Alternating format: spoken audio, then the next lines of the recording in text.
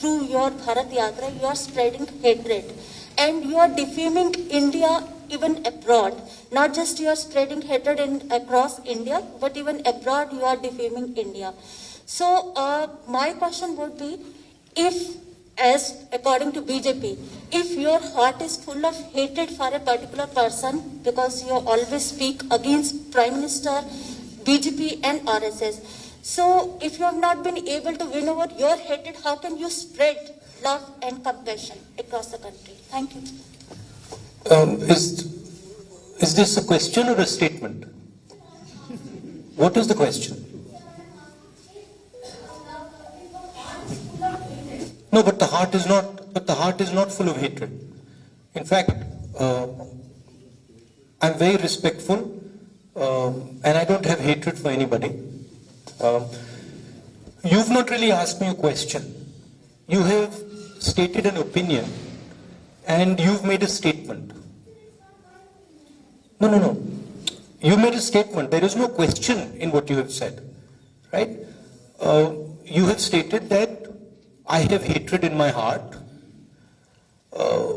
and if you have watched this yatra, right, not once have I said there is hatred for anybody, right? This yatra has been about love and affection from the beginning. Everybody in this yatra has been respectful. Nobody in this yatra has attacked or abused anybody else, right? So it's interesting that you, instead of asking a question, you make a statement. It reflects what you're trying to do. Now, as far as Mr. Rajnath Singh's statement is concerned, I don't understand how a Padyatra across the country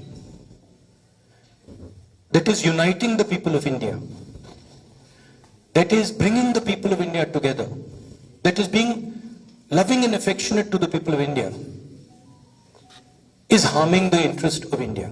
I don't understand it. I can see how the hatred and violence that Mr. Rajnath Singh's party is spreading damages the country. I can see how dividing India between religions, between communities, between castes, between genders is harming the nation. And I can also see how it is defaming the nation. If you look at all the newspapers abroad, right, and you must spend some time doing it, you will find that they are all asking the question, what has happened to India's traditional values? What has happened to India's brotherhood? What has happened to India's strength under the current government? So the defamation is being done by the ideology of the BJP and the RSS. Finally, I think Mr. Rajnath Singh, I would be surprised if these were his actual views. Rajnath Singh ji operates in a party where what he has to say is told to him by the top. I don't think he has a choice in the matter.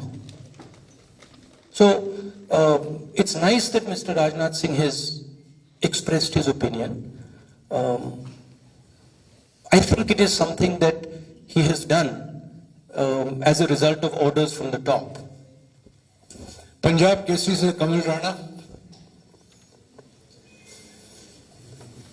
है नहीं, PTI से Tariq,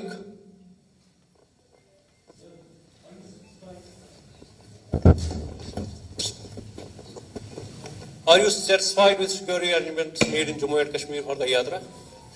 Frankly, this is the responsibility of the government. These are not questions that I would like to answer in a press conference. It is the responsibility of the government to protect the Yatris, and I hope they do as good a job as they are capable of doing. ANI से सिद्धार्थ,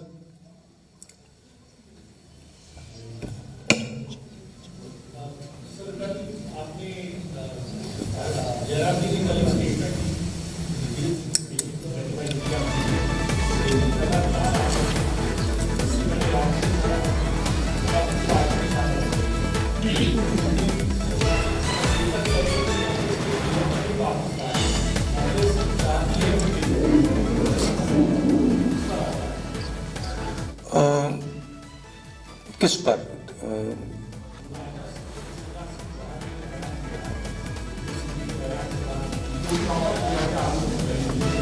हाँ, नहीं, आप ये पूछ रहे हैं कि दिग्विजय सिंह जी की स्टेटमेंट पे मेरी व्यू क्या है, ये आपका सवाल है?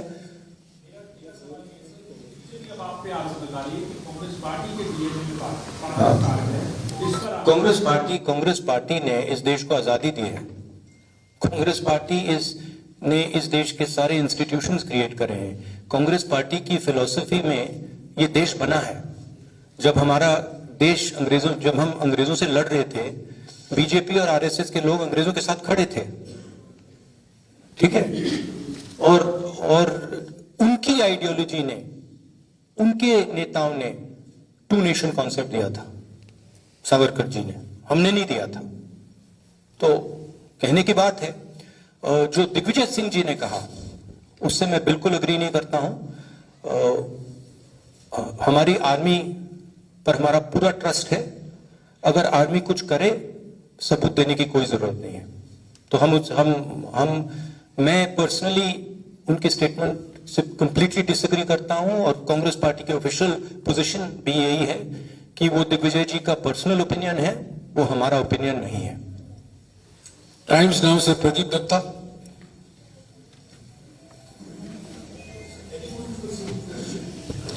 जो सवाल पहले पूछे गए हैं उसको बार बार दोहराने की जरूरत नहीं है।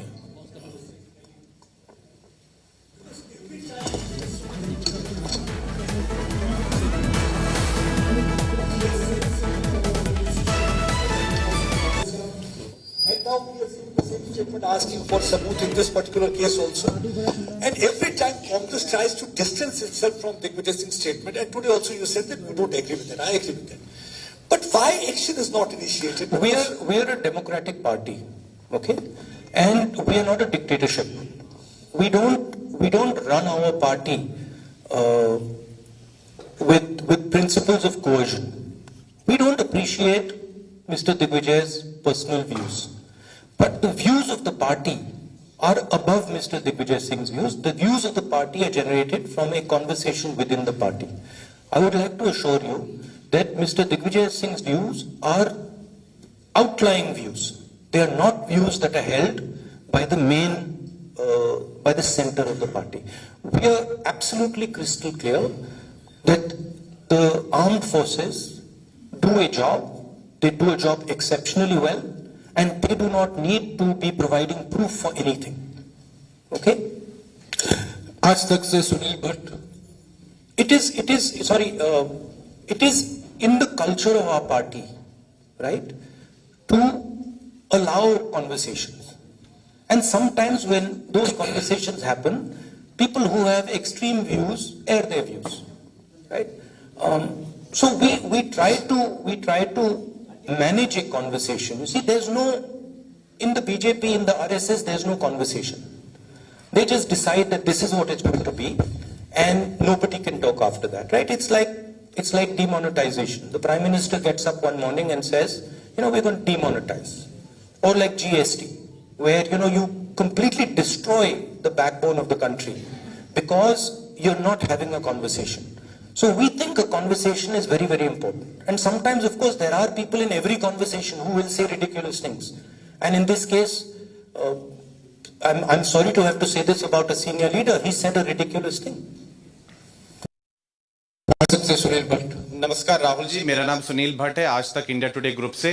राहुल जी, आप लगातार कन्याकुमारी से आ रहे हैं, पदयात्रा करके आ रहे हैं, आप बेरोजगारी का विषय उठा रहे हैं, आप महंगाई का विषय उठा रहे हैं, लेकिन कल मंच से जिस तरह से दिग्विजय सिंह ने जो बयान दिया, जो आपत्तिजनक बयान दिया, आपको नहीं लगता कि जो आपने अब तक इतनी मेहनत की है उस पर कहीं ना कहीं उन्होंने पानी फेर दिया? एक कॉमेंट से राहुल जी, एक पूरा प्रश्न सुन लीजिए। दूसरी बात, राहुल जी, कई विषय हैं यहाँ जम्मू कश्मीर में भी और राष्ट्रीय स्तर पर भी जिस पर आप सरकार को कॉर्नर कर सकते हैं।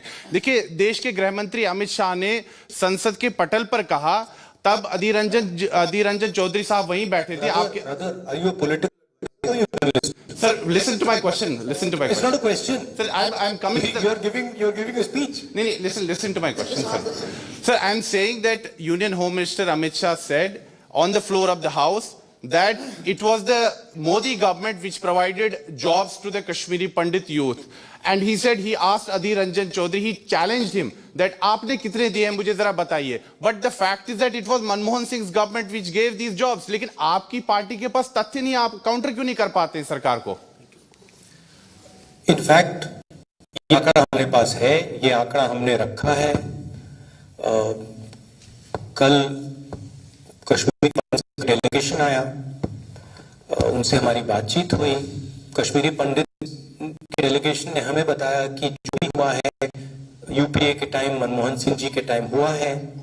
उन्होंने ये भी कहा कि बीजेपी उनको पॉलिटिकल हथियार जैसे यूज करती है। उन्होंने ये भी कहा कि बीजेपी जो उनको फोर्सिबली वापस वैली में भेज रही है, मरने के लिए भेज रही है, वो गलत है। वो सब उन्होंने बोला और वो सब जम्मू कश्मीर के लोग मानते हैं, ठीक है। तो उसको हम बताते रहते हैं, वो पॉलिटिकल हथियार जैसे यूज करती है।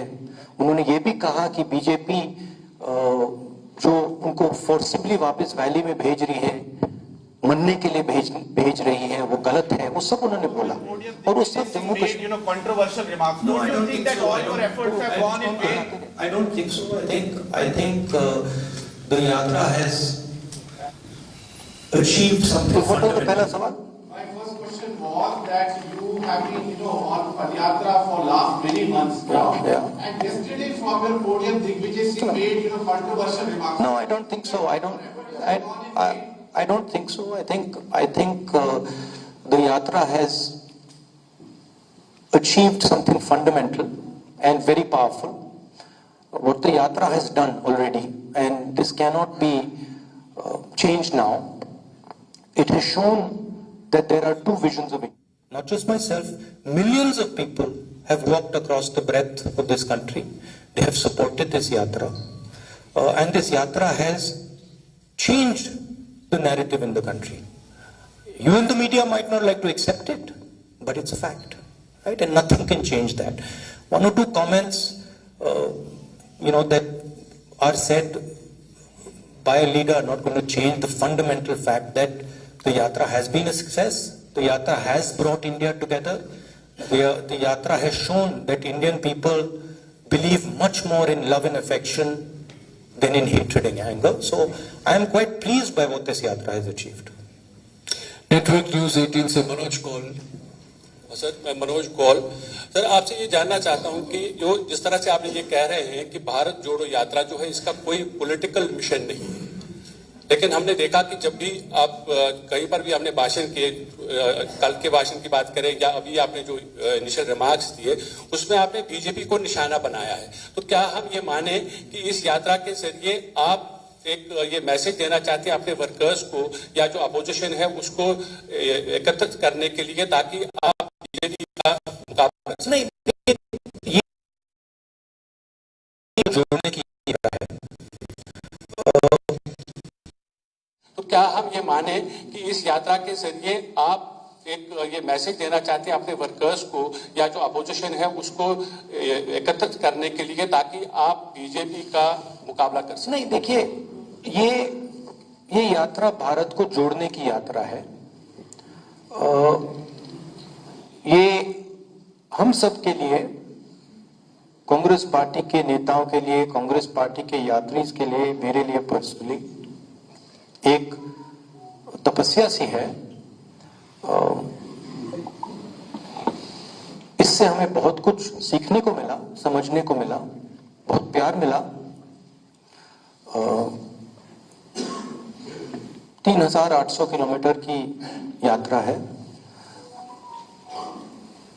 कांग्रेस पार्टी एक पॉलिटिकल पार्टी है, तो अगर कांग्रेस पार्टी का ऐसी यात्रा में इन्वॉल्वमेंट होगा तो थोड़ी पॉलिटिकल बातें तो होंगी, वो नेचुरल है। लोग हमसे पूछते हैं, कश्मीरी पंडित्स ने हमसे पूछा कि वो आकर हमसे मिलना चाहते हैं, हम मिले।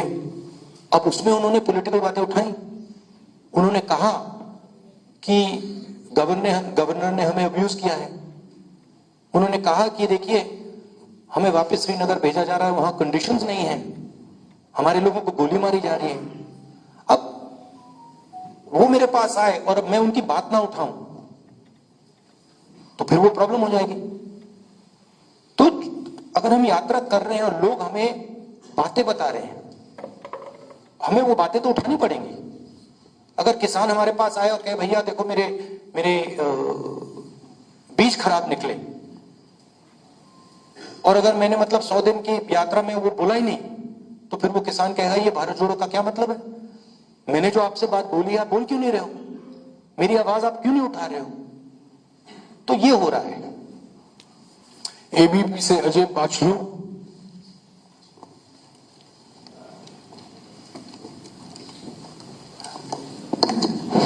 राहुल जी, मेरा सीधा सा सवाल है कि सेना के शौर्य पर कब तक सवाल उठेंगे, और जो भी नेता ये सवाल उठाते हैं उनके लिए आपका क्या मैसेज है? मैंने भैया 3 बार बोल दिया क्लियरली, आपको शायद सुनाई नहीं दिया, आप पीछे बैठे हैं, थोड़ा आगे आ जाइए। I've explained it 3 times. Gulistan से विनोद मल्होत्रा। राहुल जी नमस्कार। राहुल जी, आप पहले भी राजनीतिक तौर पर गंभीर हैं और आज अब भी गंभीर हैं, आगे भी गंभीर रहेंगे, लेकिन यात्रा के दौरान आप में बहुत ज्यादा डेप्थ आया है। लेकिन हम जब वो पुरानी प्रेस कॉन्फ्रेंस आपकी देखते हैं जिसमें आप बोलते हैं कि वो पुराना राहुल गांधी अब नहीं है, उस पुराने राहुल गांधी में क्या कमियां थी और इस राहुल गांधी में नहीं, आप गलत समझे। मैंने ये नहीं बोला कि पुराना राहुल गांधी नहीं है, मैंने बोला राहुल गांधी नहीं है जी, अलग बात है, आप बात नहीं समझे जी। मैं पुराने की बात नहीं कर रहा हूं, मैं बोल रहा हूं कि आपके माइंड में राहुल गांधी है, मेरे माइंड में राहुल गांधी नहीं है। मेरे माइंड में सिर्फ जनता है, जनता का दर्द है, जनता है, हिंदुस्तान के किसान हैं, मजदूर हैं, गरीब लोग हैं, और हिंदुस्तान की जो इश्यूज है वो हैं। मुझे राहुल गांधी से कुछ लेना देना नहीं है, आपको है। मेरी माइंड में क्लैरिटी है कि इस देश में जो हिंसा, नफरत फैलाई जा रही है उसको मिटाना है, उसके खिलाफ खड़ा होना है, चाहे कोई भी कॉस्ट हो। क्योंकि मैं हिंदुस्तान को नफरत और हिंसा का देश मानता ही नहीं हूं, एक्सेप्ट नहीं करता। और मेरे जैसे करोड़ों लोग हैं जो इस देश को मोहब्बत, भाईचारा, इज्जत, ह्यूमिलिटी का देश मानते हैं। तो पुराने राहुल गांधी, नए राहुल गांधी की बात नहीं है। चलिए, जयराम जी हमेशा one nation one tax. And even JNU students have taken a stand that they will air it. Do you think this is a politics of intolerance and it's not fair as a democratic country that we should ban any particular documentary? The MEA stand has also been very defensive about the entire documentary. If you read our scriptures, right? If you read Bhagavad Gita or you read the Upanishads, you will see in it it's written that the truth cannot be hidden. The truth always comes out. So you can ban, you can suppress the press, you can control the institutions, you can use CBI, ED, all this stuff. But the truth is the truth. Truth shines bright. It has a nasty habit of coming out. So no amount of banning and oppression and frightening people is going to stop the truth from coming out. The BBC is also... JK news wire से Ashwini Kumar. Sir, the BBC... JK news wire से अश्विनी कुमार, आपको जवाब मिल गया madam. JK news wire से अश्विनी कुमार है नहीं। Jammu state line से जुनैद हाशमी। राहुल जी, ये जो आपकी भारत जोड़ो यात्रा, आपने कहा कि भारत को जोड़ने के लिए है।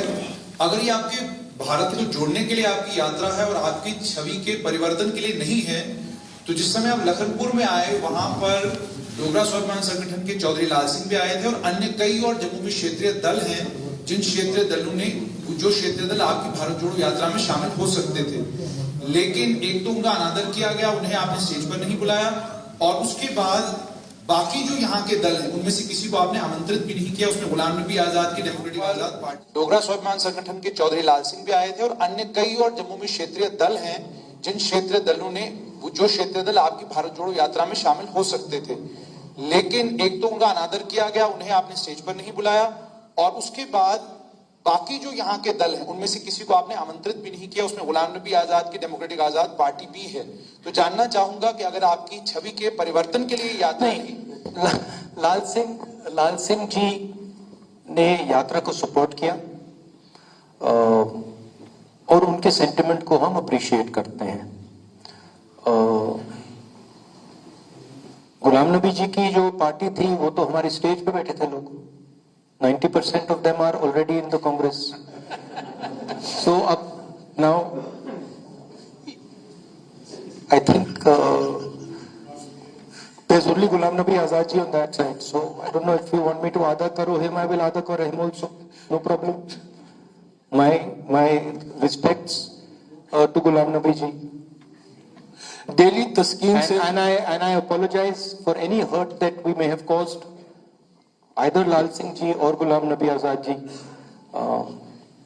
Delhi Taskin se Amir Sohail. We are nice people.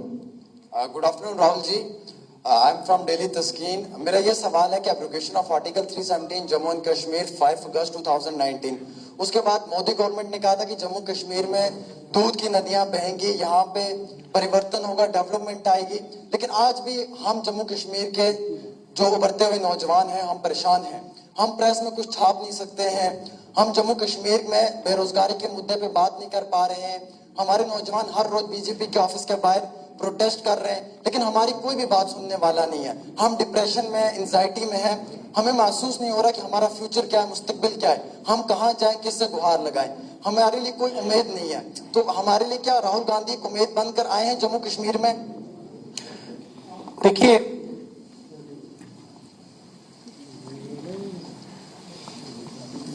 यहाँ पे लोगों से मैं मिल रहा हूं और सबसे खुल के मिल रहा हूं। सेंटिमेंट जो आपने रेज किया है वो सब लोगों के दिल में है। यहाँ पे युवाओं से बात करो तो अनएम्प्लॉयमेंट की बात करते हैं, फ्यूचर नहीं दिख रहा है, इंडस्ट्री नहीं है, जो किसान हैं उनको कोई सपोर्ट नहीं मिल रही। तो ये जो आप कह रहे हो बिल्कुल सही है। हमारा लक्ष्य, यात्रा का लक्ष्य लोगों की आवाज सुनने का है और जो लोगों के दिल में है उसको एम्प्लीफाई करने का है। जम्मू कश्मीर के जो लोग हैं उनके दिल में जो दर्द है, जो डिस्कंफर्ट है, जो आपने डिप्रेशन की बात की, उसको हम सुनने और समझने आए हैं। हम आपको सबको प्यार करते हैं, आपका रिस्पेक्ट करते हैं और हम समझते हैं कि जम्मू कश्मीर मुश्किल समय से निकल रहा है। हम ये भी चाहते हैं कि जो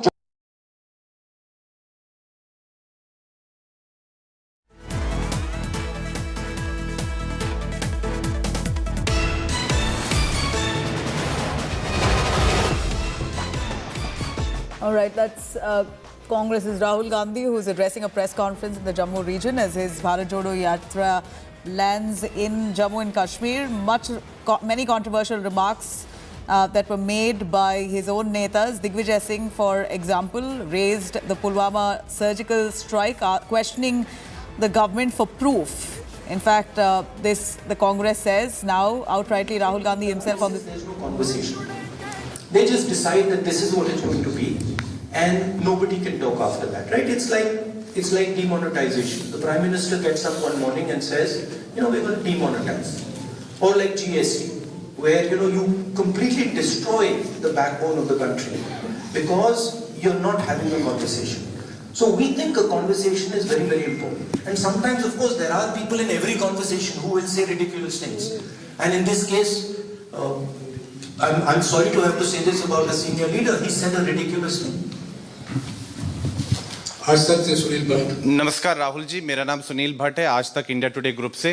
राहुल जी, आप लगातार कन्याकुमारी से आ रहे हैं, पदयात्रा करके आ रहे हैं, आप बेरोजगारी का विषय उठा रहे हैं, आप महंगाई का विषय उठा रहे हैं, लेकिन कल मंच से जिस तरह से दिग्विजय सिंह ने जो बयान दिया, जो आपत्तिजनक बयान दिया, आपको नहीं लगता कि जो आपने अब तक इतनी मेहनत की है उस पर कहीं ना कहीं उन्होंने पानी फेर दिया? एक कॉमेंट से राहुल जी, एक पूरा प्रश्न सुन लीजिए। दूसरी बात, राहुल जी, कई विषय हैं यहां जम्मू कश्मीर में भी और राष्ट्रीय स्तर पर भी जिस पर आप सरकार को कॉर्नर कर सकते हैं। देखिए, देश के गृह मंत्री अमित शाह ने संसद के पटल पर कहा, तब अधीर रंजन चौधरी साहब वहीं बैठे थे। आपके पॉलिटिकल एडवाइजर और journalist? Sir, listen to my question. Sir, I am coming to the नहीं, listen to my question sir. I am saying that union home minister Amit Shah said on the floor of the house that it was the Modi government which provided jobs to the Kashmiri Pandit youth, and he said he asked Adhir Ranjan Chaudhary, he challenged him that आपने कितने दिए हैं मुझे जरा बताइए, but the fact is that it was Manmohan Singh's government which gave these jobs। लेकिन आपकी party के पास तथ्य नहीं, आप काउंटर क्यों नहीं कर पाते हैं सरकार को? In fact, ये आंकड़ा हमारे पास है, ये आंकड़ा हमने रखा है। कल कश्मीरी पंडित का एक डेलीगेशन आया, उनसे हमारी बातचीत हुई। कश्मीरी पंडित के डेलीगेशन ने हमें बताया कि जो भी हुआ है यूपीए के टाइम, मनमोहन सिंह जी के टाइम हुआ है। उन्होंने ये भी कहा कि बीजेपी उनको पॉलिटिकल हथियार जैसे यूज करती है। उन्होंने ये भी कहा कि बीजेपी जो उनको फोर्सिबली वापस वैली में भेज रही है, मरने के लिए भेज रही है, वो गलत है। वो सब उन्होंने बोला और वो सब जम्मू कश्मीर के लोगों को मालूम है, ठीक है? तो और उसको हम दोहराते रहते हैं। पहले सवाल का जवाब नेटवर्क न्यूज़ 18 से पहला सवाल। My first question was that you have been, on Padyatra for last many months now, and yesterday from your podium, Digvijay Singh made, controversial remarks. No, don't you think that all your efforts have gone in vain? I don't think so. I think the yatra has achieved something fundamental and very powerful. What the yatra has done already, and this cannot be changed now. It has shown that there are two visions of India. One is a hate-filled, arrogant, cowardly vision, and another is love-filled, embracing, brave vision. And it has made those two visions absolutely crystal clear, right? Millions of people, not just myself, millions of people have walked across the breadth of this country. They have supported this yatra.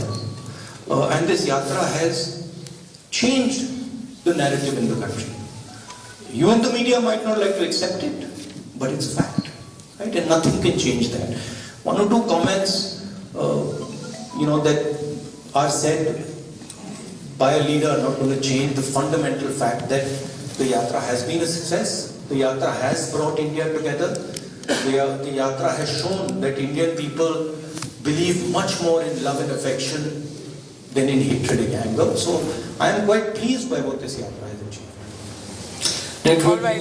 There you have Sunilji Bhatt asking a pointed question to Rahul Gandhi on whether Digvijay Singh's comments on questioning proof over Pulwama's surgical strike has really dampened the Congress party's efforts as they cut across the yatra all the way from Kanyakumari to Kashmir.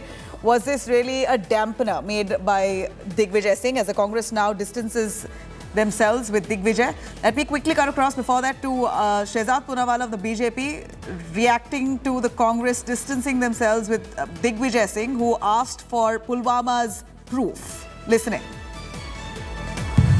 After public pressure, after pressure of the BJP, after pressure of the media, Rahul Gandhi cosmetically distances himself from the statements of Digvijaya Singh, but does not condemn the statement outright, nor has the Congress party told us what action they will take on the serial offender Mr. Digvijaya Singh, who has in the past said this about surgical strikes even before.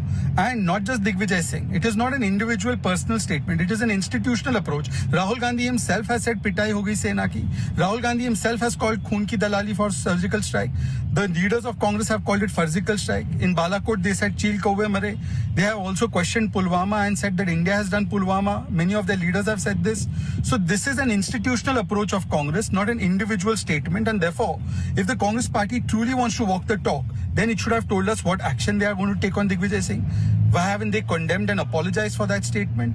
This shows that this was only a cosmetic exercise being done by Rahul Gandhi in the press conference. Secondly, Rahul Gandhi ji must tell us that what kind of internal democracy, or in the name of democracy, they are justifying the statement of Digvijaya Singh. They are saying this is one person's view within the Congress. So is the Congress party keeping a view that runs contrary to the interests of our armed forces and the manobal of our armed forces? This kind of Rajniti over Rashtra-niti is permissible in the Congress party. This is a bizarre defense for insult to the Desh, insult to the Veers, insult to our braves. This is ridiculous, and Rahul Gandhi should tell us what action will he take. After public pressure, after pressure of the BJP, after pressure of the media... All right, there you have it. BJP's Shehzad Purawala, spokesperson, almost questioning Rahul Gandhi on why there was really no condemnation coming in from the Congress on Digvijaya's remarks. Distancing themselves from Digvijaya Singh's statement, asking for proof on Pulwama surgical strike is not enough. According to the BJP, why did Rahul Gandhi not condemn Digvijaya Singh's remark while he questioned the Indian army for proof, saying that this has really killed the morale of the Indian armed forces?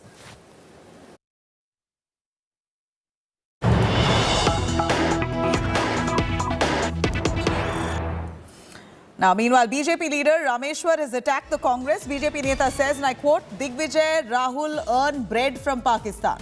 The BJP Neta says the Thai duo under a plane during surgical strikes throw the duo along with the bombs. Rameshwar Sharma, senior BJP leader on the surgical strike comment, says there are three great men born in India who eat bread from Pakistan. That's Digvijaya Singh, Rahul Gandhi and Arvind Kejriwal. They speak the language of Pakistan and terrorism. There's these words coming in from a senior BJP leader, Rameshwar, as he accuses Rahul Gandhi, Digvijaya Singh of earning bread from Pakistan without making a comment on Pakistan or pro-Pakistan comments. That's how they earn their bread and butter. That's more or less what he summed it up to. Rameshwar, BJP senior Neta, says three great men in India who earn bread from Pakistan: Digvijaya Singh, Rahul Gandhi and Arvind Kejriwal. Listen in. की वीरता देखिए, भारत के अंदर तीन ऐसे महापुरुष जन्मे हैं जिनको जो पाकिस्तान की रोटी खाते हैं, या पाकिस्तान की रोटी खाते हैं कि नहीं खाते, पर पाकिस्तान का गाते जरूर हैं। उसमें से एक है श्रीमान दिग्विजय सिंह जी, एक है श्रीमान राहुल गांधी जी और एक है श्रीमान अरविंद केजरीवाल जी। ये भारत के शौर्य पर, भारत के सेना के शौर्य पर, भारत की वीरता पर हर हमेशा सवाल खड़े करते रहते हैं। पाकिस्तान की जूठन खाए हुए जैसा व्यवहार करते हैं, पाकिस्तान की भाषा बोलते हैं, आतंकवाद की भाषा बोलते हैं। अब तो मेरी सेना से करबद्ध प्रार्थना है कि जब भी सर्जिकल स्ट्राइक हो तो इन तीनों महापुरुषों को उन विमानों के नीचे बांध दिया जाए और वहां जब बमों के साथ इनको भी पटक दिया जाए, जिससे वहां पर कितने मरे, कितने पाकिस्तान के आतंकवादी हमने मारे, कितने कैंप उड़ाए, ये गिन गिन के लाएं और भारत को आके बताएं। All right, there you have it. Political backlash there over what Digvijay Singh has said, with the Congress party now extensively distancing themselves from the comment he's made on Pulwama's surgical strike, proof that he's demanded. We're going to continue tracking those developments. For our short break, we'll be right back.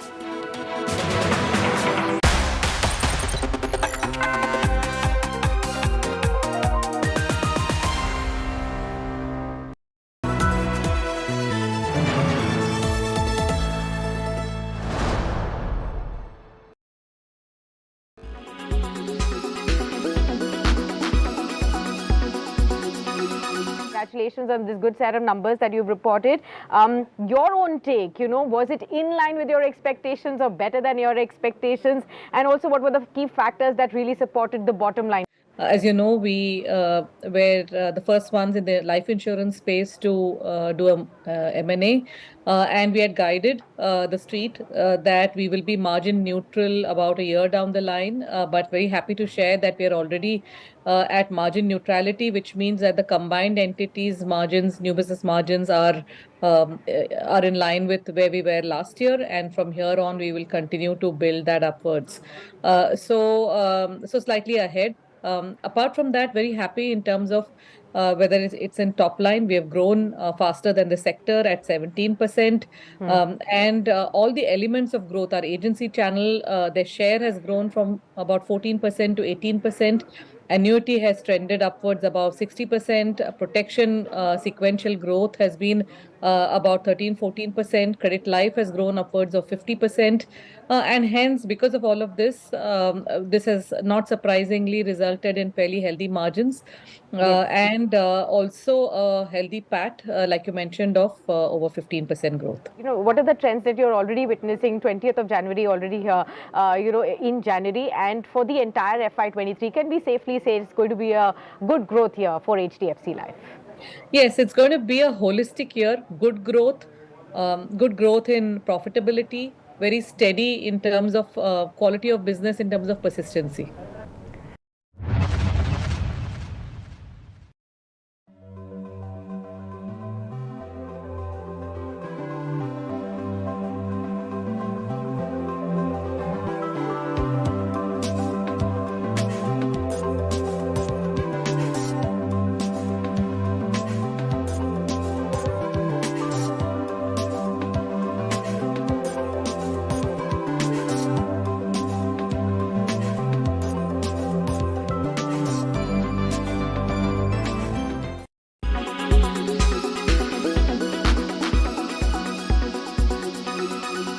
Make your media plan smarter with India Today Live TV on your connected devices.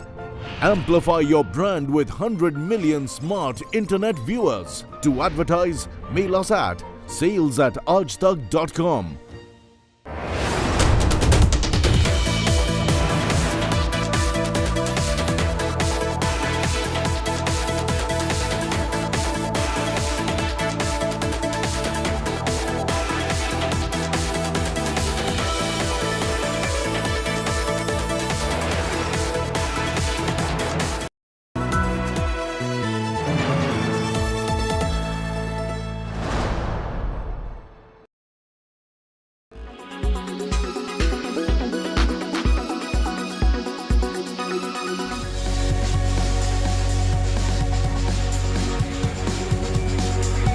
It's the season of love and romance in Bollywood. Not one, not two, but too many Bollywood celebrities are painting the town red with their romance rumors. Ananya Pandey and Aditya Roy Kapoor have been giving major hints, sparking romance rumors. From being spotted in parties together to more recently when they were seen cheering for their favorite team at the FIFA World Cup 2022. Speculation started after Aditya Roy Kapoor and Ananya Pandey jetted off to Qatar to attend the FIFA World Cup semi-finals along with actors Sanjay Kapoor, Chunky Pandey and Shanaya Kapoor. Earlier in October, Kriti Sanon hosted a Diwali party where the who's who of Bollywood marked their presence. Aditya and Ananya were also a part of the bash. In fact, a picture of them sharing a conversation also leaked online. And since then, their dating rumors spread online like wildfire. The very next day at Manish Malhotra's Diwali bash, the duo even came in matching attires as they posed together for the paparazzi.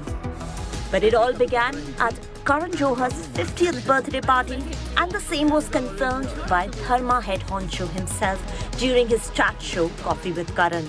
What's brewing between you and Aditya Roy Kapoor? Oh. I saw at my party that you were... No, you didn't see anything.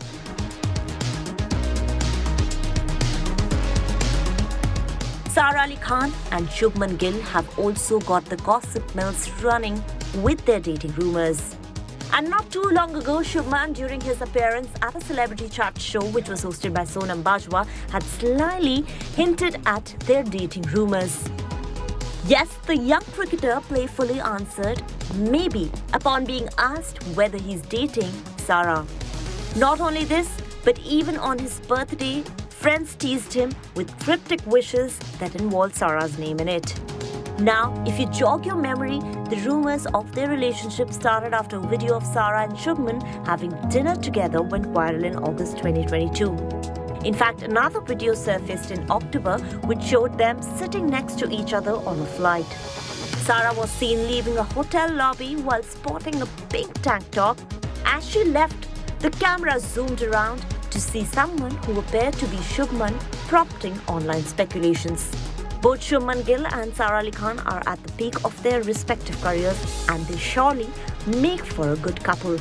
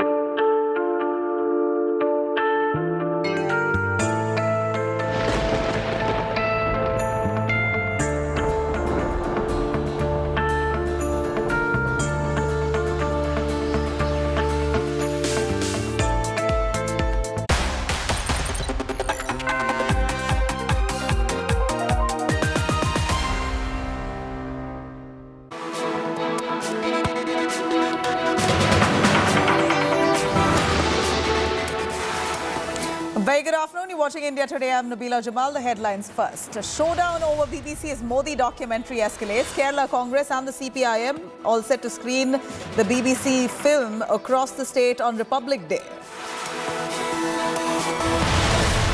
ABVP complains against BBC Modi documentary being screened inside the Hyderabad University campus. JNU Students' Union also all set to screen the documentary this evening. Rahul Gandhi calls Digvijaya's remarks on surgical strike as ridiculous, says don't appreciate Digvijaya's views. Sometimes, of course, there are people in every conversation who will say ridiculous things. And in this case, I'm sorry to have to say this about a senior leader. He said a ridiculous thing.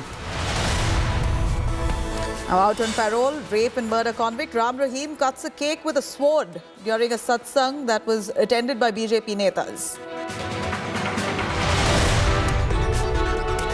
Tight security arrangements for Delhi's mayoral polls. AAP claims paramilitary forces deployed inside the civic centre. MCD says no para forces, only civil defence volunteers. And pressure mounts on Bommai government after Karnataka Mantri J.C. Madhuswamy says his own Chief Minister Bommai must be a little more aggressive towards the Congress. Yediyurappa backs Madhuswamy's statement. And now, as all eyes on RRR, as official nominations for the Oscars to be announced tonight after Golden Globes glory, more global laurels for RRR awaits.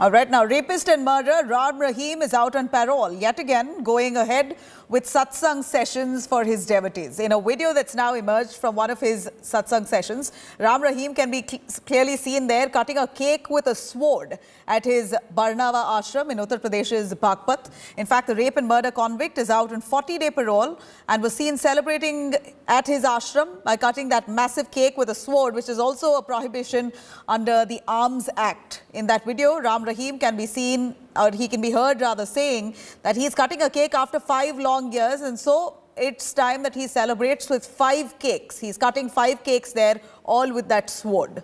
Between 2020 to now, Ram Rahim has been granted a parole of 133 days, in which, of course, has sparked massive outrage and a debate on whether the self-styled godman is enjoying extensive VIP treatment in prison.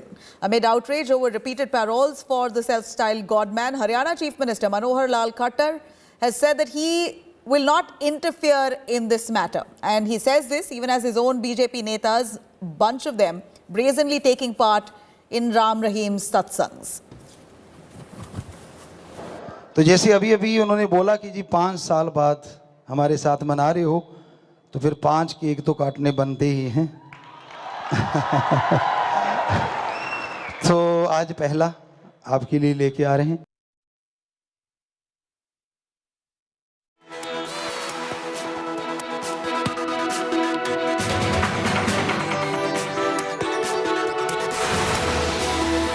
Gurmeet Ram Rahim ने जो उनके ऊपर case थे, बाकायदा court उसकी सजा दे चुकी है।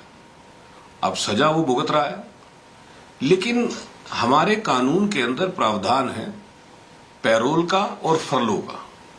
और जब एक व्यक्ति को संविधान ने अधिकार दिया है और वो अपने अधिकार का उपयोग करता है, मुझे लगता है कि ये कानूनी विषय है, संवैधानिक विषय है। आप किसी व्यक्ति के संविधान में दिए अधिकारों को तो छीन नहीं सकते।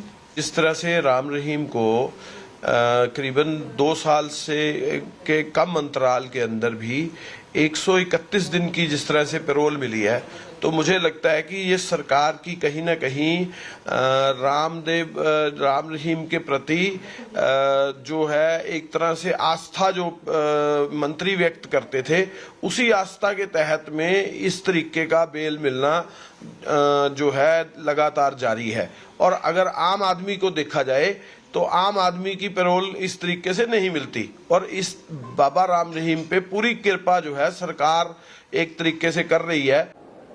ये जानकारी आप ही मुझे दे रहे हैं कि उनको पैरोल मिली है, और अगर मिली है तो कोई प्रोसीजर के अंतर्गत मिली होगी, कोई उनका अधिकार होगा। इसमें हम कोई न दखलंदाजी करते हैं न कभी करेंगे। ये तो हर व्यक्ति, हर कैदी जो होता है उसके अपने व्यवहार के हिसाब से एक नियमावली है, उस नाते से अप्लाई करते हैं। जब भी अप्लाई करेंगे, अगर वो ड्यू होगा तो मिलेगी, नहीं ड्यू होगा तो नहीं मिलेगी। I'm going to quickly cut across to Satyendra Chauhan joining us live. Satyendra, Ram Rahim, the man who's been accused of rape, murder, a series of heinous charges that have been leveled against him, and he's currently in prison. He gets parole of 40 days, is granted parole, and then comes out, holds a massive satsang, cuts 5 cakes with a sword. I mean, it's shocking with the brazenness and impunity this man acts with.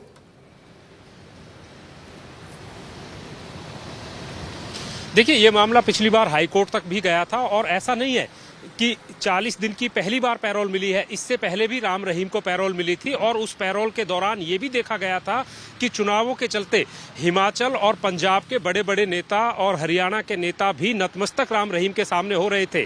और जब हरियाणा के jail मंत्री से इस बाबत में पूछा गया था, तो उन्होंने कहा कि यह आस्था का सवाल है, कोई किसी के पास जा सकता है, उसको रोका नहीं जा सकता है। और हरियाणा सरकार भी बार बार यही कह रही है कि जो पैरोल दी जा रही है वो कानून में एक प्रावधान है, यानी कि कानून में एक तरीके से कानून के हिसाब से उसको पैरोल दी जा रही है। हाँ, इस पैरोल का कई संस्थाएं और संगठन लगातार विरोध भी करते रहे हैं, क्योंकि राम रहीम के ऊपर जो आरोप थे बेहद गंभीर आरोप थे, और रेप और मर्डर जैसे चार्जेस थे, और उसके बावजूद जिस तरीके से जल्दी बार बार उसको पैरोल दी जा रही है, इसको लेकर कहीं ना कहीं लोगों में नाराजगी है।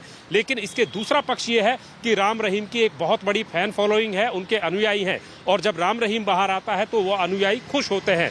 और राम रहीम इससे पहले जब पैरोल मिली थी तब भी इसी फार्म जो कि आश्रम कहा जाता है, इसी फार्म को या फिर आश्रम को कहें वहाँ पर राम रहीम आया था, बाकायदा ऑनलाइन प्रवचन हो रहे थे। और अब जो तस्वीरें आपके सामने आप देख सकते हैं किस तरीके से केक कटिंग सेरेमनीज हो रही हैं, तलवारों से केक काटे जा रहे हैं। तो कुल मिलाकर जो नियम और कानून है उनको भी कहीं ना कहीं यहाँ पर ठेंगा दिखाया जाता है। Ji, Satyendra, thank you very much for joining us on that. And if I may, for the benefit of our viewers, to give you an understanding on the number of days that he's been granted parole, the man who's a rape and murder accused, he's been in prison for as many days. He's now got parole for 40 days. All in all, 133 days parole has been granted to Ram Rahim. 2019 to 2020, 6 parole applications rejected. 2020, he was granted a day's parole on October 24th to meet his ailing mother. 2021, he was granted a day's parole on 21st May to meet his ailing mother yet again.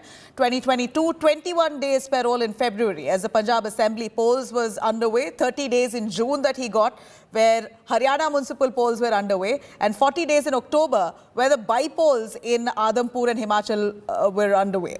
In fact, 2023, 40 days parole has been granted now from 21st of Jan. Clearly, Ram Rahim here enjoys enough and more advantages. Despite being a prisoner, he's been granted parole extensively for multiple reasons, not just to visit his ailing mother, but also at a time when there were assembly elections, by-poll elections that were underway, really almost showing how he wields significant influence among the people, the public at large, and among the netas. You have several BJP netas attending his satsangs. What kind of VIP treatment is he receiving? An investigation undoubtedly must be initiated.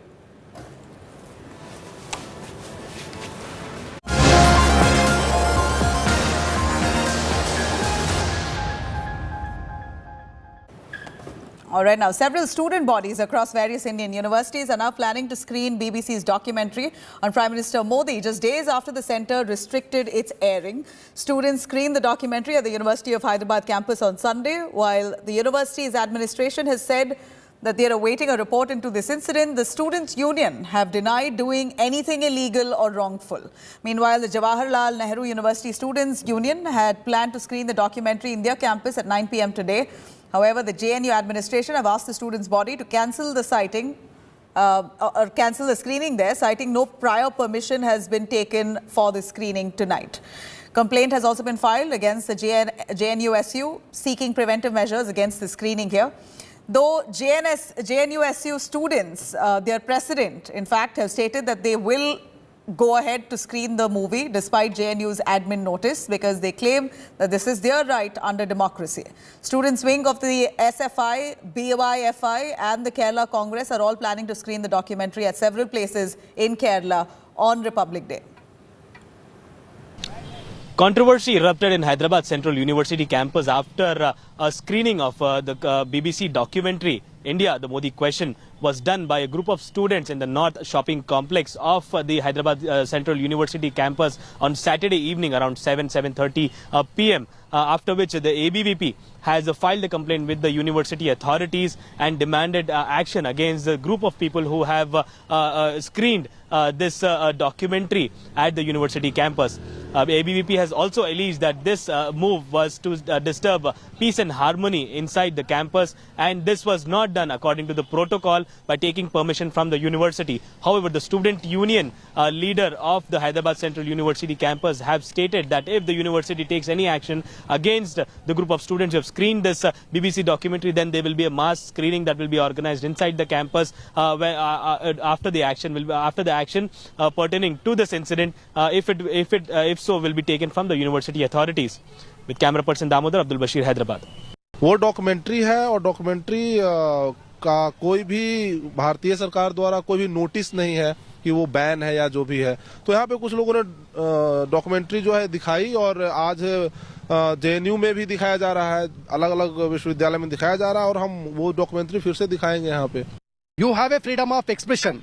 Yes, you can talk anything, and you people are humiliating Modi and scolding Modi and government of India. You are doing that from lot of years when government Modi ji came into the power. You have that freedom. So, but my question, why you people telecast this screen this documentary because you want to destroy the peace and harmony inside the campus. So my question to the organizers, Campus Fraternity Group of India, student group, I'm questioning them.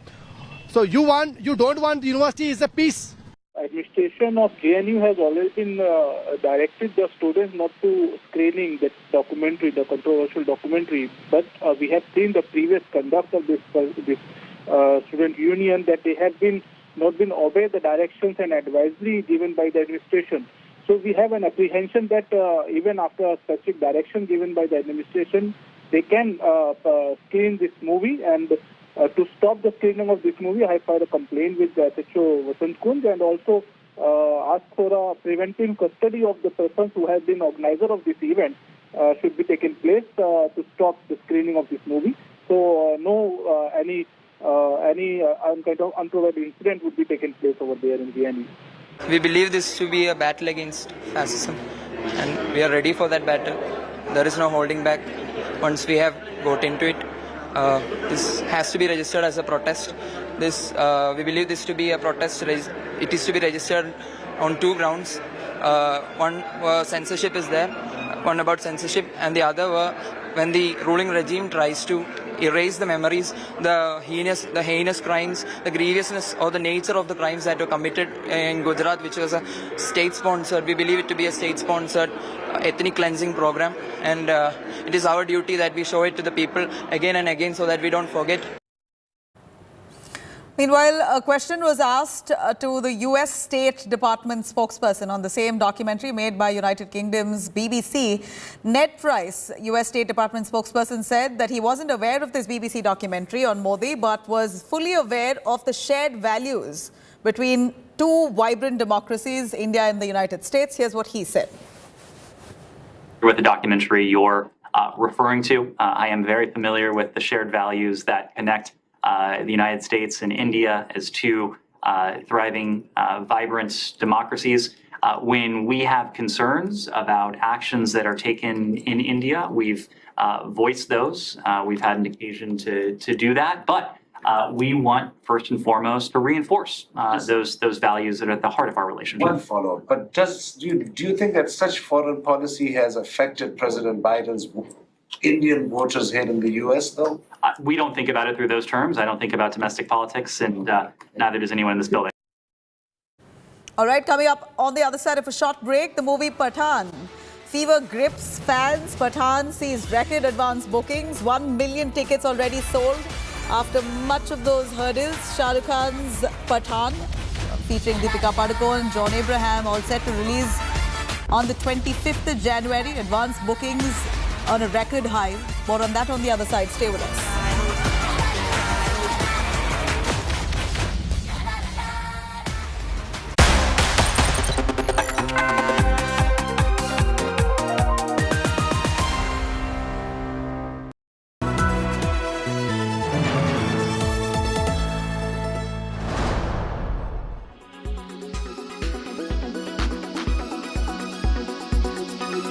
Sainath, you've come out very strongly against this government decision to censor this documentary. The government says it's a propaganda film peddling a discredited narrative, which is why they are censoring it, claiming it's pure propaganda. How do you respond? Is the government not entitled to censor something they believe is propaganda? Firstly, Rajdeep, the question of whether the censorship is justified is itself unjustified. The government has not been able to show us that, you know, when you call for restriction, you show that it is incitement to violence or incitement to hatred or full of lies, in which case you can tell us what those lies are, you can tell us what the thing is and build some rationale for your action. But I'm saying, Rajdeep, that this takes away from the larger questions within which this whole thing is happening. If this is a question today at all, it's because the punishment has been handed out to the BBC, whose standing in clout in the world of media ensures it gets discussed at all. Rajdeep, much worse happens every single day to Indian journalists, but merits no discussion in a media which has descended largely to its lowest, most cowardly and craven point in its 200-year history. Indian governments have always been sensitive to criticism that emanates from the West, and the present one is landed in a dilemma. On the one hand, we've been telling the public that Mr. Modi has transformed India's image in the world. We can hold our heads high. On the other hand, when something critical of the Modi government emerges from the West, we have to call it a conspiracy. Look at this. Every single index, the UN Human Development Index, the COVID figures are a conspiracy.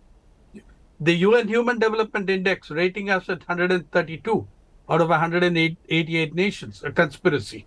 The Global Hunger Index, you've said it in Parliament, it's a conspiracy, where we are 107 out of 121 out of 121 nations.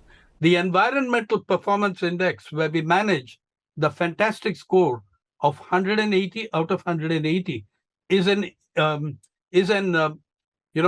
conspiracy. And Rajdeep, for you and me, look at the World Press Freedom Index. You fell in the first year of the pandemic, in the 2020 to 142. Now we are 150. It seems that 180 nations of the world have no time for anything else but conspiracies against India.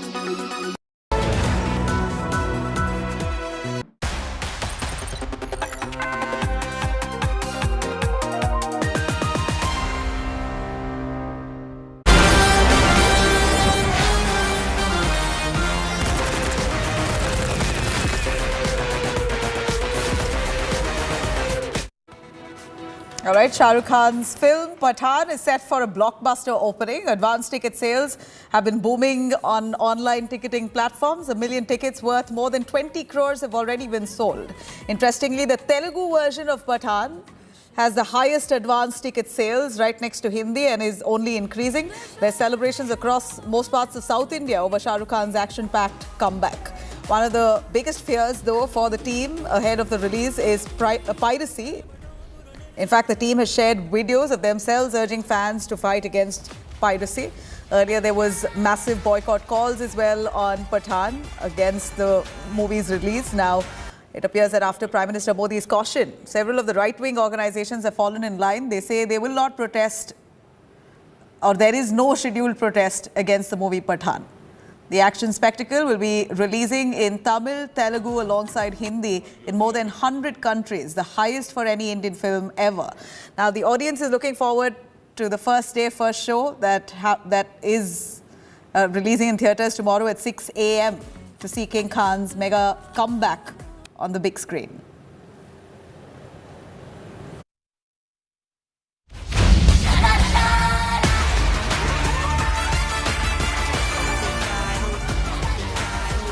मैं लोगों से यही कहता था कि ऐसी और 3-4 फिल्में हमारी इंडस्ट्री में चाहिए, सुपर हिट हो रहा लगातार, ताकि एक जो पैंडेमिक के बाद एक जो ठंडा हो गया था मामला, ऑडियंस को एक फिर से मजा आना शुरू हो और थिएटर में आने की आदत पड़े. तो लेट्स कीप फिंगर्स क्रॉस. मैं तो चाहता हूँ कि जो फिल्म रिलीज हो सुपर डुपर हिट हो, ताकि ये पूरी इंडस्ट्री एक ही है.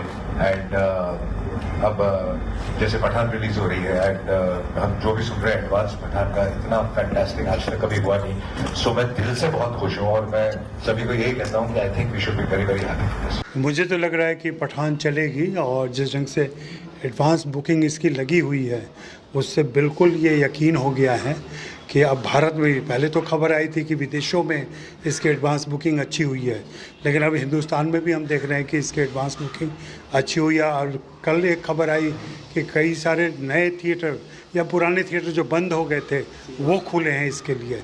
तो उम्मीद तो है, देखें क्या होता है. अभी जो पठान फिल्म जो रिलीज होने जा रही है उसका भी वही कारण है। इसके अंदर जो सीन दिया है वो सीन हिंदू समाज को असर करता है, लोगों को दुख होता है और ऐसे अश्लील जो चित्र है इसके कारण ये परिस्थिति बिगड़ी है और विश्व हिंदू परिषद बजरंग दल ने उसका विरोध किया है और ये पिक्चर नहीं चलने देना ऐसा हमने तय किया था। लेकिन हमारी रजूआत के बाद सेंसर बोर्ड ने एक नया परिपत्र इश्यू किया है। इसमें उन्होंने कम से कम 40 जितनी गलतियां जो हुई थी वो उन्होंने सुधार करके एक नया ऑर्डर निकाला है। वो आनंद की बात है। सबसे पहली बात तो ये एक्साइटमेंट है कि हम शाहरुख के घर के बाहर में खड़े हैं। So we are here in Mannat and यहाँ पे अब हम देख सकते हैं कितनी सारी फैन फॉलोइंग है। कल पठान मूवी भी रिलीज़ होने वाली है। बॉक्स ऑफिस में बहुत अच्छा रिस्पांस दिख रहा है उसका। एडवांस में टिकट्स बुक हुई है तो अच्छा रिस्पांस दिख रहा है और मैं खुद बहुत ज़्यादा एक्साइटेड हूँ। फर्स्ट उसमें जाने के लिए हूँ मैं। 4 साल बाद एक तो सर की कोई पिक्चर आ रही है और मतलब कोई वर्ड्स नहीं है। देखो अभी इतने एक्साइटेड है ना हम लोग। देखो 4 साल से हम लोग सिर्फ इंतजार कर रहे थे अब आएगी अनाउंसमेंट आएगी पठान की अनाउंसमेंट के लिए। पठान का लुक, शाहरुख खान का लुक उसमें जो है वो भाई खतरनाक है एकदम। जो एक्साइटेड है ना फैंस लेकर, मैं खुद एक्साइटेड हूँ। शाहरुख खान का बहुत बड़ा फैन है, बहुत बड़ा। All right, now Schiaparelli's collection at the Paris Couture Week has broken the internet, from Doja Cat's devilish all-red ensemble to Kylie Jenner wearing a lion's head on her dress. This collection, inspired by Dante's Inferno, has become quite a big talking point. Chetty Narula reports.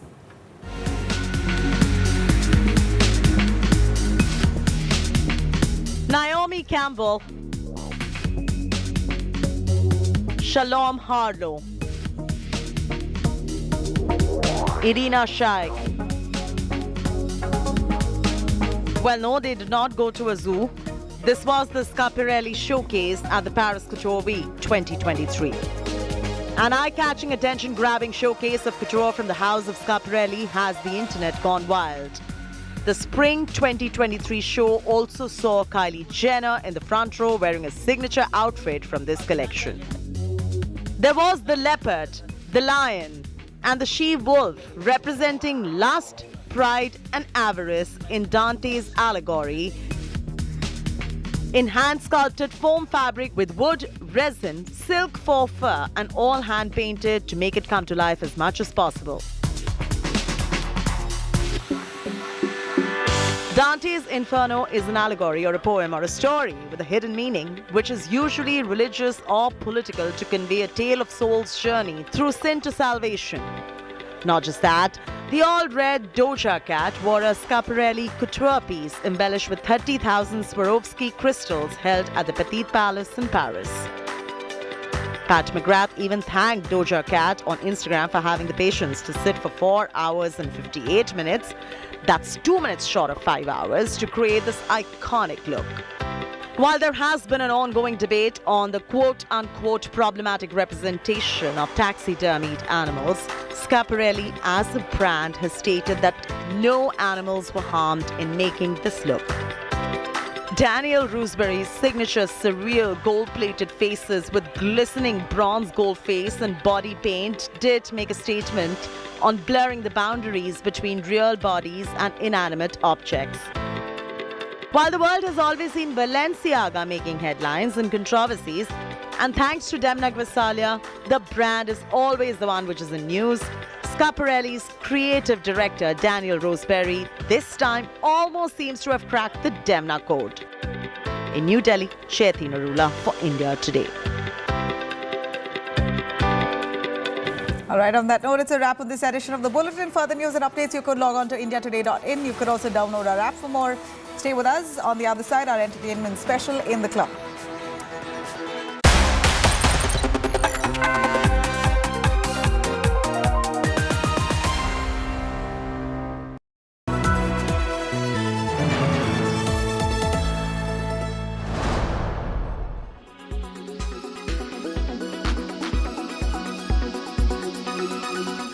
I suspect the market did not do much in the first half. That's how I would look at it.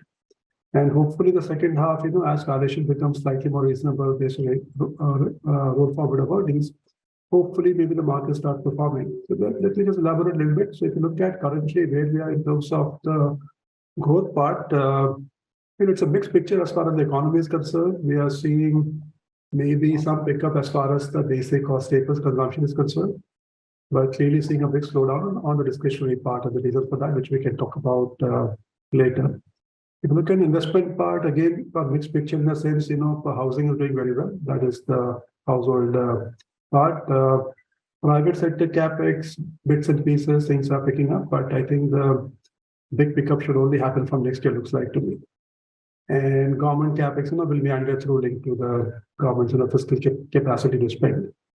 So mixed picture, I would say the sense, we will do about 5.5% GDP growth for FY24, which is quite decent in the global context. If you look at on the interest rate inflation part, again, we are in a situation where I don't see major headwinds or tailwinds to the market from interest rates. In the sense, inflation has peaked both globally and in India. I don't see any necessity for the RBI to be raising rates meaningfully from where we are, and essentially inflation will decline quite sharply going forward. Having said that, core inflation is still sticky, and it is sticky everywhere in the world, which means the central banks will not be in a big hurry to cut rates also at the same time. So I don't see any, great positive or negative news from the interest rate part also.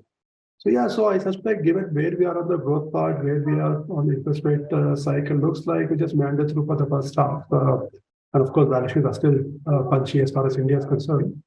So my hope is, probably see some time correction, and the market already has seen a fair bit of time correction. If you look at the last 12-15 months, the market hasn't really done much. So I suspect probably the same pattern repeat for the first 6 months. After that, we'll see, depending on how things pan out, and hopefully valuations start to be a bit more reasonable, as I was saying, based on more forward earnings. Hopefully the market starts performing on an absolute basis then.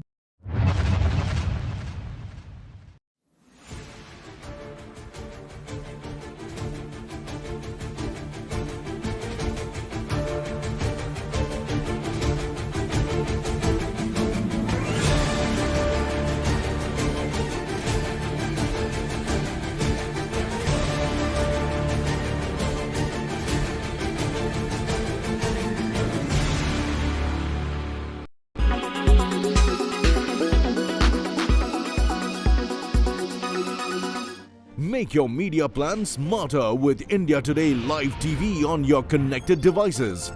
Amplify your brand with 100 million smart internet viewers. To advertise, mail us at sales@aajtak.com.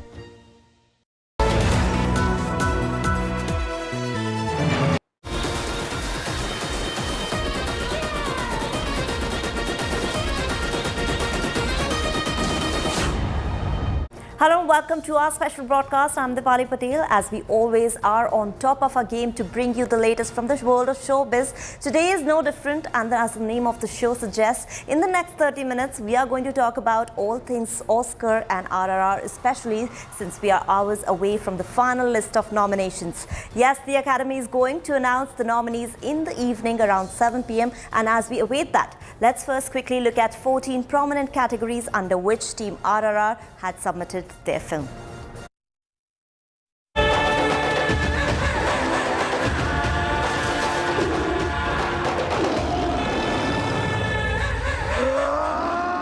Rajamouli's RRR is all set to roar at the Oscars.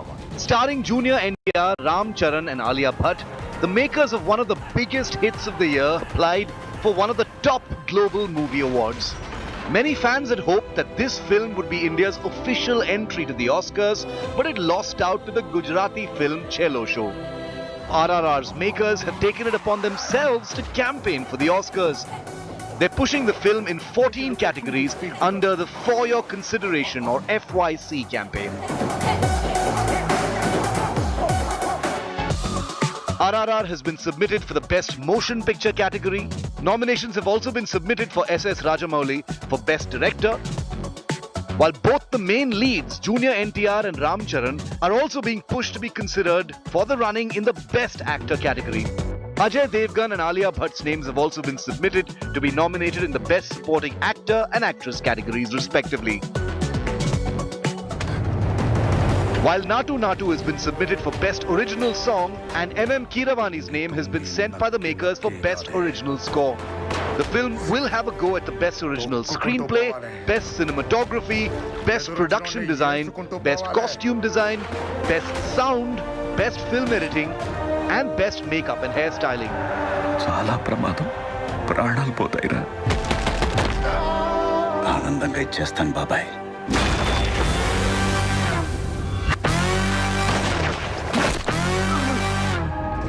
Made on a whopping budget of 550 crores, this fictional story was based on the lives of two Telugu freedom fighters, Alluri Sitaramaraju and Komarampin, played by Ram Charan and Junior NTR. Apart from receiving rave reviews, Rajamouli's magnum opus lifetime collection ended at a humongous sum of over 1,000 crore rupees. After the big bang of Bahubali, could RRR have its truly biggest roar at the Oscars? Entertainment Bureau, India Today.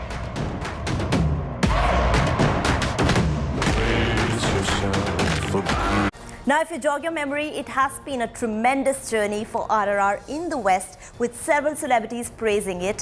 Amongst them were even big names like James Cameron, and needless to say, word of mouth does play an important role.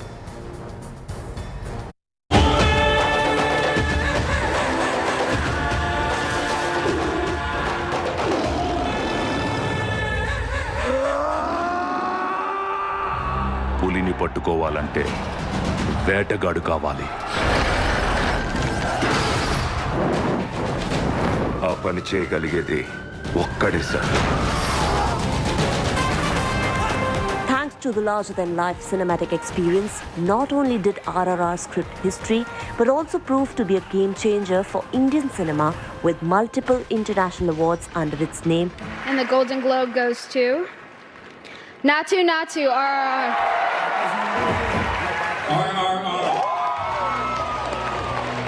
And heaps of praise from across the globe, especially the West.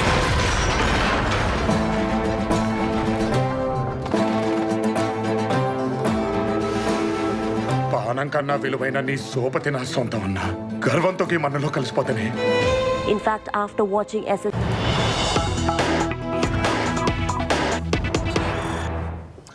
All right, we're cutting across to some big news coming in. Earthquake felt, some tremors felt in the Delhi NCR region. This is the news that we get. Strong earthquake tremors felt in the Delhi NCR region.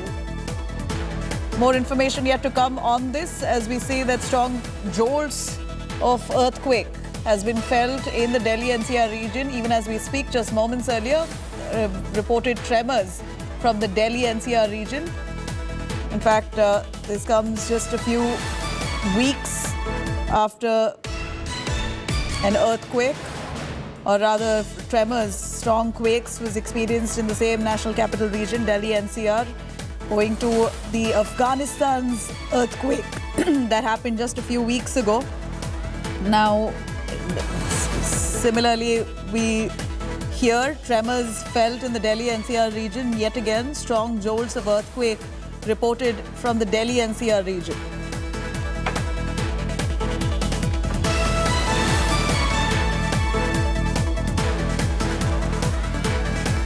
In fact, just about a few weeks ago, on 5th of Jan, an earthquake of magnitude 5.9 had hit Afghanistan, post which strong tremors were felt even in the Delhi NCR region. Jammu and Kashmir and Delhi NCR region was affected as we felt strong tremors. And now, just a few weeks after, we're yet again hearing strong tremors coming in from the Delhi NCR region. Just a few seconds ago, tremors reported from the Delhi NCR region. More information coming in as India Today continues to track these developments. Tremors felt along the Delhi NCR region for several seconds.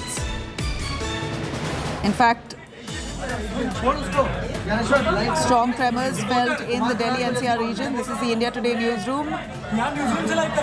As the tremors that were felt in the Delhi NCR region, India Today office also located in Noida.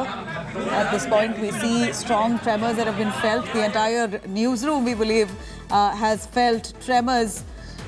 In fact, this is the Delhi NCR region, which has reported some strong tremors. Now, what's the reason for this kind of earthquake tremors? That has to be established. But for now, this is the first-hand information that we have. some strong tremors have been felt for several seconds in the Delhi NCR region. This is information coming in just the last few seconds. Quite terrifying, undoubtedly, as we see tremors that were felt in the Delhi NCR region for at least a few seconds. This went on. And this comes just a few weeks after Delhi had experienced some really strong tremors. And at that point, it was due to the Afghanistan earthquake.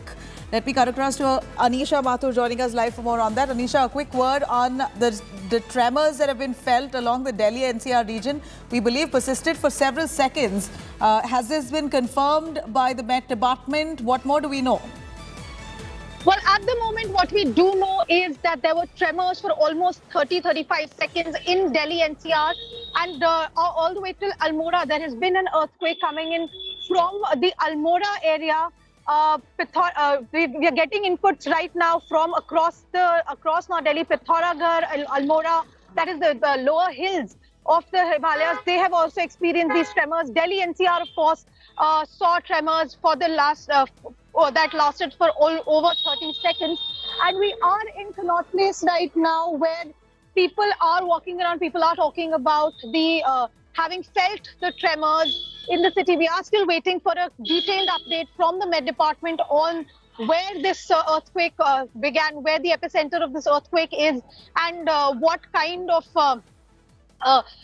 the kind of intensity that this earthquake was. So we should get more updates, but what we can confirm right now is that Delhi NCR at least did experience a very shocking earthquake. It seemed that there were tremors felt all across Delhi NCR, and even from the hills in Pithoragarh, Almora, etc. We are getting inputs of the hills also experiencing this tremor, but we are still waiting to see where the epicenter, etc., where the epicenter of this earthquake has been. Back to you.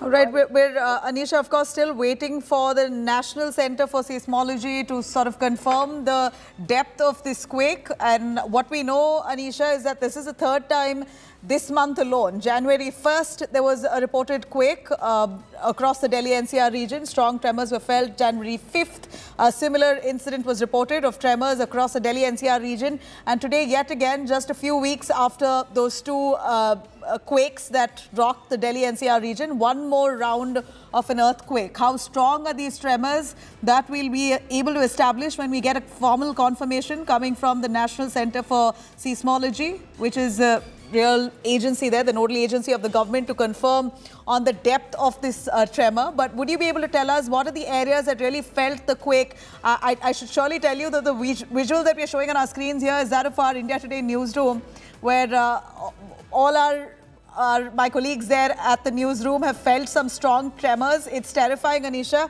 Have you heard a word from people at large or out there?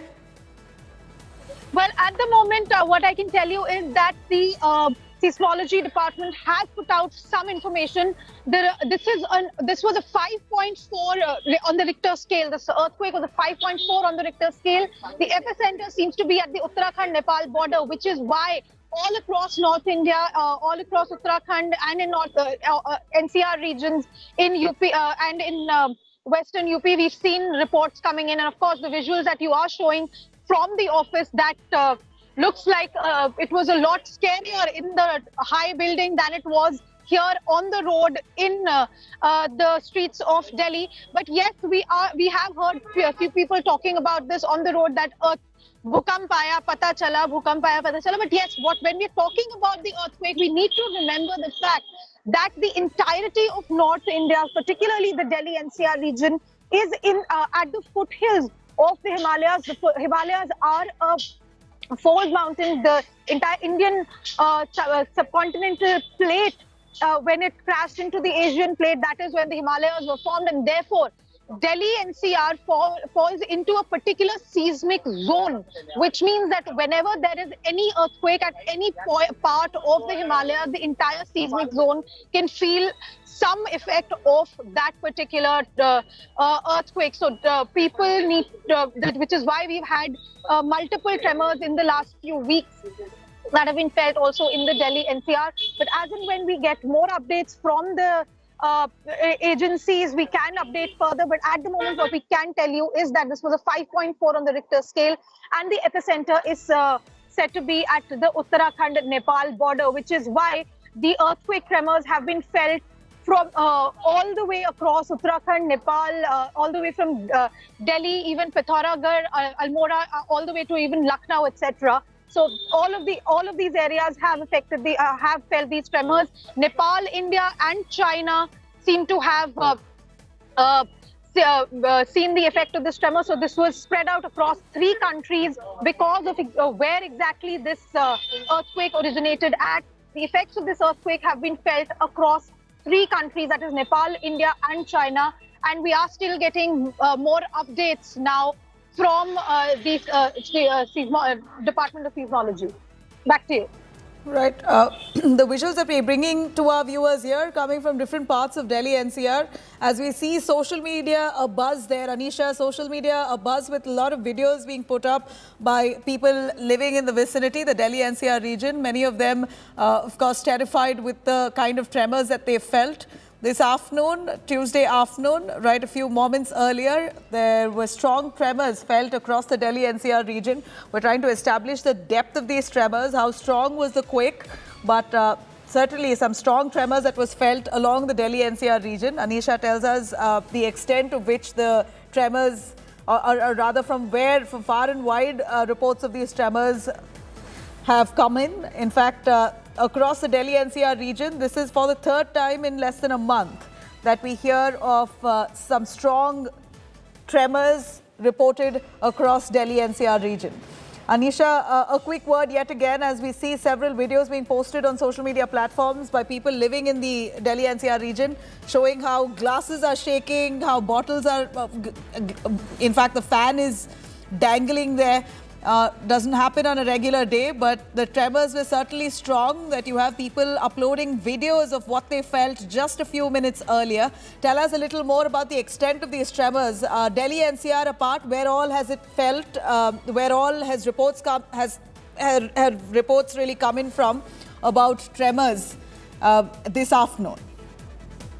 Yes, Nabila, what we are getting from the social media updates is that all across the Uttarakhand hills, all across Delhi NCR, even till as far away east as Lucknow, these tremors have been felt, and we are getting visuals from different areas. From Pithoragarh particularly, we've gotten visuals coming on social media as well.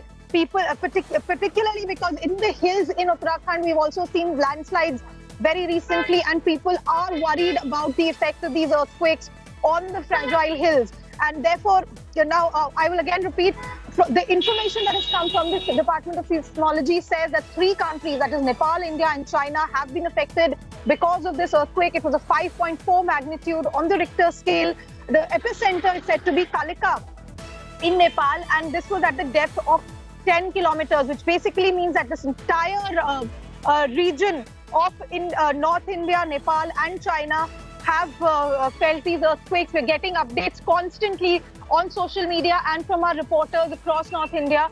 There have been, the effect was felt in Lucknow also. We've just gotten information from our reporters in Lucknow that there has been an effect. Of course, we are from Delhi NCR, very quickly we've received social media posts from persons. We've also seen social media posts from Dehradun, from Almora, all of which are in the foothills of the Himalayas, which are also fragile. Nisha, the news that we get as of now, at this point, we believe that on the Richter scale, a quake magnitude of 5.4 on the Richter scale has been reported. Would you be able to confirm to us? This is the information as we get. The first information that we get is earthquake of magnitude 5.4 has jolted the Delhi NCR region. Is that right?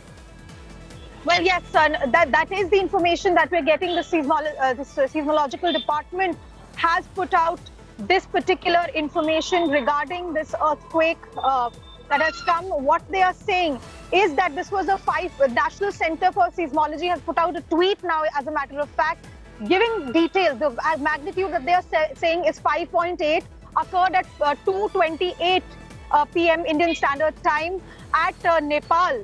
at a depth of 10 kilometers. The seismological department of the government of India has now put out this official information as part on their social media regarding the effect and the extent of this particular earthquake. Right. Nepal, China and India have been affected by this particular earthquake, and of course we are seeing continually the kind of visually how this has affected people. We're seeing visuals coming in from various places, particularly in the hills, of people running out of their homes because of the fear of this particular earthquake. In Delhi NCR, of course, also, and in our office, as you just said, in our office itself, the people who are sitting there have felt the very strong tremors. Right, stay with us. I'm going to cut across to Pooja Shali, also joining us live from the newsroom. Pooja, the newsroom itself is terrified. We believe all our colleagues there seated, working, felt a few seconds of strong tremors. And this is part of the Delhi NCR region. We are located in Noida. Did you feel the same? Give us a little understanding on the reports that we get of a 5.8 magnitude earthquake on the Richter scale reported by the seismology department. Nabila, I have not felt tremors this strong in the last few years for as long as I remember. We were all seated, busy with our work, and suddenly the newsroom erupted with asking each other if that really is a tremor. We started to feel that there was something off. My chair, of course, was moving, and we stopped for a few seconds. Everyone terrified got up. Some decided to walk out. Some watched out for the next few seconds. I felt about at least 8 to 10 seconds, and this is after everyone else had started to say it felt like a tremor, an earthquake. So this is definitely a strong tremor that I haven't felt in a very long time. Let's quickly get in a word from some of our colleagues here in the newsroom. This is the India Today newsroom, and this is on the second floor. And that is one of the reasons we felt it perhaps stronger than others on the ground floor. One of my colleagues, Seema Gupta, is here. Did you feel the tremor? How long did you feel it? What was it? So it was around, I think, 2 times, like maybe 15 seconds. Yes. I felt it was very strong, and my chair, which I'm sitting on, it was like shaking like anything. And then the exit board was moving, and everybody was talking about it. And it was really, I felt it. Have you felt a tremor like this in a long time, since the past few years? Yeah, in Delhi, of course not. And this was like this 10 seconds, be it maybe a small duration. More or less, yeah. But I think yes, I can tell you that here everyone got up, because it takes a few seconds to realize also, are you just shaking? Are you moving? What's happening? You're feeling your head is spinning, but then everyone realized. Let's get in more quick reactions. My colleague Neha Munish Pandey. Neha, you were sitting here on this desk. Let me show to our viewers. This is your desk. What did you feel? So I could say just one thing. I was very scared. After a long time, I felt this tremor, and it was for a few seconds. It just went on. And my laptop, I was working here, and my my desktop started shaking. So it was really, it was a strong tremor. And Munish, you were sitting busy and talking to your sources, and then you started to, your head is spinning, you are shaking. What happened? I was sitting on my chair, and then suddenly I realized that my chair is a little bit moving. And then I was sitting with Neha only, and I realized there is earthquake in Delhi NCR. But Pooja, in last few months, this is the third time that Delhi NCR has felt earthquake, correct. But this time it was very strong. And the epicenter being seen in Uttarakhand is more scary. Usually it's Afghanistan, Hindu Kush mountains. And that's why I can tell you, because why I'm getting you these reactions is sometimes some of us say we didn't feel it, we were busy working. But when at least 100 people stay on the same floor, that all of us felt it for at least 8 to 10 seconds. That shows how strong the tremor is. So here's hoping everyone's safe. But remember, there is an aftershock also. And that's why most of us are really just on the edge of our seats, that if there is an aftershock, should we head out, as has been the drill. Over to you, Nabila. And clearly, high-rise buildings have felt it a lot more. Just, for example, here in our India Today newsroom itself, the visual that you see right on the center is our newsroom, where my colleagues are extensively terrified with the quake, the strong tremors that were felt for a good few seconds. Now, the Seismology Department, the National Center for Seismology, has confirmed through a tweet that Delhi NCR region has experienced an earthquake on the Richter scale of magnitude 5.8. That is quite scary. Of course, India Today continues to track those developments, but for now, stay safe. Thank you for watching.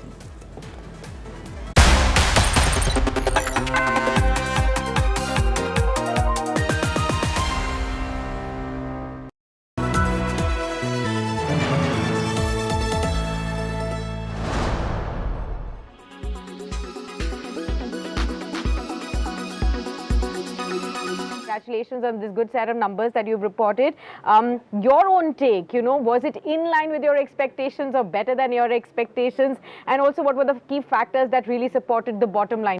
As you know, we were the first ones in the life insurance space to do a M&A, and we had guided the street that we will be margin neutral about a year down the line, but very happy to share that we are already at margin neutrality, which means that the combined entities margins, new business margins are in line with where we were last year, and from here on we will continue to build that upwards. So slightly ahead. Apart from that, very happy in terms of whether it's in top line. We have grown faster than the sector at 17%. And all the elements of growth, our agency channel, their share has grown from about 14% to 18%. Annuity has trended upwards about 60%. Protection sequential growth has been about 13-14%. Credit life has grown upwards of 50%. And hence, because of all of this, this has not surprisingly resulted in fairly healthy margins and also a healthy PAT, like you mentioned, of over 15% growth. What are the trends that you're already witnessing? 20th of January already here, in January, and for the entire FY23, can we safely say it's going to be a good growth year for HDFC Life? Yes, it's going to be a holistic year. Good growth in profitability, very steady in terms of quality of business, in terms of persistency.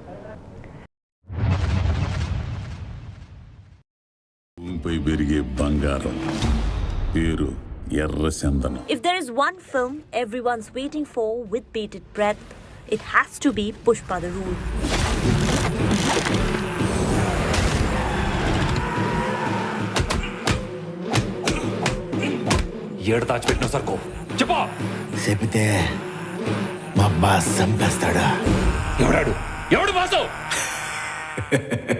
The next in the Allu Arjun starrer franchise, which will be in continuation of its first part. It will witness the clash between his character Pushpa Raj and antagonist Bhavar Singh Shekhawat.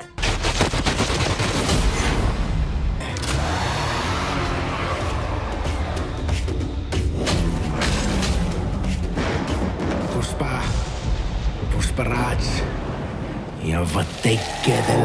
Fahad Fasil is already a part of Pushpa franchise, and reports also suggest that the makers have approached Vijay Sethupathi for a crucial role in the film. Pushpa and the flower and fire. So if at all he comes on board, it surely is going to be double trouble for Allu Arjun's character Pushpa Raj. The film went on floors in August, and building up further excitement among fans, the makers shared behind-the-scenes picture from the sets of the movie. Speculations are rife that the sequel of Pushpa the Rise is being made on a whopping budget of 350 crore rupees, and the film is expected to release in the second half of 2023.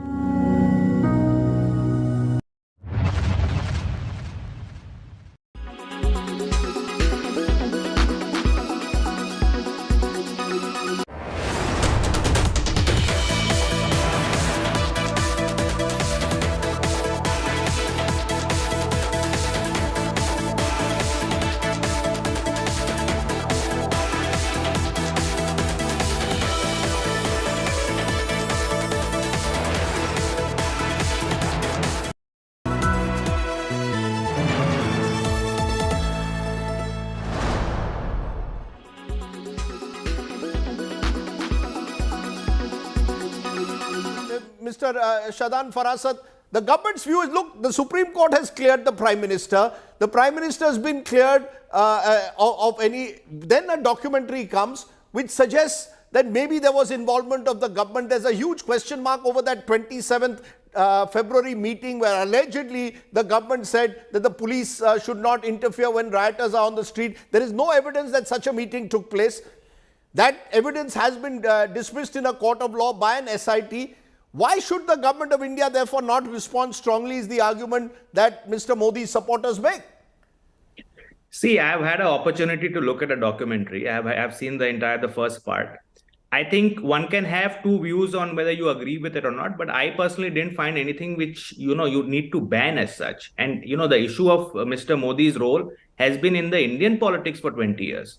So surely I'm a little actually surprised, even from a perspective of self-interest, why would a government do that? Because it only attracts more eyeballs to the issue. The more you ban, the more people are inquisitive, oh, what does it have, right? So that's number one. But I want to make a larger point about this. I think the challenge today, the government has used the emergency powers under the IT rules of 2021.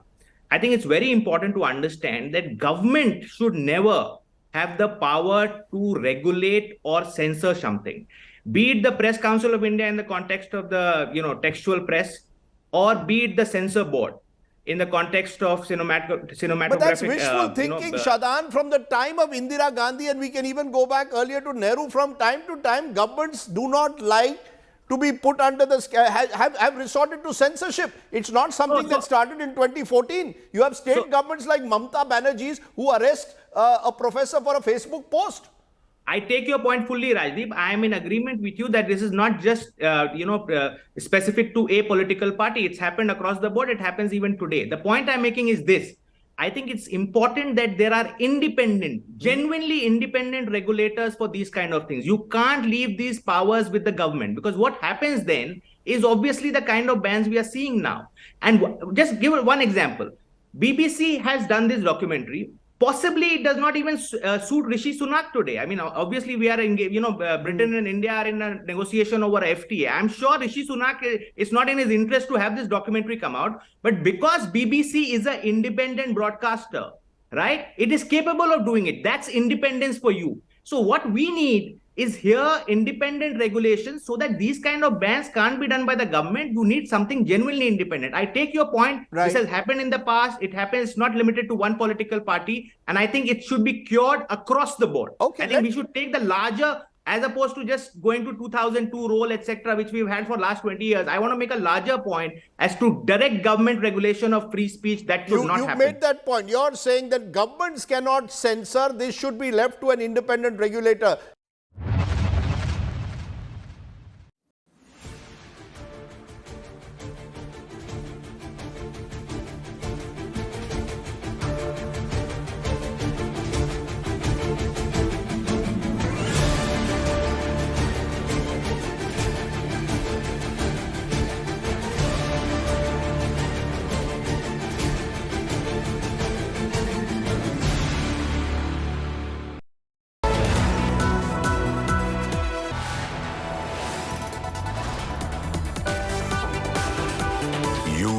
Watching India Today.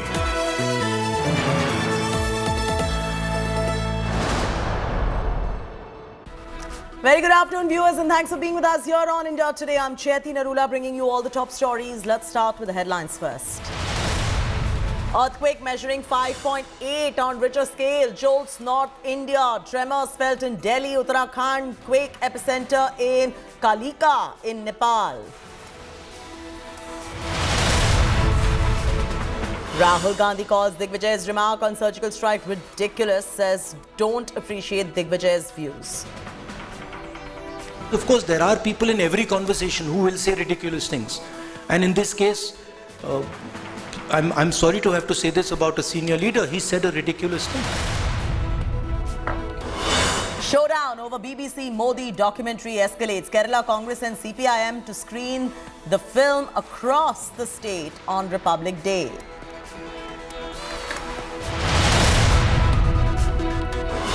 ABVP complains against BBC Modi documentary being screened inside the Hyderabad University campus. JNU Student Union to also screen the documentary.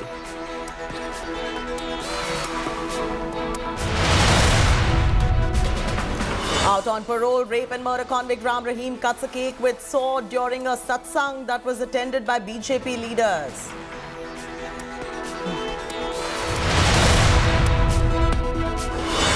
All eyes on RRR as official nominations for Oscars to be announced tonight. After Golden Globe, Glory, more global laureates for RRR await.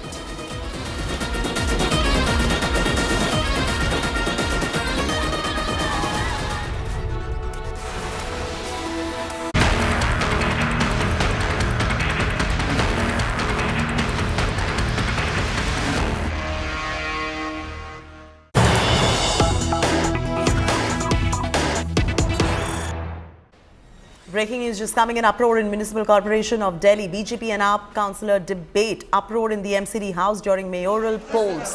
Sloganeering chaos inside MCD house being reported. House has been adjourned for the moment till the next date. That's the Delhi dangle going on over the mayor, and that has escalated. This is uproar in the MCD house.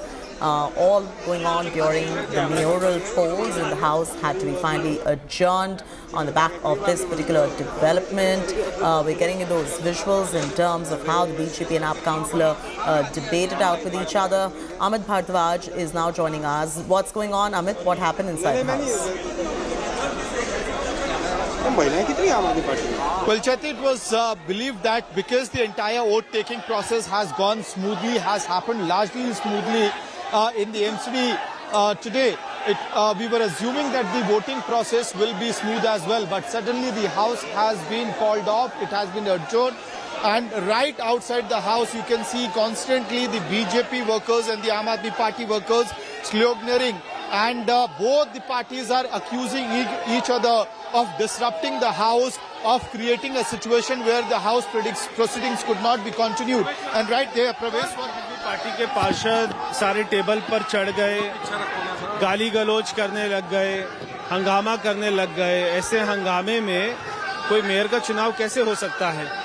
तो आम आदमी party के नेताओं से मेरी appeal है कि अगली जो भी तारीख आए, कृपया शांतिपूर्वक मतदान होने दे ताकि दिल्ली की जनता को मेयर मिले। शपथ तो सबकी हो गई थी, कहां पर बात फंस रही थी? शपथ तो सब लोगों की हो गई। देखिए, आम आदमी पार्टी के पार्षद जिस तरीके से टेबल पर खड़े हो गए और वो फिर से एक मांग को बोलने लग गए कि जो एल्डर मैन है उनकी वोट नहीं होगी, और उससे वो हंगामा करने लग गए। तो ऐसे हंगामे में पीठाधिकारी ने ये सोचा कि अगली तारीख ही चुनना सही है। बहुत ही दुर्भाग्य की बात है कि दिल्ली में एमसीडी का चुनाव हुआ, दिल्ली के लोगों ने मतदान किया और उसके बाद में मेयर नहीं मिल पा रहा है। आम आदमी पार्टी के पार्षदों को और उनके नेताओं को इतनी गरिमा तो रखनी चाहिए कि वो सदन में कैसे बैठेंगे, कैसे बात करेंगे, कैसी अपनी बोलचाल पर लगाम रखेंगे, मगर गाली गलौज करना महिला पार्षदों के साथ ये तो शोभा नहीं देता है। देखिए, अगर आप देखेंगे वीडियो तो आपको दिखाई देगा आम आदमी पार्टी के पार्षद सारे टेबल के ऊपर में चढ़ गए, वहाँ पे गाली गलौज करने लग गए, हमारी महिला पार्षदों के साथ में गाली गलौज किया, उनके साथ में गलत भाषा का उपयोग कर रहे थे। अब ऐसे में कैसे मेयर का चुनाव हो सकता है? तो ज्यादा थी सर, फिर कैसे हो गया? उनकी जुबान पर कैसे काबू लगाएं? कोई सुरक्षा व्यवस्था जुबान कैसे कंट्रोल करे? वो तो जुबान से बोल रहे थे। बीजेपी कार्यकर्ता कह रहे हैं कि साफ साफ प्रवेश नहीं बता रहे, आम आदमी पार्टी के कार्यकर्ता है, क्योंकि वो चाहते नहीं है कि मेयर का चुनाव हो। उनको ये डर है कि मेयर कहीं बीजेपी का ना बन जाए।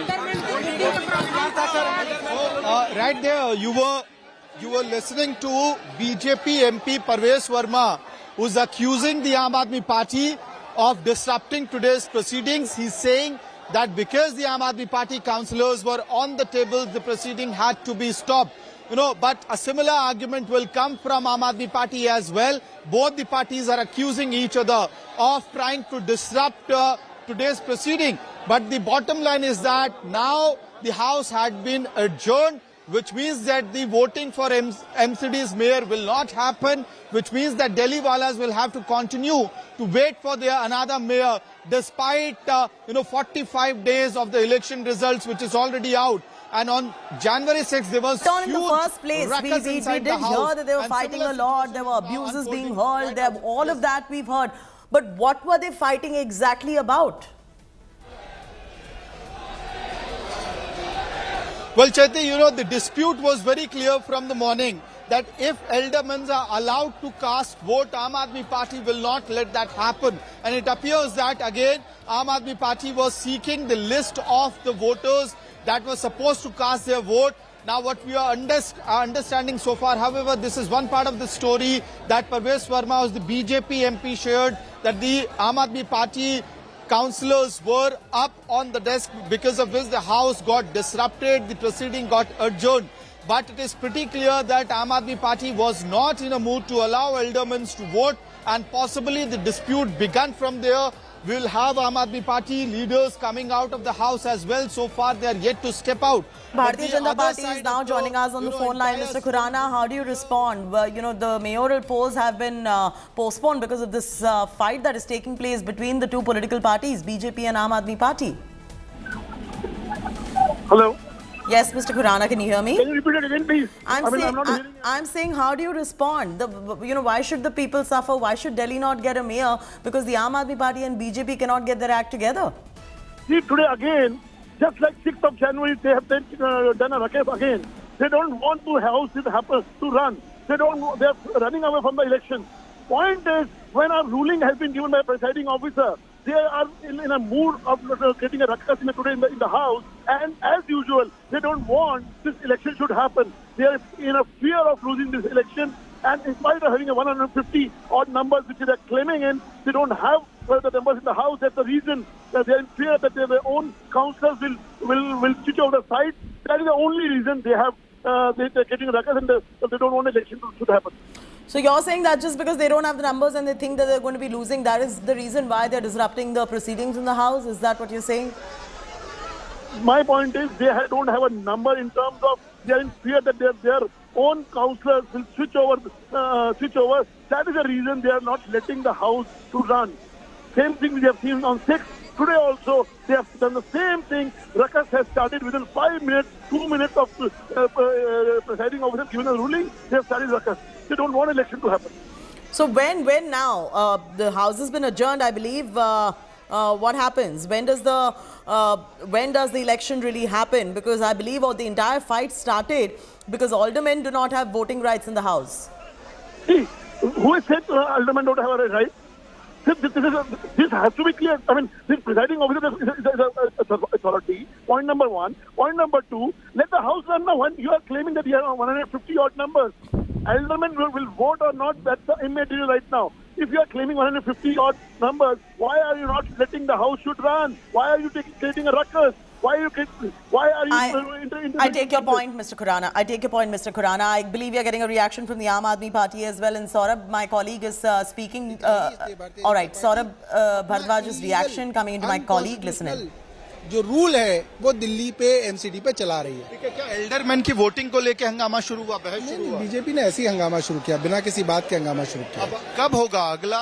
हमें नहीं मालूम। हो गया। Right there, Chaiti, Saurabh Bhardwaj is saying that it is the BJP who had started the entire hangama in the house today, and along with that, he is also saying that it is becoming a norm, or rather an experiment, where they are trying to see, despite the fact that Aam Aadmi Party has been elected to power in December itself, their mayor is not getting appointed, and via LG, these illegal, unconstitutional methods are being used to make sure that Aam Aadmi Party stays away from power. Just to be sure, Mr. Khurana of the Bharatiya Janata Party, who was just on the broadcast, said that aldermen are not allowed to vote, etc. But what does the Delhi Municipal Corporation Act of 1957 have to say about the voting rights of aldermen, because of which this entire ruckus has started? Because remember, Delhi has not had a mayor for, and correct me if I'm wrong, for about 8 months now.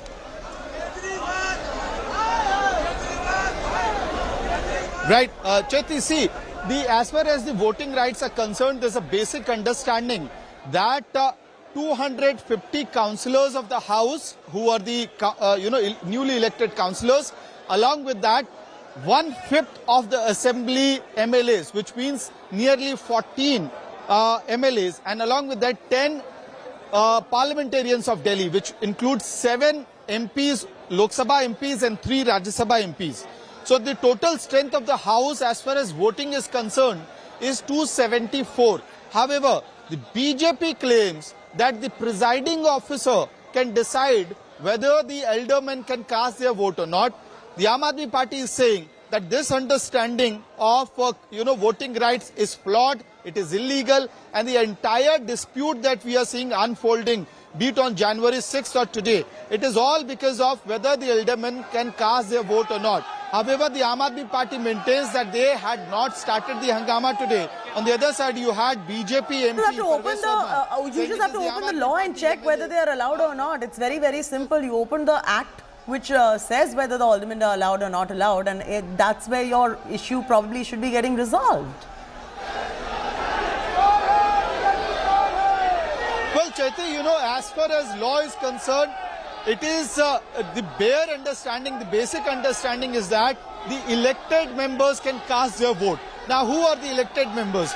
The councillors are elected members, the MLAs are elected members, as well as are the MPs. You know, MPs, be it the Rajya Sabha MP or the Lok Sabha MP, they are also elected members.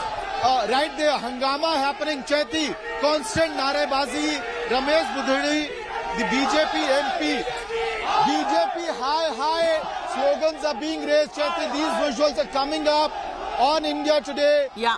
Ramesh Budhudi, the BJP MP, is stepping out of the civic center, and Aam Aadmi Party workers are trying to chase him down with constant sloganeering of BJP high. And these were the similar visuals when Pravesh Verma had stepped out of the civic center. And here, right here, Ramesh Budhudi facing ire of the Aam Aadmi Party Karyakartas, and this is happening because second day in row, the BJP and Aam Aadmi Party clashed in the House, you know, January 6th and today, and the voting process could not be completed. Right there, you know, in a way, BJP MP is being chased down by Aam Aadmi Party कार्यकर्ता. आप लोग नारेबाजी कर रहे हैं सांसद के खिलाफ क्यों?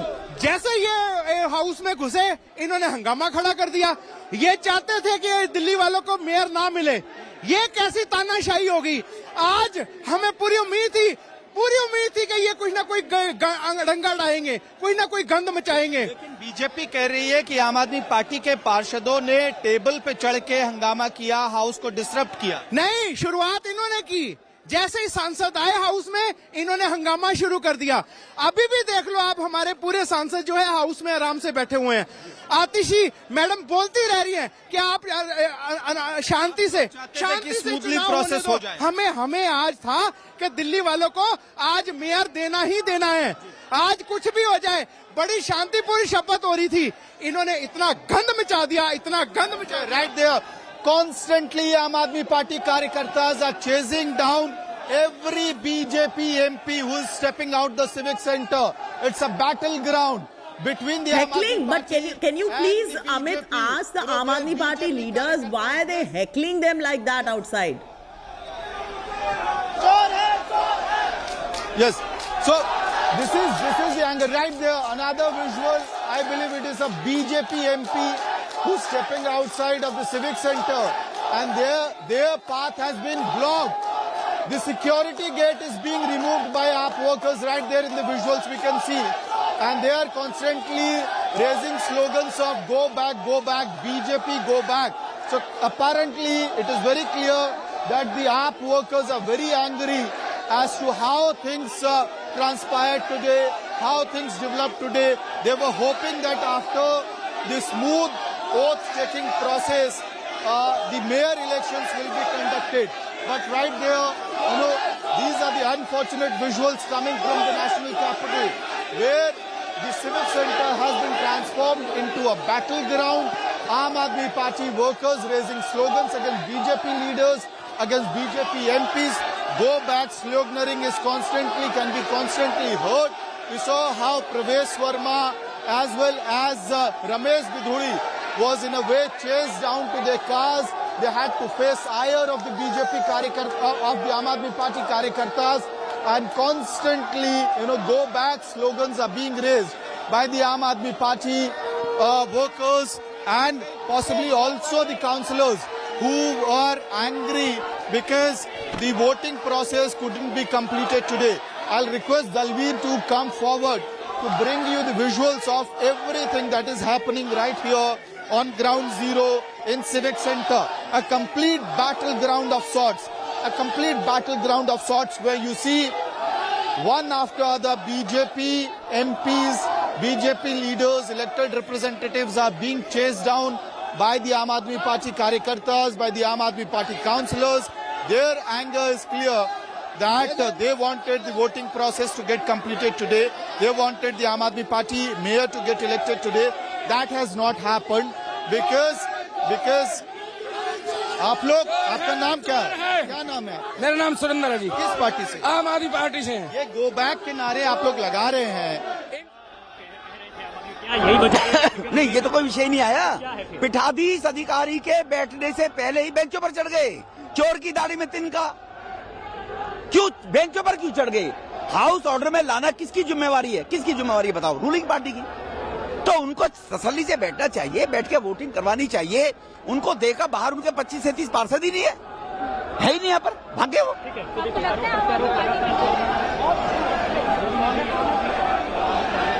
Amit, show us the dangle that is happening right now. We just got a reaction from the BJP as well. You've been getting us AAP reactions. I mean, they're heckling all these BJP leaders over there, and AAP going on to say BJP started, BJP going on to say AAP started. What is going on? Are these school kids?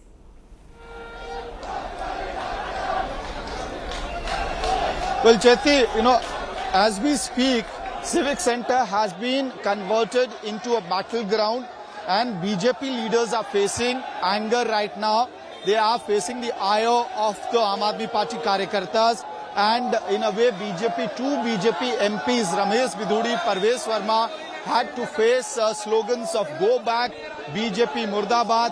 We did ask the Aam Aadmi Party Karyakartas as to why they are sloganeering against the MPs, the elected representatives. They are saying that, we wanted the mayor election to get concluded today. That has not happened, and the entire proceedings were disrupted because of the hangama that was being done by the BJP. But it is a political allegation coming from both sides, from the BJP side as well as the Aam Aadmi Party side. Both the parties are accusing each other of trying to disrupt the House proceedings. And, the anger of right there, Ramesh Bidhudi. Sir, एक सवाल ये है कि BJP आरोप आप लोग लगा रहे हैं आम आदमी पार्टी पे। आम आदमी पार्टी कह रही लगाते नहीं है, केजरीवाल साहब की फितरत है आरोप लगाने की। वो आरोप लगाते हैं और भागते हैं। वो तो उनकी, हम तो कभी आरोप लगाते ही नहीं। ये उनको मैंडेट दिया है। ये ड्यूटी किसकी है? हाउस को ऑर्डर में लाने की, शांतिपूर्ण, जिनको सरकार जनता मैंडेट देती है, उनकी ड्यूटी है। वो लोग बेंचों पर चढ़ रहे हैं। हमारे सौरभ भारद्वाज कह रहे हैं कि आप लोग लगातार अनकॉन्स्टिट्यूशनल तरीकों का इस्तेमाल करके मेयर इलेक्शन नहीं होने दें। अनकॉन्स्टिट्यूशनल की बातें सौरभ जी और केजरीवाल जी कर रहे हैं। उनका मंत्री जेल में पड़ा हुआ है, जेल में है 5 महीने से। ये कॉन्स्टिट्यूशनल है? मंत्री के उनके भत्ते, ये कौन सी? अब संविधान सम्मत निर्णय लेना चाहिए।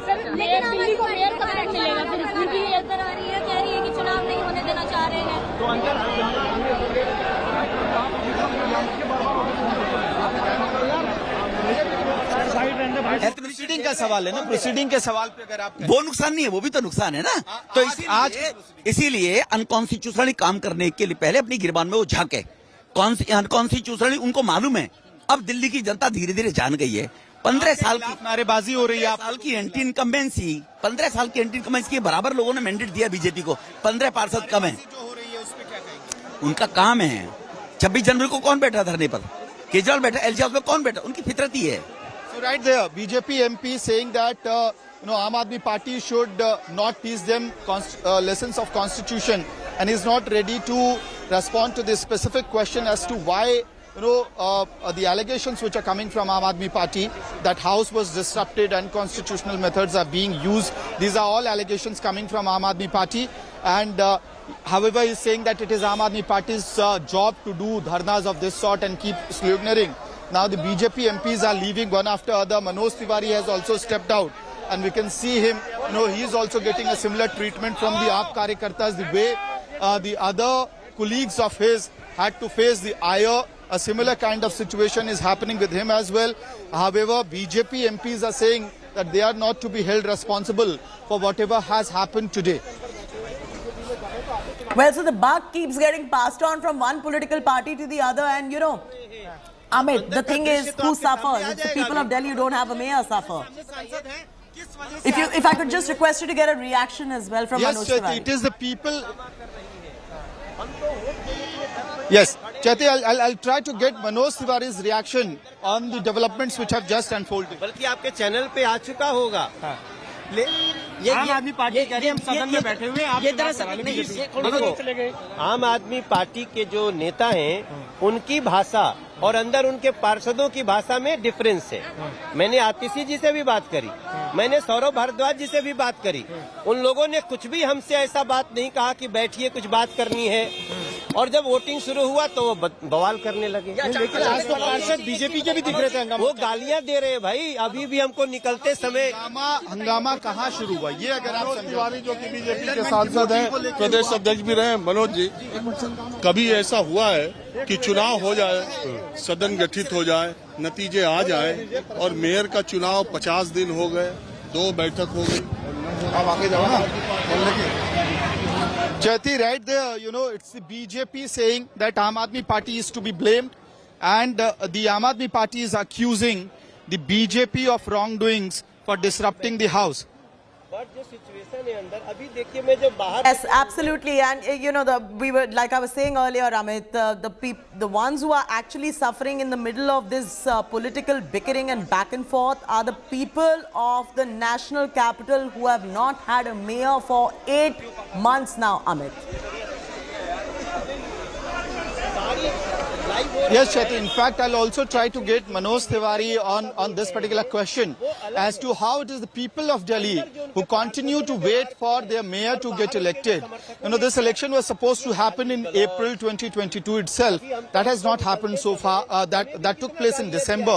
And even 45 days after the election, the mayor is yet to be elected. So clearly, the BJP MPs are facing the anger of Aam Aadmi Party Karyakartas. On the other side, you have BJP netas constantly blaming Aam Aadmi Party for today's disruption.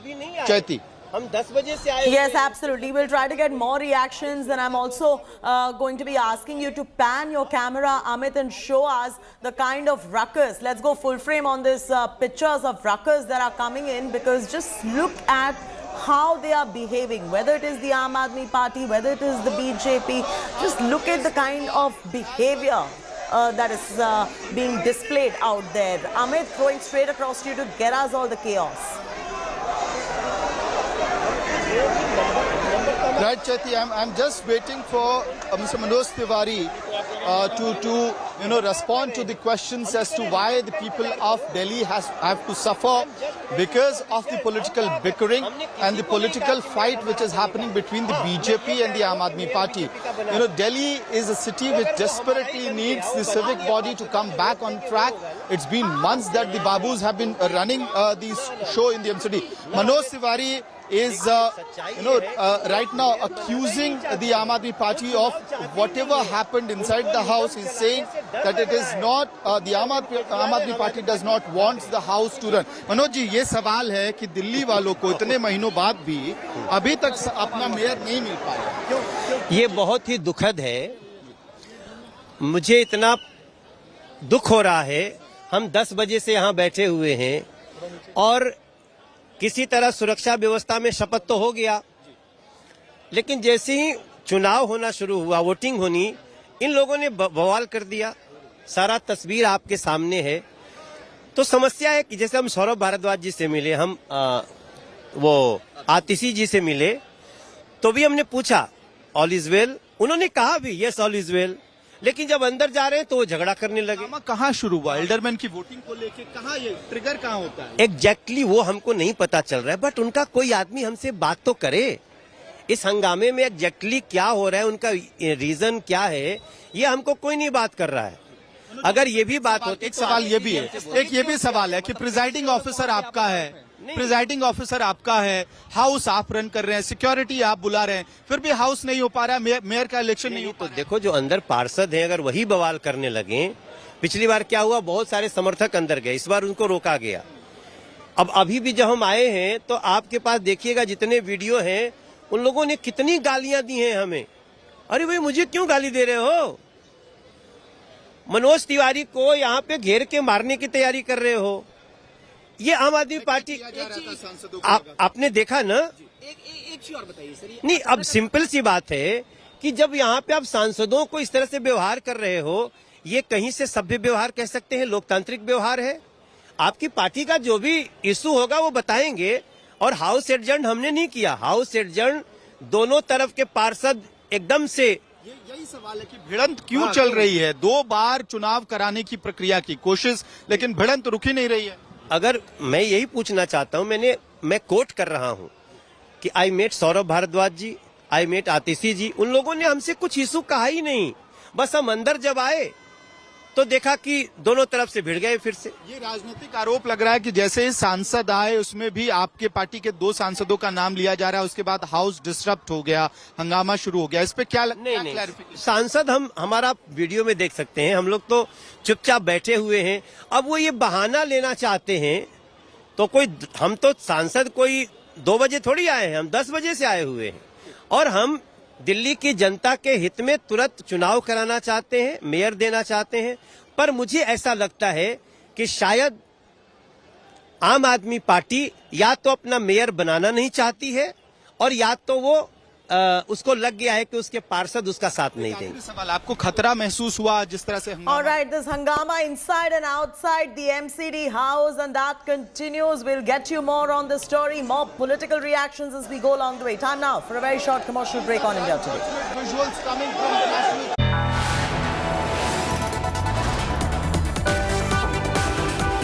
You are watching India Today.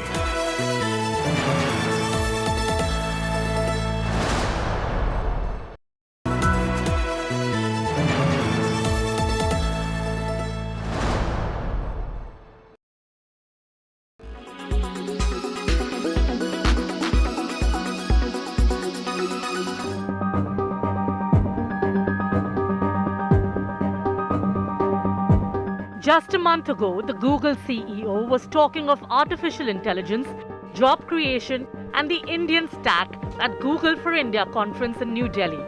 There was no talk, no inkling that Alphabet planned to lay off 12,000 employees in the new year. But lay off it did, shocking the entire IT industry, shaking its roots to the core. Google is not the only one leaving thousands jobless. Microsoft announced 10,000 job cuts last week via an email from CEO Satya Nadella. This includes firings at Microsoft's India Development Center in Hyderabad and at Bengaluru.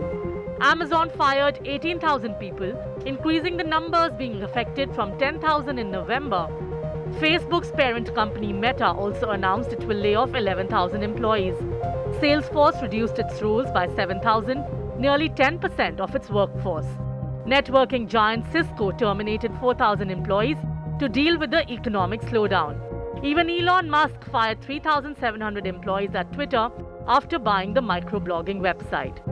CEOs of these companies, from Satya Nadella to Mark Zuckerberg, have given several reasons for these firings.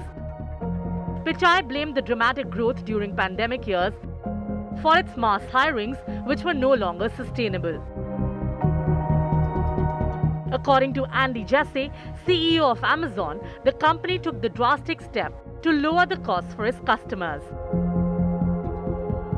Mark Zuckerberg put the blame on economic downturn, increased competition, and loss in ad revenue. Microsoft, meanwhile, says customers accelerated their digital spend during the pandemic and were optimizing it now. The layoffs contagion has also hit India, with some companies resorting to terminations.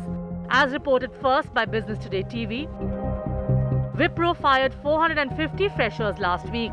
Hirings have also slowed down in the sector. There are, however, outliers who are going against the flow.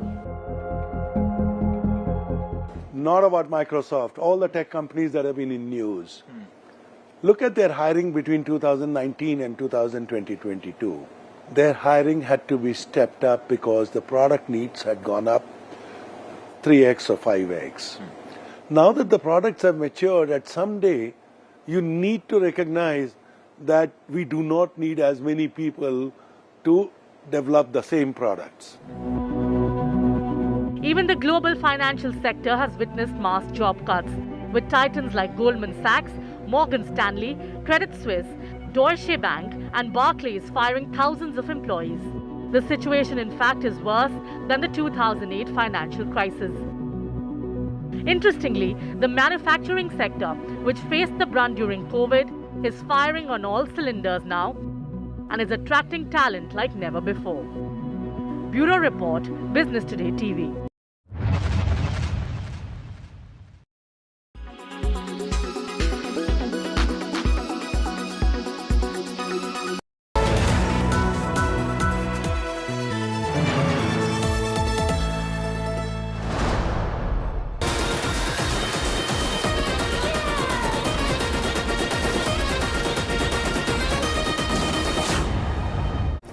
welcome to our special broadcast. I'm Dipali Patel. As we always are on top of our game to bring you the latest from the world of showbiz. Today is no different, and as the name of the show suggests, in the next 30 minutes we are going to talk about all things Oscar and RRR, especially since we are hours away from the final list of nominations.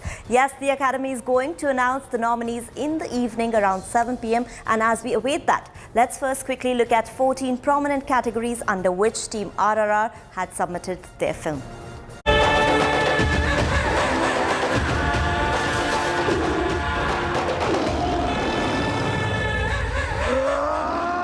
Rajamouli's RRR is all set to roar at the Oscars. Starring Junior NTR, Ram Charan and Alia Bhatt, the makers of one of the biggest hits of the year applied for one of the top global movie awards. Many fans had hoped that this film would be India's official entry to the Oscars, but it lost out to the Gujarati film Chhello Show. RRR's makers have taken it upon themselves to campaign for the Oscars. They're pushing the film in 14 categories under the For Your Consideration or FYC campaign. RRR has been submitted for the Best Motion Picture category. Nominations have also been submitted for SS Rajamouli for Best Director, while both the main leads, Junior NTR and Ram Charan, are also being pushed to be considered for the running in the Best Actor category. Ajay Devgan and Alia Bhatt's names have also been submitted to be nominated in the Best Supporting Actor and Actress categories respectively. While Natu Natu has been submitted for Best Original Song and M.M. Keeravani's name has been sent by the makers for Best Original Score.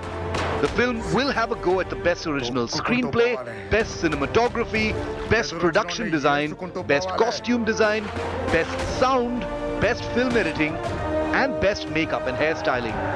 చాలా ప్రమాదం ప్రాణాలు పోతాయిరా ఆనందంగా ఇచ్చేస్తాను బాబాయ్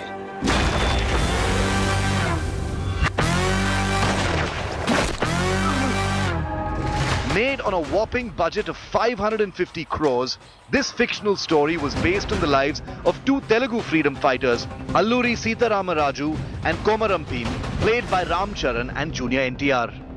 Apart from receiving rave reviews, Rajamouli's magnum opus Lifetime collection ended at a humongous sum of over 1,000 crore rupees.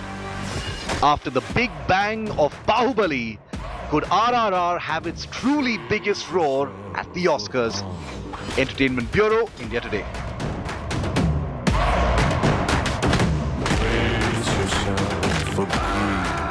Now, if you jog your memory, it has been a tremendous journey for RRR in the West, with several celebrities praising it. Amongst them were even big names like James Cameron, and needless to say, word of mouth does play an important role.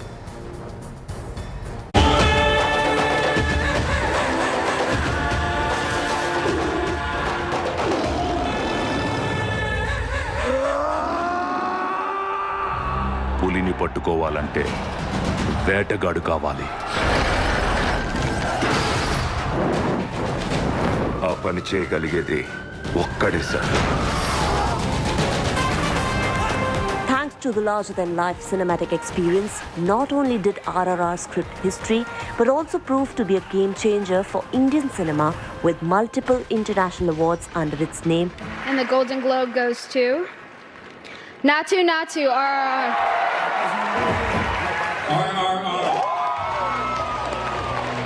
And heaps of praise from across the globe, especially the West.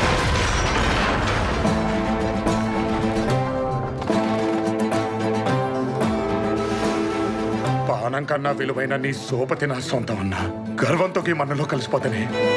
In fact, after watching SS Rajamouli's magnum opus, several Hollywood celebrities even took a moment to acknowledge his work of art, which has been creating the right noise ever since its release.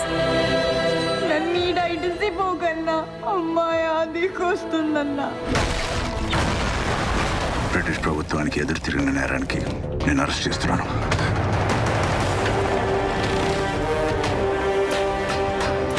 తొంగి తొంగి నక్కి నక్కి కాదే తొక్కుకుంటూ పోవాలి ఎదురొచ్చినోడిని ఏసుకుంటూ పోవాలి. James Cameron is one of the admirers of RRR, and like he said, has even watched it twice. A video of his interaction with Rajamouli at the Critics' Choice Awards surfaced online and went viral in no time. To see you because of all like overtly oppression and everything, how that must feel. But now that was so pride is just your audience sure for all life must feel. And I'm sure if the bonus round for you that we what she must be doing the world in your cultures. It's okay, no, don't worry. Nowadays, what's more, earlier, filmmaker S.S. Rajamouli also had his fanboy moment when he met director Steven Spielberg, and no prizes for guessing, even he had good words to say about RRR.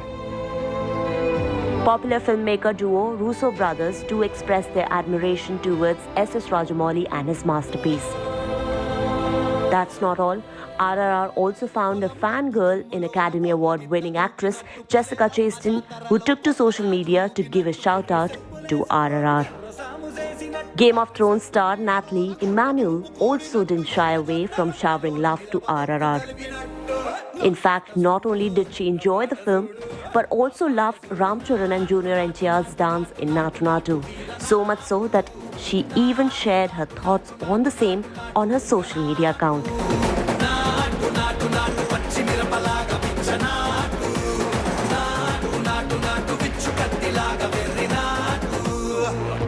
Similarly, J.J. Abrams, known for directing Star Trek and Mission Impossible 3, while hosting IMAX screening for RRR in Los Angeles, called it a privilege to be introducing Rajamouli, as he's a big fan of Telugu cinema.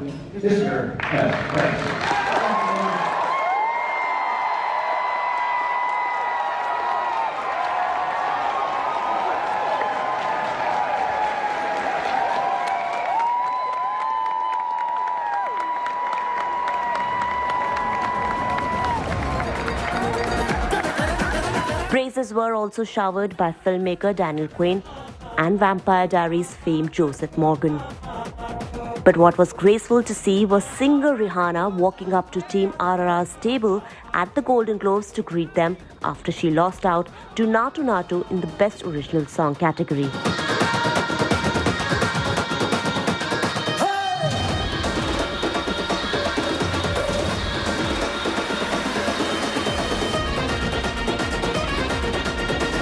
Indeed, a proud moment for India and Indian cinema collectively, isn't it? Entertainment Bureau, India Today. It was a wonderful day for the country and Indian cinema collectively when RRR scripted history by bringing back home the Golden Globes trophy for Natu Natu in the Best Original Song category. But now all eyes are on the Oscars final list, which will be announced hours away from now. But yes, while RRR has made it to the shortlist of the Academy, from Gangubai Kathiawadi to Kantara and even the Kashmir Files, there are other Indian films as well and are all in the contention list. So will India be able to make the cut? Watch our report. RRR, Kantara, Namaste, Gangubai Kathiawadi, Rocketry, The Nambi Effect,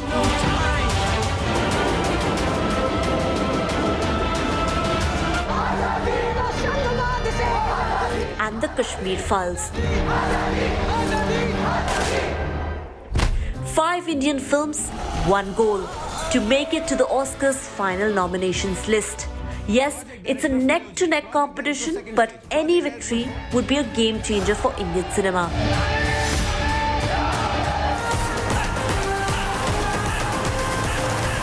RRR kicked off 2023 on a great note by bagging the Golden Globes trophy for Natu Natu in the Best Original Song category, but it's just the beginning.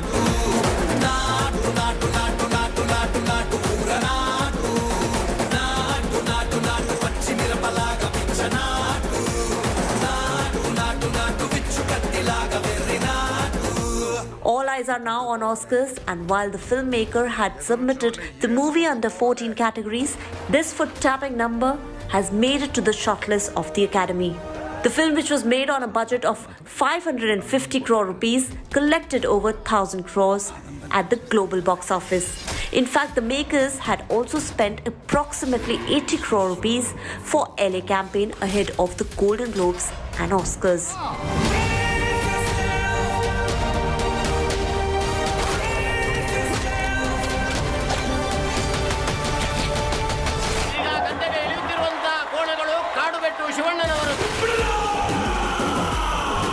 (2022's most talked about film Kantara also qualified for Best Picture and Best Actor in Oscars contention list. The film, which was made on a mere 16 crore rupees, entered the elite 400 crore club. This Rishabh Shetty directorial featured him in the lead role, and it was cleverly weaved in the Bhuta Kola tradition practiced in Karnataka with a mythological story about the deity.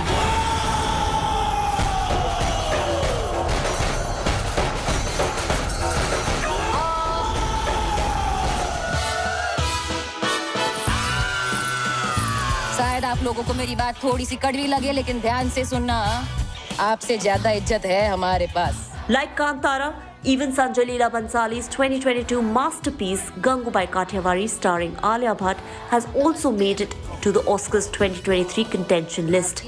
The movie was based on a chapter from Hussain Zaidi's book Mafia Queens of Mumbai, and the story followed the journey of a brothel owner named Gangubai Kathiawari. ठान लिया गंगू ने, हमारे बच्चों को इनको शिक्षा का हक दिलाकर ही रहूंगी और समाज में इंसान की तरह जीने का हक मैं लेकर ही रहूंगी.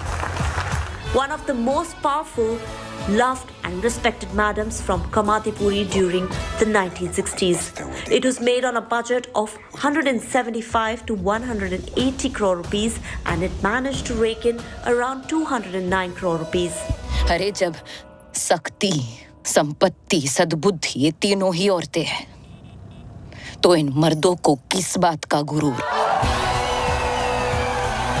रात तक कश्मीर छोड़कर जाने को कहा. हमारे लोग मर रहे हैं सर. कश्मीर चल रहा है, खुलेआम कश्मीरी हिंदुओं का कत्ले आम हो रहा है.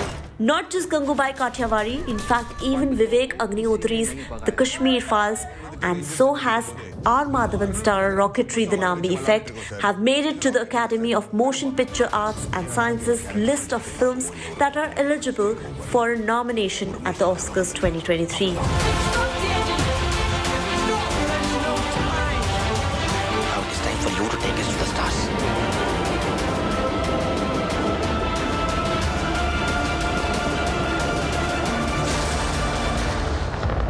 बापू जी, एक बात पूछूं? ना. What's more, Chillo Show or The Last Film Show, a Gujarati language coming-of-age drama, has already been shortlisted in the International Feature Film category. The film was the official entry from India at the Oscars and was nominated by the Film Federation of India. The Pan-Nalan directorial stars Bhavan Rabari in the lead role. બધો ખેલ વાર્તાનો છે. ભવિષ્યના બધા માલિકો વાર્તાકારો છે.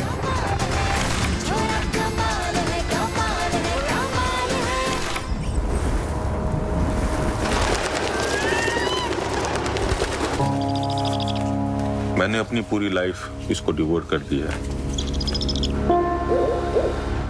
Similarly, Shaunak Sen directorial All That Breathes too has made it to Oscars shortlist in the documentary feature film category.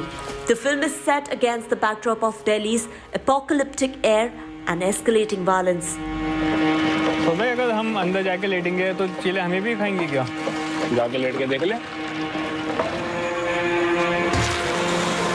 The story revolves around two brothers who devote their lives to protect one of the casualties, a majestic black kite essential for city's ecosystem. जिंदगी खुद एक तरह की रिश्तेदारी है. हम सब हवा की बिरादरी हैं.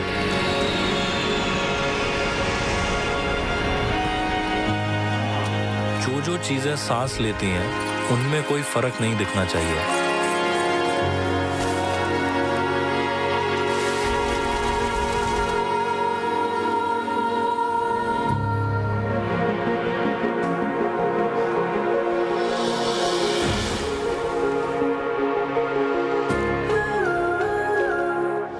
Last but not least, The Elephant Whisperers, which has been directed by Kartiki Gonsalves, has also been included to the Oscars shortlist in the documentary short film category.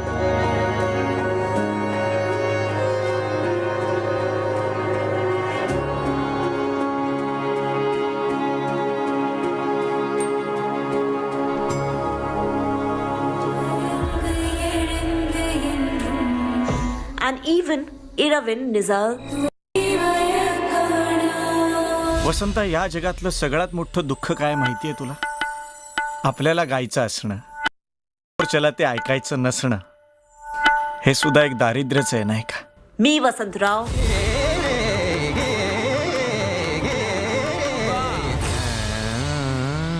The next morning. आपने कहा चीनी सैनिक भारत की सेना को पीट रहे हैं। हमने 23 जून 2022 को गलवान के मुद्दे पर राहुल गांधी ने ट्वीट किया कि क्या चीन ने भारतीय जमीन पर कब्जा किया है, जबकि चीन के कब्जा करने को रोका गया तो ये आपने ट्वीट किया। और सबसे तो रोचक 6 अक्टूबर 2016 को राहुल गांधी ने क्या कहा था? सर्जिकल स्ट्राइक पर कहा था कि उनकी वीरता को खून की दलाली बताया था राहुल गांधी ने, याद होगा। आज याद करना जरूरी है देश को कि जब सर्जिकल स्ट्राइक के आलोक में बहुत प्रशंसा हो रही थी तो खून की दलाली बताई गई थी। और ये सिर्फ यही बात नहीं है, वो तो जेएनयू भी गए थे जहां टुकड़े टुकड़े गैंग खड़े थे, उनको नैतिक समर्थन दिया था। पता नहीं आपको याद है कि नहीं कि जब एक अमेरिकन एम्बेसडर आए थे, उनसे बातचीत में उन्होंने क्या कहा था कि Hindu terrorism is more lethal than is other terrorism, ये तो उन्होंने कहा था। अभी मैं खाली उन्हीं की बात का विरोध कर रहा हूं, उल्लेख कर रहा हूं, और बाकी जो उनके महान नेता लोग साथ चलते हैं, तो मैं दिग्विजय सिंह के पूरे मामले को रिकॉर्ड के लिए आज रिकॉर्ड पर ला ही देता हूं। जाकिर नायक एपिटम ऑफ पीस कहा था, रिप्रेजेंटेटिव ऑफ पीस। ओसामा जी तो जब हुई बात अपनी जगह पर है। बाटला हाउस के कांड में मारे गए थे तो यही दिग्विजय सिंह जो हैं आजमगढ़ तक चले गए और आतंकवादियों के परिवार से मिले और उस पर सवाल खड़ा किया था। और जबकि बहादुर दिल्ली पुलिस के इंस्पेक्टर मोहन शर्मा को मनमोहन सिंह की सरकार अशोक चक्र दे रही थी। और सर्जिकल स्ट्राइक पर कोई उनका नया सवाल नहीं है, बहुत पुराने सवाल है। जो उनके नेता चिदम्बरम साहब हैं, रोज आर्टिकल लिखते हैं, उन्होंने क्या कहा था कि कश्मीर के लोग स्वायत्ता का मतलब आज़ादी नहीं मांगते, आज़ादी का मतलब स्वायत्ता मांगते, आज़ादी नहीं मांगते। ये कब की बात है? 28 अक्टूबर 2017 को। तो अब बाकी मणिशंकर अय्यर और बाकी लोग क्या क्या बोलते रहे, मैं उसको अभी आपके सामने नहीं प्रस्तुत करूंगा। इतना ज़रूर है अब इनके एक और वकील साहब हैं, सलमान खुर्शीद, उन्होंने एक किताब लिखी थी ना, सनराइज ओवर अयोध्या। उसमें क्या लिखा था कि हिंदुत्व के ऐसे वर्जन को बढ़ाया जा रहा है जैसा बोको हराम है, याद होगा ना आपको। और ये सब पर कांग्रेस का क्या कहना है? उनका निजी विचार है। बाकी सेना के बड़े बड़े जनरल्स का अपमान किया गया, आप सभी जानते हैं। तो ये निजी विचार की सीमा क्या होगी? राहुल गांधी, सवाल आपके नेताओं के निजी विचार का नहीं है, सवाल है आज के कांग्रेस के नेताओं की ट्रेनिंग क्या है। सवाल है आज के नेताओं का सेना के प्रति सम्मान का स्तर क्या है, यह सवाल है। आज आतंकवाद एक बड़ी चुनौती है। आज सेना के हमारे जवान हिम्मत से, क्या पाकिस्तान का बॉर्डर हो या बाकी हो या चीन की सीमाएं हो, खड़े हैं देश की सुरक्षा के लिए। तो क्या हम सम्मान के शब्द नहीं बोल सकते? ये बहुत ही गंभीर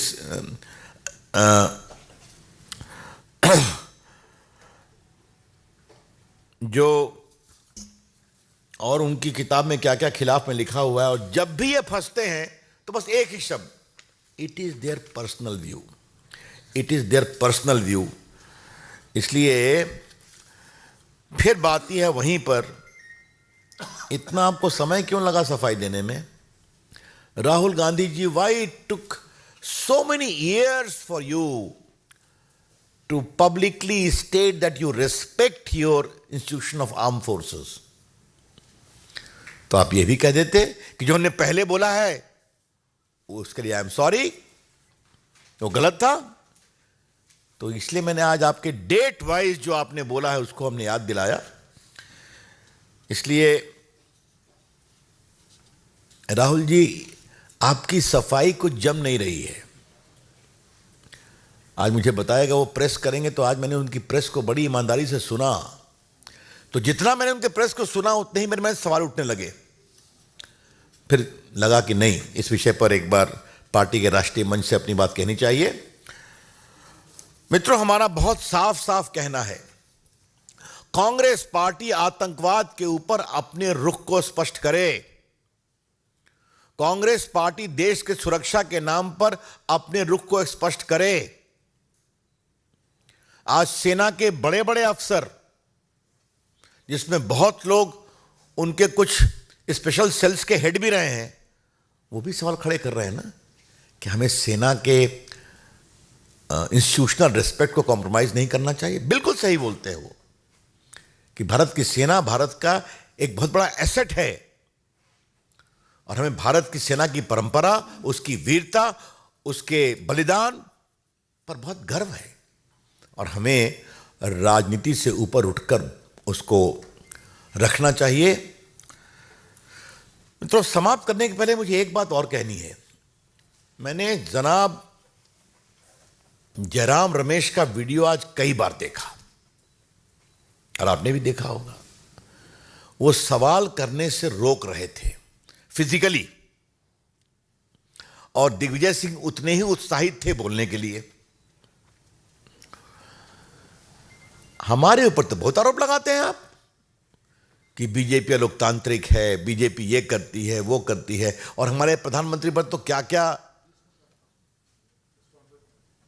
किस तरह के घटिया बातें कही जाती हैं, मुझे बताने की जरूरत नहीं है। ये आप क्या कर रहे थे? कम से कम भाजपा के लोग सवाल पूछने से रोकते नहीं हैं। सवाल आप पूछते हैं, पूछिए। लेकिन आज जो उनका आचरण हुआ, तो उनको मालूम है कि जवाब नहीं है, उनको मालूम है कि कांग्रेस पार्टी का रुख स्पष्ट नहीं है, इसलिए समस्या होती है। इसलिए फिर वहीं से कहूंगा जहां से शुरू किया, राहुल गांधी जी, हजारों किलोमीटर चलने के बाद भी आप दिग्विजय सिंह को सेना का सम्मान करने के बारे में क्यों नहीं सिखा सके, वो भी कश्मीर के अंदर? इससे बड़े शर्म की बात हो नहीं सकती। That's all from my side, friends. Open to questions. चोरी चोरी चुपके चुपके बयान दिए जा रहे हैं। हाँ, चोरी चोरी चुपके चुपके। हाँ, ठीक कहा संजय जी ने कि चोरी चोरी चुपके चुपके बयान चलते हैं, ट्वीट चलते हैं, फ्री फॉर ऑल चलता है। Devendra Parashar, India TV. Sir, Rahul Gandhi ने इसके अलावा ये कहा है कि कश्मीरी पंडितों का वहाँ के जी अपमान कर रहे हैं, उन्हें जैसे शब्द का इस्तेमाल किया जा रहा है, वहाँ बेरोजगारी बहुत बढ़ गई है, वहाँ का माहौल बहुत खराब हो गया है, इसे कैसे देखते हैं जम्मू कश्मीर? ये बहुत ही गैर जिम्मेदाराना वक्तव्य है। कश्मीर एक बहुत ही संवेदनशील प्रदेश रहा है, और आज प्रधानमंत्री नरेंद्र मोदी की अगुवाई में जो विकास के काम किए गए, और धारा 370 के बाद कश्मीर पूरा भारत की मुख्य धारा में शामिल हो रहे हैं वहाँ के लोग। राहुल गांधी, आप जो सवाल कर रहे हैं, तो मेरा जवाब आपको ये है, आज कश्मीर में स्टार्टअप आ रहा है कि नहीं? आज कश्मीर में एम्स बन रहा है कि नहीं? आज कश्मीर के बच्चे IAS IPS बन रहे हैं कि नहीं? आज कश्मीर में के बच्चे क्रिकेट खेलने का नया अवसर मिल रहा है कि नहीं? ये क्या बात आप करते हैं? आज कश्मीर में टूरिस्ट जाने की संख्या 10 गुनी 20 गुनी बढ़ी है कि नहीं बढ़ी है? आप देखिए, रोज टीवी पे देखते हैं हम लोग, तो जो कश्मीर में पर्यटन, वहाँ के रोजगार का सबसे बड़ा मार्ग रहा है, उसमें कितनी बढ़ोतरी हुई है। तो मैंने पहले भी कहा है देवेंद्र बाबू, होमवर्क करना राहुल जी की फितरत नहीं है, तो आज भी लोगों ने नहीं बताया उनको। हाँ, लेकिन उपराज्यपाल को लेकर और जिस तरह की टिप्पणियां की जा रही हैं, वो बहुत ही शर्मनाक, दे आर इर्रेस्पॉन्सिबल। बार बार प्रधानमंत्री, गृह मंत्री ने विशेष रूप से कहा है कि चुनाव होंगे वहां पर। All right, that's Ravi Shankar Prasad heading out of the Congress party. Will play out the most important parts in moments from now, but we are compelled to take a short commercial break here on India Today. This is Chaiti Narula signing off from this bulletin, but seeing you with the top headlines in moments from now.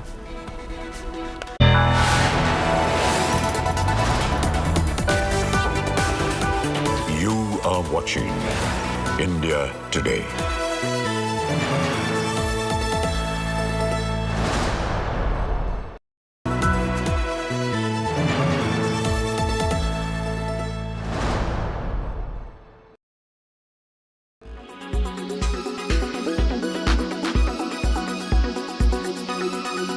Before I talk about the market, Sanjeev, I want to ask you about your stance on financials, private sector financials at this point, because we've seen a couple of numbers, Bajaj Finance first, which created a bit of flutter, and then ICICI Bank.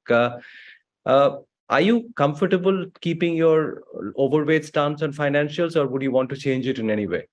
No, then as of now, we are quite okay with it in the sense, both on an absolute basis and relative basis, the financial sector looks okay.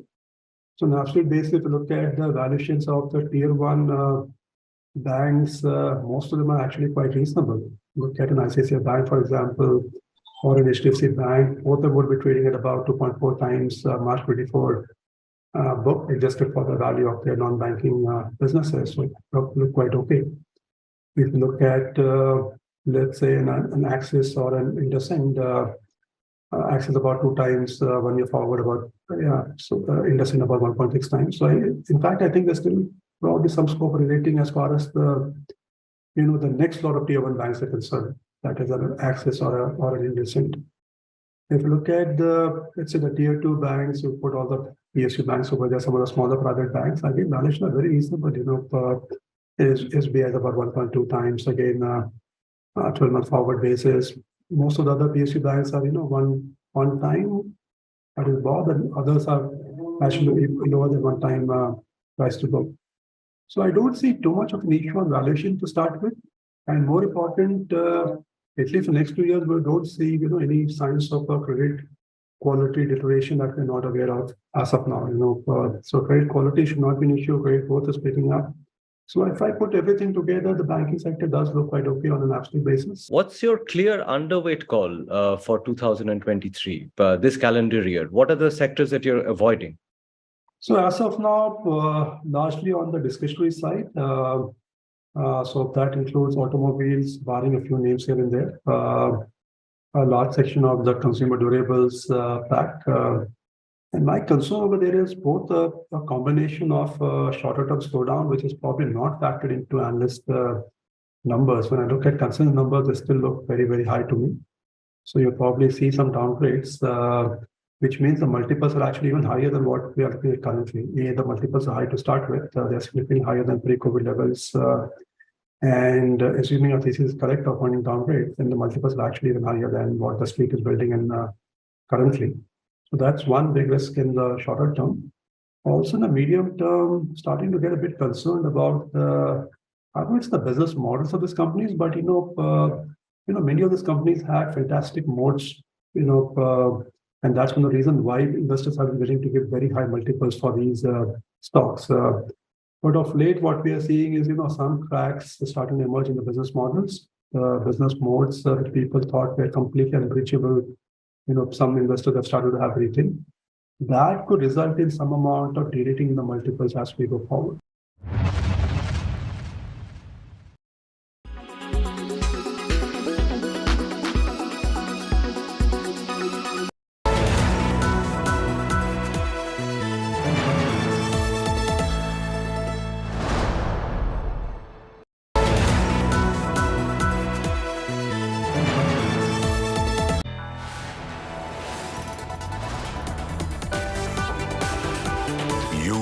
Watching India Today.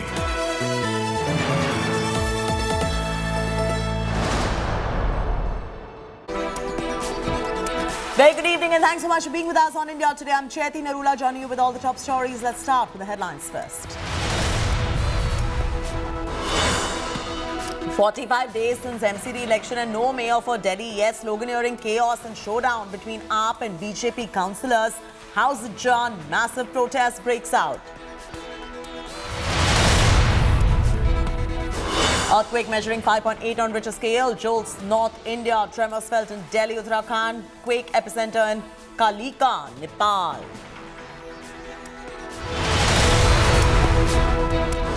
Rahul Gandhi calls Digvijaya's remark on surgical strike ridiculous, says don't appreciate Digvijaya's views. Sometimes, of course, there are people in every conversation who will say ridiculous things. And in this case, I'm sorry to have to say this about a senior leader. He said a ridiculous thing. BBC Modi film storm rages in India. Kerala Congress and CPIM to screen the documentary across the state on Republic Day. ABVP files complaint over Hyderabad University screening. JNU Students Union to also showcase the film.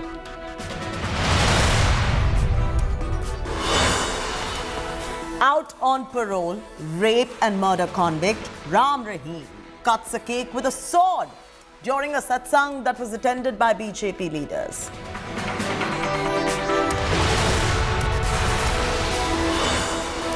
All eyes on RRR as official nominations for the Oscars to be announced tonight after Golden Globes glory. More global laurels for RRR await.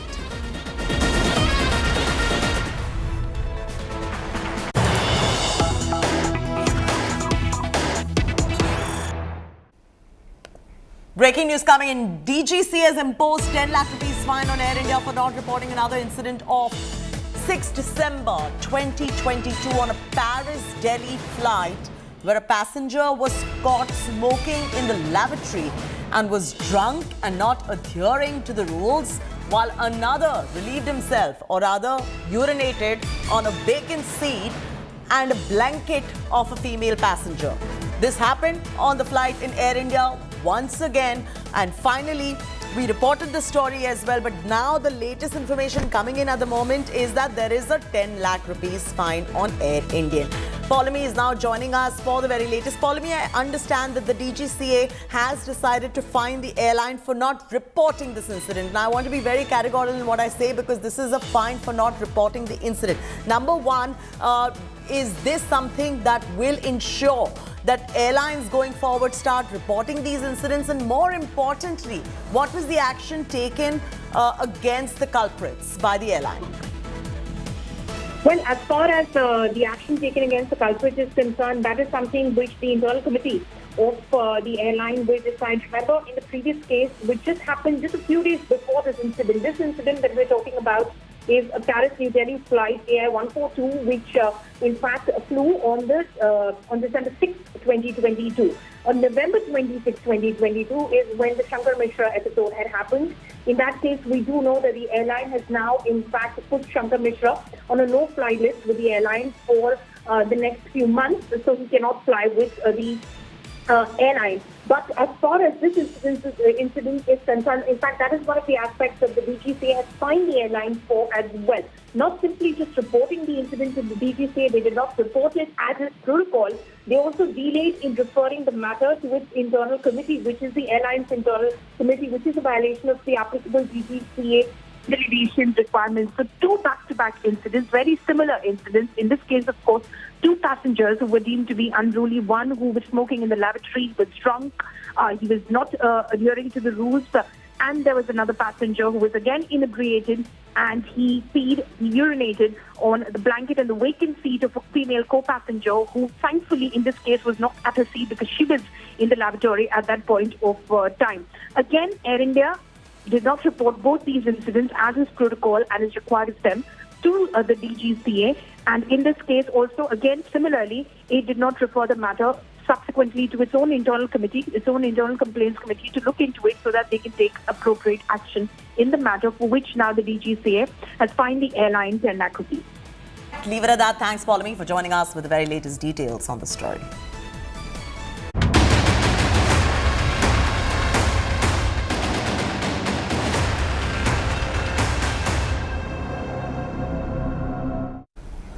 After massive embarrassment for Congress over Digvijaya's surgical strike remark, Rahul Gandhi finally breaks his silence. During a press conference in Jammu, Rahul Gandhi not only distanced himself from Digvijaya's remarks but also called it ridiculous. Rahul said that his statement was his personal opinion. He also expressed respect for armed forces. He continued to duck questions. When India Today reporter Sunil G. Bhatt asked Rahul Gandhi about the political motive, he did not respond. Earlier, when Ram Rahim was questioned on Digvijaya's remark, he simply said, "Go and ask the Prime Minister Modi about this." Meanwhile, protests have erupted against Digvijay Singh against his proved surgical strike remark in Jammu. Locals hit the streets and burnt his posters. Rahul ji, आप लगातार कन्याकुमारी से आ रहे हैं, पदयात्रा करके आ रहे हैं, आप बेरोजगारी का विषय उठा रहे हैं, आप महंगाई का विषय उठा रहे हैं, लेकिन कल मंच से जिस तरह से दिग्विजय सिंह ने जो बयान दिया, जो आपत्तिजनक बयान दिया, आपको नहीं लगता कि जो आपने अब तक इतनी मेहनत की है उस पर कहीं ना कहीं उन्होंने पानी फेर दिया एक कमेंट से? No, I don't think so. I don't think so. I think the yatra has achieved something fundamental and very powerful, and this yatra has changed the narrative in the country. You in the media might not like to accept it, but it's a fact, right? And nothing can change that. One or two comments, that are said by a leader are not going to change the fundamental fact that the yatra has been a success. The yatra has brought India together. The yatra has shown that Indian people believe much more in love and affection than in hatred and anger. So I am quite pleased by what this yatra has achieved. It is in the culture of our party, right, to allow conversations. And sometimes when those conversations happen, people who have extreme views air their views. In the BJP, in the RSS, there's no conversation. They just decide that this is what it's going to be, and nobody can talk after that. And sometimes, of course, there are people in every conversation who will say ridiculous things. And in this case, I'm sorry to have to say this about a senior leader, he said a ridiculous thing. जो दिग्विजय सिंह जी ने कहा, उससे मैं बिल्कुल agree नहीं करता हूँ. हमारी आर्मी पर हमारा पूरा ट्रस्ट है. अगर आर्मी कुछ करे, सबूत देने की कोई ज़रूरत नहीं है. तो मैं पर्सनली उनके स्टेटमेंट से कंप्लीटली डिसएग्री करता हूं, और कांग्रेस पार्टी की ऑफिशियल पोजीशन भी यही है कि वो दिग्विजय जी का पर्सनल ओपिनियन है, वो हमारा ओपिनियन नहीं है. राहुल गांधी, आपकी पार्टी को हो क्या गया है? आपकी पार्टी ने देश पर राज किया है ना. सेना की शहादत का सबूत नहीं मांगते राहुल गांधी. देश उनके शौर्य को सलाम करता है, सैल्यूट करता है. और जो सबूत मांग रहे हैं तो संसद में बताया जाए तो क्या किया जाए? सब खोल के रख दें और पाकिस्तान में आतंकवादियों के आकाओं को सब मालूम हो जाए कि भारत अपनी सामरिक सुरक्षा कैसे करता है. जबकि चाहे वो बालाकोट की घटना हो, चाहे वो उरी का स्ट्राइक हो, सर्जिकल स्ट्राइक, पूरी दुनिया में भारत की सेना के शौर्य और स्ट्रैटेजी की तारीफ हो रही है. तो राहुल गांधी से उम्मीद क्या किया जाए? गलवान पर सेना के बारे में बड़े ही अपमानजनक शब्दों का प्रयोग किसने किया था कि भारतीय सेना पिट गई वहां पर? ये हैं कौन मिस्टर दिग्विजय सिंह? बाटला हाउस पर सवाल, ओसामा जी, जाकिर नायक शांति के दूत, पहले भी सर्जिकल स्ट्राइक. राहुल गांधी ने सबूत मांगा था 19 के चुनाव में, तो आप सब देखा है आपने. लेकिन भारत को कमजोर करने की ये आपकी बार बार प्रक्रिया कब तक चलेगी राहुल गांधी? देखिए, भारत के अंदर 3 ऐसे महापुरुष जन्मे हैं जिनको जो पाकिस्तान की रोटी खाते हैं, या पाकिस्तान की रोटी खाते हैं कि नहीं खाते, पर पाकिस्तान का गाते जरूर हैं. उसमें से एक है श्रीमान दिग्विजय सिंह जी, एक है श्रीमान राहुल गांधी जी, और एक है श्रीमान अरविंद केजरीवाल जी. ये भारत के शौर्य पर, भारत के सेना के शौर्य पर, भारत की वीरता पर हर हमेशा सवाल खड़े करते रहते हैं. पाकिस्तान की जूठन खाए हुए जैसा व्यवहार करते हैं, पाकिस्तान की भाषा बोलते हैं, आतंकवाद की भाषा बोलते हैं. अब तो मेरी सेना से करबद्ध प्रार्थना है कि जब भी सर्जिकल स्ट्राइक हो तो इन तीनों महापुरुषों को उन विमानों के नीचे बांध दिया जाए, और वहां जब बमों के साथ इनको भी पटक दिया जाए, जिससे वहां पर कितने मरे, कितने पाकिस्तान के आतंकवादी हमने मारे, कितने कैंप उड़ाए, ये गिन गिन के लाएं और भारत को आके बताएं. Sunilji Bhatt is now joining us from Jammu for the very latest on this. Sunilji, I believe there was a question asked by you that was ducked by Rahul Gandhi. What was that and what happened? Absolutely, Cheti. The Congress party understands the political repercussions of what Digvijaya Singh said yesterday, and that is why today Rahul Gandhi, in response to my question, clarified that the Congress party doesn't agree with Digvijaya Singh, and the Congress party, doesn't question the valor of our armed forces. He said that whatever the armed forces do, there is no need for them to provide any proof to anybody. So clearly, Rahul Gandhi issued a clarification on behalf of the Congress party, and he even went on to say that what Digvijaya Singh said was ridiculous. So very strong comments coming in from Congress leader Rahul Gandhi, because, Cheti, what Digvijaya Singh said yesterday from his podium in Jammu has somehow, dented Rahul Gandhi's Bharat Jodo Yatra, and it has damaged the Bharat Jodo Yatras. Now, the Congress party, an embarrassed Congress party, is in a damage control mode, and that is why now Rahul Gandhi has clarified the party's position. Number one. Number two is that Digvijaya Singh was missing today from the stage because all through the Bharat Jodo Yatra, we have seen that both Ram Rahim and Digvijaya Singh, are there on stage. Rahul Gandhi is flanked by them.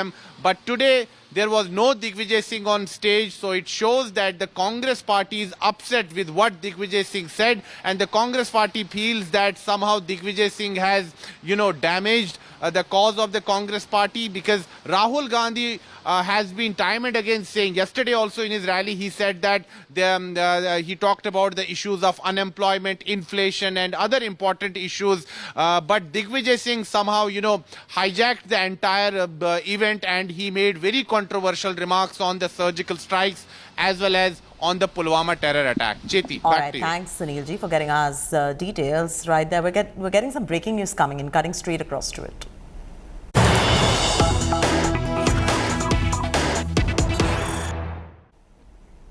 Breaking news coming in, Delhi cops file a charge sheet in the Shraddha Walker murder case.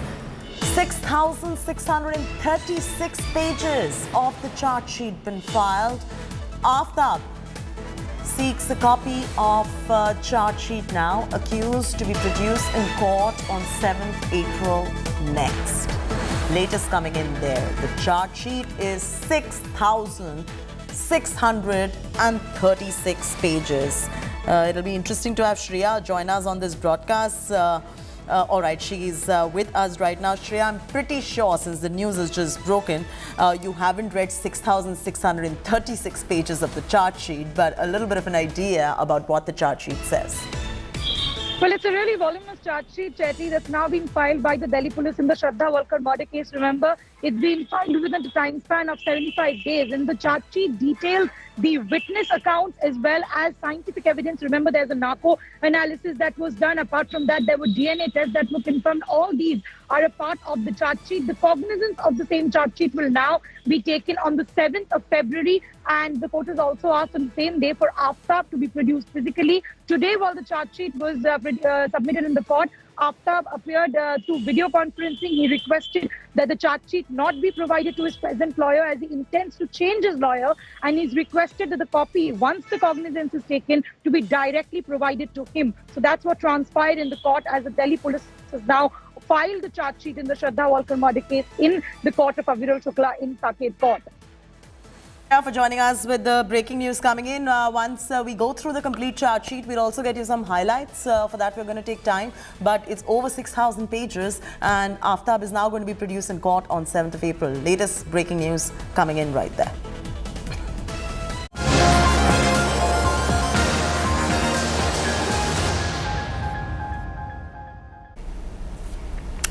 Several student bodies across various Indian universities are planning to screen BBC documentary on Prime Minister Modi days after the centre restricted the airing. Students screened the documentary at the University of Hyderabad campus on Sunday. While the university's administration said awaiting a report on the incident, the Students' Union has now denied doing anything illegal or wrong. Meanwhile, the Jawaharlal Nehru University Students' Union had planned to screen the documentary in the campus at 9 p.m. this evening. However, The JNU administration has now asked the students' body to cancel it, citing no prior permission was sought for this screening. A complaint has been filed against JNU-SU, which is the student union, seeking preventive measures against the screening. However, JNU-SU president has stated they are going to go ahead with the screening despite the JNU admin notice. Students wing of SFI, DYFI, Kerala Congress are all planning to screen the documentary at several different places in Kerala. Controversy erupted in Hyderabad Central University campus after a screening of the BBC documentary India, the Modi Question, was done by a group of students in the North Shopping Complex of the Hyderabad Central University campus on Saturday evening around 7:30 p.m. After which the ABVP has filed a complaint with the university authorities and demanded action against the group of people who have screened this documentary at the university campus. ABVP has also alleged that this move was to disturb peace and harmony inside the campus, and this was not done according to the protocol by taking permission from the university. However, the student union leader of the Hyderabad Central University campus have stated that if the university takes any action against the group of students who have screened this BBC documentary, then there will be a mass screening that will be organized inside the campus after the action pertaining to this incident, if so, will be taken from the university authorities. With camera person Damodar, Abdul Bashir, Hyderabad. वो documentary है और documentary का कोई भी भारतीय सरकार द्वारा कोई भी नोटिस नहीं है कि वो बैन है या जो भी है। तो यहाँ पे कुछ लोगों ने डॉक्यूमेंट्री जो है दिखाई और आज जेएनयू में भी दिखाया जा रहा है, अलग अलग विश्वविद्यालय में दिखाया जा रहा है और हम वो डॉक्यूमेंट्री फिर से दिखाएंगे यहाँ पे। You have a freedom of expression. Yes, you can talk anything, and you people are humiliating Modi and scolding Modi and government of India. You are doing that from lot of years when government Modi ji came into the power. You have that freedom. So, but my question: why you people telecast this screen this documentary? Because you want to destroy the peace and harmony inside the campus. So my question to the organizers, Campus Fraternity Group of India, student group, I am questioning them. So you don't want the university is a peace. ये लोकतंत्र पे हमला है, ये JNU के छात्रों की आज़ादी पर हमला है, ये देश की आज़ादी पर हमला है। प्रशासन ने तो मना किया है, लेकिन हम लोग प्रेशर बना रहे हैं और स्क्रीनिंग कराना ऐसा नहीं है कि इससे पहले जेएनयू में स्क्रीनिंग नहीं हुई है। अगर ये स्क्रीनिंग आज नहीं हो पाती है किसी भी प्रेशर की वजह से, तो हम ये मानेंगे कि देश में लोकतंत्र, देश का लोकतंत्र दोनों खतरे में है। Administration of JNU has always been directed the students not to screening the documentary, the controversial documentary. But we have seen the previous conduct of this student union that they have not been obeyed the directions and advisory given by the administration.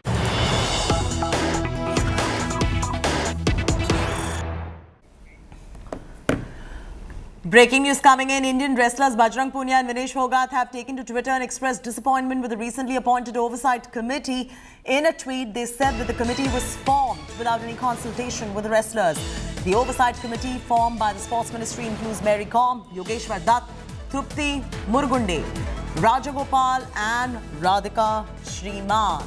Latest coming in, there's dangal going on at the moment, as you already know, for justice by the Indian wrestlers. Now, Bajrang Punia, Vinesh Phogat have taken to Twitter expressing disappointment with the recently appointed oversight committee.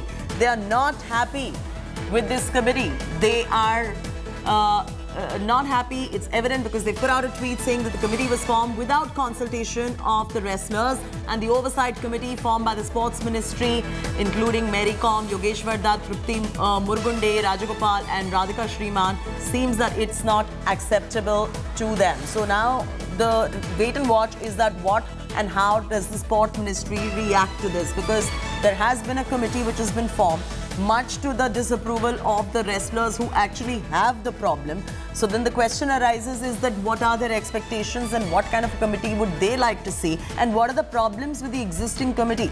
Is it a problem with the members of this committee? If so, which members of the committee they have a problem with? All of this is something that our reporters will get you, because we'll have to hear it from the horse's mouth. We'll have to hear it from the Indian wrestlers what their objection really is. But prima facie, from the tweet they've put out, it's very evident that this is not acceptable to them. And now the onus definitely falls on Anurag Thakur's ministry, the sports ministry, to come up with a plausible resolution which is acceptable to everyone. Nikhil Naz now joins us. Nikhil, many questions come up. What is the issue with this panel? And if there is an issue with this panel, who exactly do they have a problem with in this panel? And what, according to them, would be a plausible course of action? And then the onus then falls on the sports ministry too. Well, Jyoti, just to let you know, I mean, you remember that the aggrieved wrestlers had a meeting with the sports ministry, and in fact, it was 2 rounds of meeting that they had at the sports minister's residence. They were assured that, listen, they will form a committee, and that committee will fairly look into all the charges that were being leveled against the Wrestling Federation. After which the wrestlers then called off their dharna, which they were doing at Jantar Mantar. But what the wrestlers are unhappy about is that 5-member committee that has been set up by the sports ministry. They haven't named anyone, but have said that a few members of that committee, they say that, we were told at the time that when the committee would be set up, we would be consulted in terms of the members that would have been appointed. But they say, unfortunately, we were not consulted, and the committee has been set up without any consultation. And this is something that they're not happy about. They really haven't come out and named any member who they wouldn't want in the committee. So that's not been made clear. But it's clear right now, and it's not just one wrestler. We've heard it now from. Nikhil, it's important to know what exactly the problem is with this particular committee. Yes, they voiced their displeasure, but what exactly is the problem? Because unless and until they say what they have a problem with, the sports ministry will not be able to take corrective course of action. Well, that's right, Jyoti. So we'll have to wait for the wrestlers then to come out what that really problem is, something that they really are aggrieved about at the moment. Probably they don't want to come out in the open and address it in the media. Probably they want to address it behind closed doors, to go to the sports minister and then actually come out with their problem. But clearly, they would have tried to make an attempt in getting their message across to the sports ministry. Once that may not have happened, that's when they've decided to go public. Maybe now that the media highlights, maybe they will have another round of meeting and they can actually pinpoint is there an individual that they have an issue with? Is it the entire committee that they're not happy about? Also, you must remember there are 2 members of this committee that are also in the committee. Could it also be that, they were consulted by the sports ministry? They, in principle, agreed to have an oversight committee, but now, after the names of the committee members have come out, they are disapproving of the people who formed the committee. Well, that's exactly how it is, Chetty. As I mentioned at the start, that this was agreed upon, that there will be a committee in place. This was agreed by both the parties, and that was made very clear earlier. It's clearly after the names that have really come out that they're unhappy about it. It's clearly the composition of the committee that hasn't gone down well with the wrestlers. That's pretty evident, because that they wanted a committee. This is something that was agreed upon by both parties to begin with. So over and above a tweet, Nikhil, are they planning to now have a private dialogue with the sports ministry? Are they planning to go ahead with some dharna? What is their course of action? Because we just have a tweet at the moment. Well, Jyoti, I mean, since this is a developing story, we get to know what their next course of action is. Having seen what has transpired, recently, you could fairly assume that they may have tried to get that message across to the sports ministry. Once it did not, probably, I mean, this is the last resort when you go public, because, once then it is highlighted by the media, there will be some sort of a, dialogue then between sports ministry and the wrestlers, though there could still be a question asked. I mean, sports ministry on their own accord could be right if they were to question why should the sports ministry be consulting the wrestlers as to what the composition of that committee should be. I mean, if you want a fair and independent committee, and if you're not happy with certain players, should the wrestlers who are also party to that entire investigation be the ones that decide who the members should be? That's a very good point. That same thing. That's a very good point. point. Thing, you could then have the. But then the other side, Nikhil, is that you're running into the same argument on the other side as well, because the person who they've complained against is a Bharatiya Janata Party member, and the sports ministry, as you already know, the Anurag Thakur is from the BJP. So that there's another side of that argument. All right, Nikhil is going to be joining us in moments from now with all the very latest on this story. But moving on now.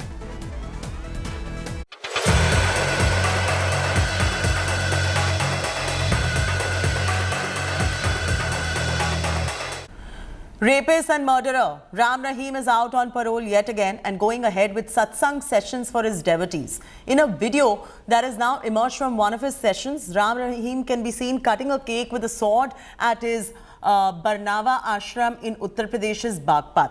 The rape and murder convict is out on 40-day parole and was seen celebrating at his ashram by cutting this massive cake with a sword, which is also a prohibited activity under the Arms Act. In the video, you can see there, we're playing that visual will come on your screens in moments from now. He can be seen and heard saying that he's cutting a cake after 5 years, so should be celebrating by cutting 5 cakes. Between 2020 to now, Ram Rahim has been granted a parole of 133 days in all, which has sparked a massive outrage anyway, and a debate on whether the self-styled godman is enjoying VIP treatment in jail.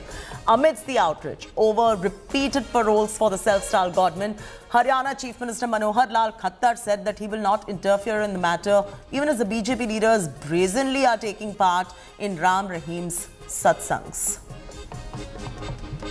तो जैसे अभी उन्होंने बोला कि जी 5 साल बाद हमारे साथ मना रहे हो, तो फिर 5 केक तो काटने बनते ही हैं। तो आज पहला आपके लिए लेके आ रहे हैं जी पवार साहब। गुरु जी धन धन सदगुरु तेरा आसरा गुरु जी। आशीर्वाद बेटा, आशीर्वाद। बोलिए बेटा। शरण वंदन आपको। तो आज सरसा में व्यवस्था अभियान जो चलाया जा रहा है, तो इसमें आम जनमानस की जरूरती व्यवस्था के प्रति आपने समय समय की है। मैंने पानीपत के अंदर व्यवस्था अभियान के लिए आपको दरखास्त लगाई थी। पानीपत में इतना व्यवस्था अभियान आपने कराया था, आज लोग याद रखते हैं। तो इसलिए जो नरेंद्र मोदी का विशेष व्यवस्था अभियान का है, उसमें आपकी तरफ से इतना सहयोग मिल रहा है। आम जनमानस की सोच बनी है, स्वास्थ्य बहुत जरूरी है जी। सतगुरु तेरा आसरा। आशीर्वाद बेटा, आशीर्वाद। आज स्वच्छता अभियान पूरे हरियाणा प्रदेश में, देश में चलाया आज जी। इसके लिए आपको बहुत बहुत बधाई। संत शिरोमणि रविदास जयंती कार्यक्रम है 3 फरवरी का, स्टेट लेवल फंक्शन।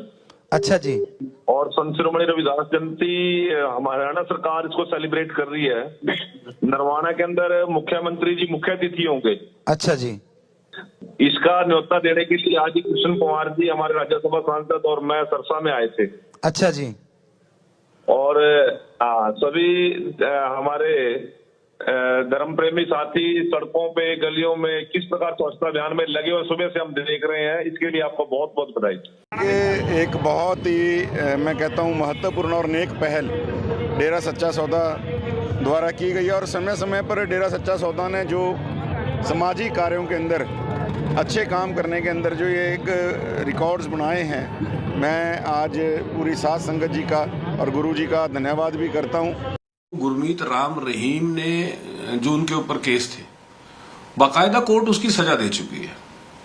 अब सजा वो भुगत रहा है, लेकिन हमारे कानून के अंदर प्रावधान है पैरोल का और फरलो का। और जब एक व्यक्ति को संविधान ने अधिकार दिया है और वो अपने अधिकार का उपयोग करता है, मुझे लगता है कि ये कानूनी विषय है, संवैधानिक विषय है। आप किसी व्यक्ति के संविधान में दिए अधिकारों को तो छीन नहीं सकते। इस तरह से राम रहीम को करीबन 2 साल से के कम अंतराल के अंदर भी 131 दिन की जिस तरह से पैरोल मिली है, तो मुझे लगता है कि ये सरकार की कहीं ना कहीं राम रहीम के प्रति जो है एक तरह से आस्था जो मंत्री व्यक्त करते थे, उसी आस्था के तहत में इस तरीके का बेल मिलना जो है लगातार जारी है। और अगर आम आदमी को देखा जाए तो आम आदमी की पैरोल इस तरीके से नहीं मिलती। और इस बाबा राम रहीम पे पूरी कृपा जो है सरकार एक तरीके से कर रही है। ये जानकारी आप ही मुझे दे रहे हैं कि उनको पैरोल मिली है, और अगर मिली है तो कोई प्रोसीजर के अंतर्गत मिली होगी, कोई उनका अधिकार होगा। इसमें हम कोई न दखलंदाजी करते हैं न कभी करेंगे। ये तो हर व्यक्ति, हर कैदी जो होता है उसके अपने व्यवहार के हिसाब से एक नियमावली है, उस नाते से अप्लाई करते हैं। जब भी अप्लाई करेंगे, अगर वो ड्यू होगा तो मिलेगी, नहीं ड्यू होगा तो नहीं मिलेगी।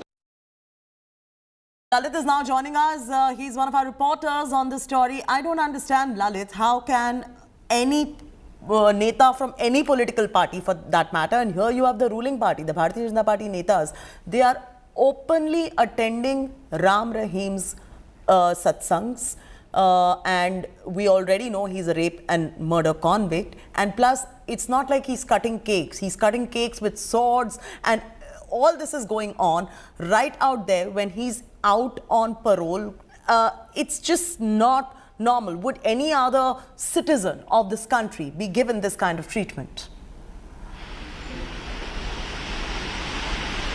Definitely, if it seems that BJP has BJP is giving a special treatment to the self-claimed godman Dera Sacha Sauda Ram Rahim, and the way since he has been convicted, 133 days he has been on the parole and furlough in the past after. We can hear you. Lalit, go ahead. Lalit, go ahead. We can hear you. Exactly what I was saying. That it seems that 133 days parole and furlough has been given to the self-claimed Godman Dera Sacha chief Ram Rahim. But if we talk about the opposition, especially the Punjab Akali Dal, very clearly saying that special treatment is being given, while if we talk about the Sikhs who are being present, who has already, the inmates who have been in the prison and already taken their sentence, have not been released. So if you talk about Dera chief, the way after the release he has cut the cake with the sword, it clearly shows the special treatment being given. And other than that, two ministers of Haryana, what we call Krishan Pal Gujjar and Krishan Bedi, could be seen attending the satsang. So it seems that a special treatment is being given to the Dera chief. But if you talk about the Haryana Chief Minister Manohar Lal Khattar or the jail minister, clearly saying that he has been given the parole as per the law. And under the, if we talk about the Haryana... All right, Lalit, thanks for joining us with those details right there. I just want to put it out there. 133 days of parole for Ram Rahim. Gurmeet Ram Rahim of Dera Sacha Sauda. A murder convict, a rape convict. In 2019 to 2020, 6 parole applications were rejected. In 2020, what happened? Let's go there now. Granted a day's parole on 24th of October to meet his ailing mother. Then comes 2021, granted a day's parole on 21st May, again to meet his ailing mother. Now, 2022, 21 days in February for Punjab Assembly polls, 30 days in June for Haryana municipal polls, 40 days in October by polls in Adhampur and Himachal polls as well. And in 2023, which is this year, 40-day parole from 21st of Jan.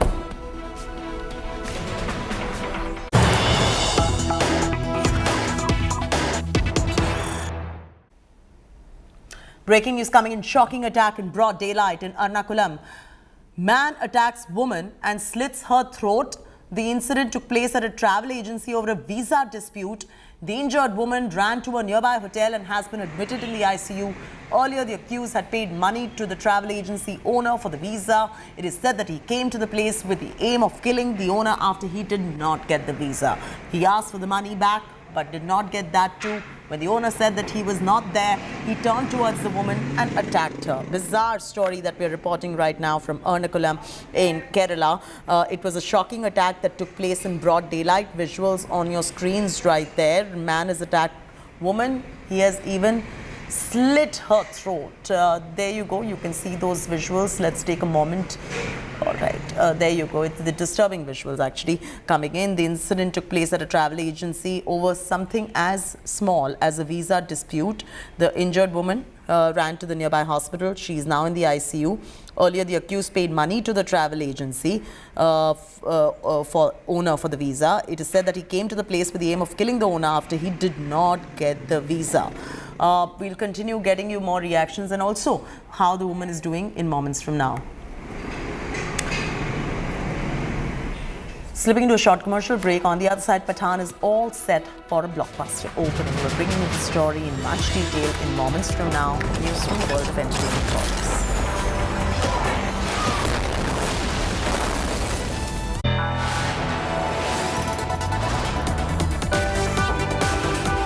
You are watching India Today.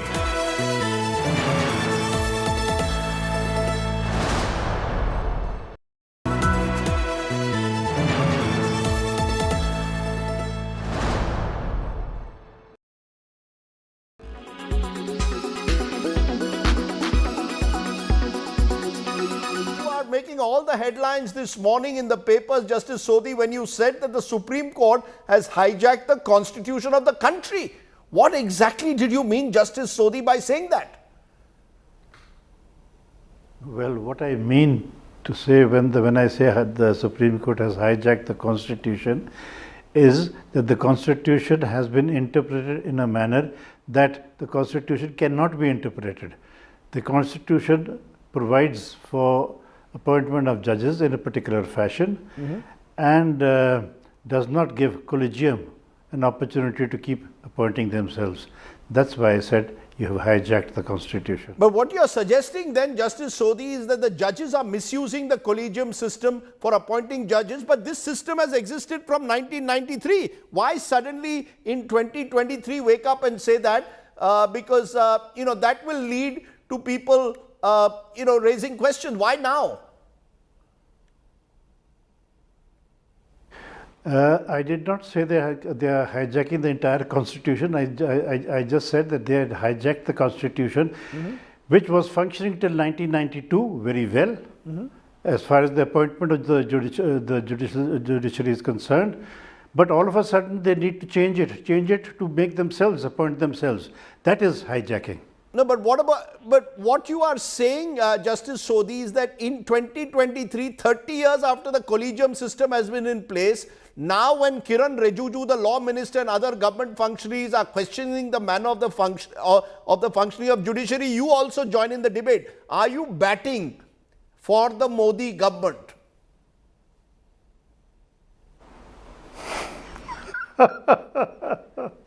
I am not batting for anybody. This interview I gave on the 8th or 9th of January. I did not know what the law minister was doing or is going to use it or not use it. Mine was an innocent answer to a question asked by me by a journalist, and that is it. I had no other political motive to it. But if you can use it, what can I do about it?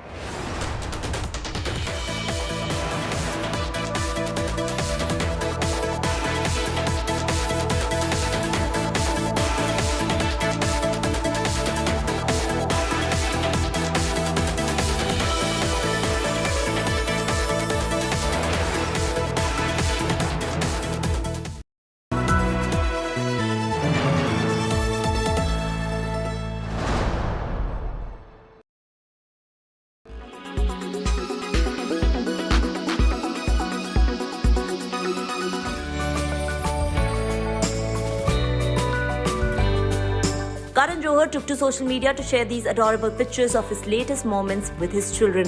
He posed with Yash and Ruhi while cuddling them in his lap. Along with these monochrome photos, he even penned a long note. He wrote, and we quote, "Being a parent is not an emotion, it's an explosion of every emotion you may have experienced. Words are not the best way to describe the feeling of being a parent. If only cuddles had a language of their own. Thank you for shooting these precious images." His friends from the industry, including Kiara Advani, Abhishek Bachchan and Neetu Kapoor, among others, were quick to shower their love. On work front, Karan Johar is busy working on his upcoming directorial Rocky Aur Rani Ki Prem Kahani starring Ranveer Singh, Alia Bhatt, Shabana Azmi, Dharmendra and Jaya Bachchan.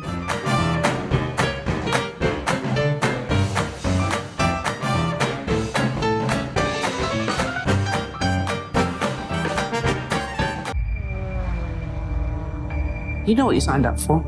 Gear up for Alia Bhatt's Hollywood debut as streaming giant Netflix has announced August 11th as the release date of her film Heart of Stone. The makers also shared the first glimpse of her character along with her co-star Jamie Dornan. Heart of Stone is going to be extremely epic. It's a super grounded, raw action thriller. For the unversed, Heart of Stone will see Alia performing a few stunts, and interestingly, she was also a few months pregnant when she was shooting for this film. Heart of Stone also features Gal Gadot. We really wanted to make sure we keep it realistic so people can feel the pain. Rachel Stone lives off the adrenaline. She's addicted to it.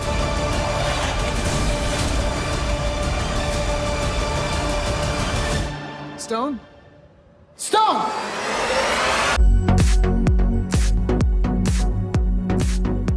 Sara Ali Khan has reportedly quit management agency The Collective after 5 long years. According to reports, Sara and the agency board decided to part ways amicably for better future projects. The buzz is Sara has now joined Karan Johar and Panti Sajde-led Dharma Cornerstone Agency, and they will now exclusively manage films, web series and brands for her. On work front, Sara Ali Khan has begun prepping for her upcoming project titled Metro in Dino, which is being directed by Anurag Basu. The film will see Sara sharing screen space with Aditya Roy Kapoor for the first time. The actress has also finished shooting for Ae Watan Mere Watan. Sara Ali Khan will even be sharing screen space with Vicky Kaushal in Lakshman Utekar directorial. For the unversed, she was last seen in Atrangi Re alongside Dhanush and Akshay Kumar. Like Ravan, he wants me to go.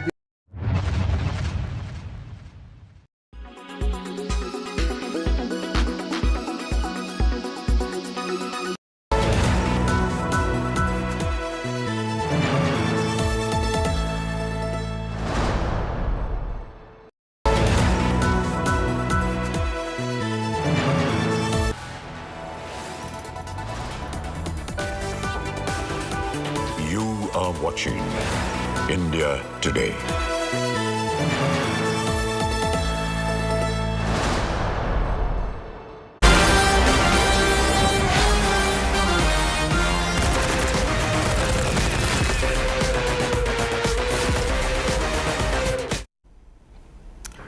Shah Rukh Khan's comeback film Pathaan is all set for a blockbuster opening. Advance ticket sales have been booming on online ticketing platforms.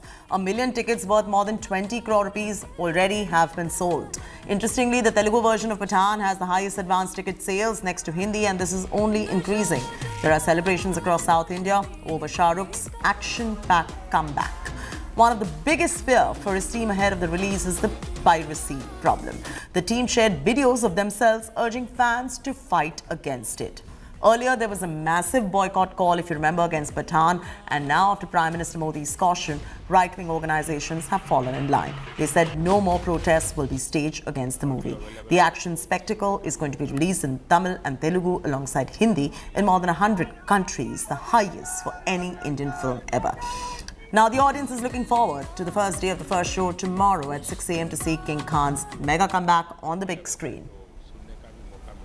मैं लोगों से यही कहता था कि ऐसी और 3-4 फिल्में हमारी इंडस्ट्री में चाहिए, सुपर हिट हो रहा लगातार, ताकि एक जो पैंडेमिक के बाद एक जो ठंडा हो गया था मामला, ऑडियंस को एक फिर से मजा आना शुरू हो और थिएटर में आने की आदत पड़े।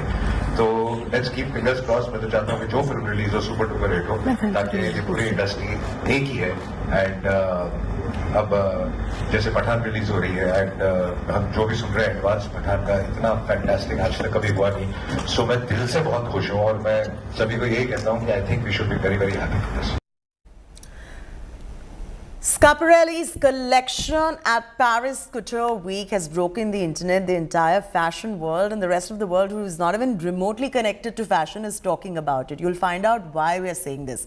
You had Doja Cat's devilish all red ensemble to Kylie Jenner wearing a lion's head on her dress. The collection that was inspired by Dante's Inferno has become a big talking point. Here's a look at my report.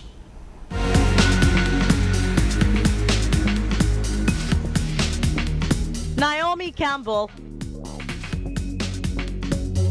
Shalom Harlow, Irina Shayk. Well, no, they did not go to a zoo. This was the Schiaparelli showcase at the Paris Couture Week 2023. An eye-catching, attention-grabbing showcase of couture from the house of Schiaparelli has the internet gone wild. The spring 2023 show also saw Kylie Jenner in the front row wearing a signature outfit from this collection. There was the leopard, the lion, and the she-wolf representing lust, pride, and avarice in Dante's allegory in hand-sculpted foam fabric with wood, resin, silk for fur, and all hand-painted to make it come to life as much as possible. Dante's Inferno is an allegory or a poem or a story with a hidden meaning, which is usually religious or political, to convey a tale of soul's journey through sin to salvation.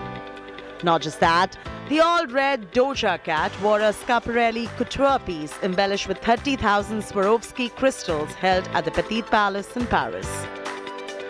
Pat McGrath even thanked Doja Cat on Instagram for having the patience to sit for 4 hours and 58 minutes. That's 2 minutes short of 5 hours to create this iconic look. While there has been an ongoing debate on the quote-unquote problematic representation of taxidermied animals, Schiaparelli as a brand has stated that no animals were harmed in making this look. Daniel Roosberry's signature surreal gold-plated faces with glistening bronze gold face and body paint did make a statement on blurring the boundaries between real bodies and inanimate objects. While the world has always seen Balenciaga making headlines and controversies, and thanks to Demna Gvasalia, the brand is always the one which is in news, Schiaparelli's creative director Daniel Roseberry this time almost seems to have cracked the Demna code. In New Delhi, Sheti Narula for India Today. Well, there's also a raging debate going on as far as this particular showcase was concerned, but more on that later. It's time now for a short commercial break.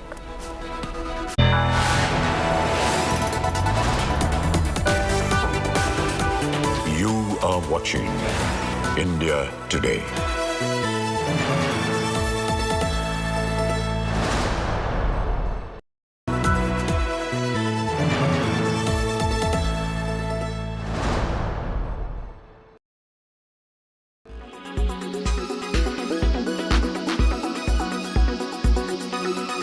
Congratulations on this good set of numbers that you've reported. Your own take, was it in line with your expectations or better than your expectations? And also, what were the key factors that really supported the bottom line?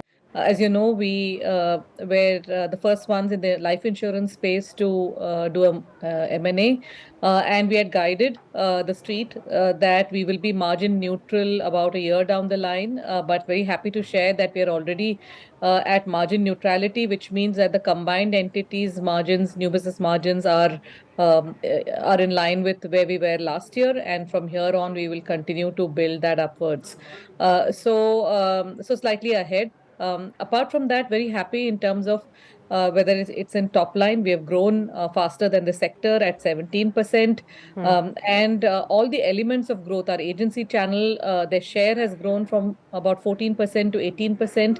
Annuity has trended upwards about 60%. Protection sequential growth has been about 13-14%. Credit life has grown upwards of 50%. And hence, because of all of this, this has not surprisingly resulted in fairly healthy margins and also a healthy PAT, like you mentioned, of over 15% growth. What are the trends that you're already witnessing? 20th of January already here, in January, and for the entire FY23, can we safely say it's going to be a good growth year for HDFC Life? Yes, it's going to be a holistic year. Good growth in profitability, very steady in terms of quality of business, in terms of persistency.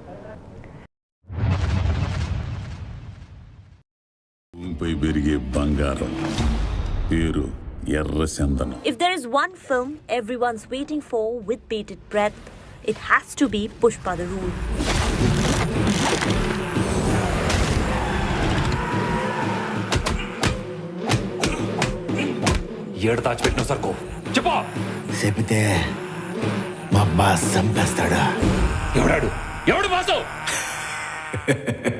The next in the Allu Arjun starrer franchise, which will be in continuation of its first part. It will witness the clash between his character Pushpa Raj and antagonist Bhavar Singh Shekhawat.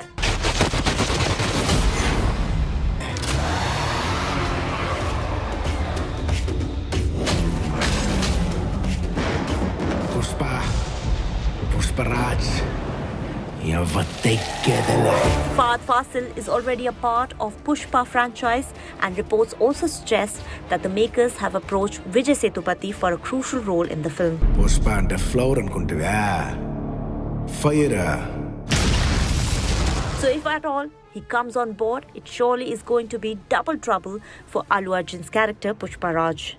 The film went on floors in August, and building up further excitement among fans, the makers shared behind-the-scenes picture from the sets of the movie.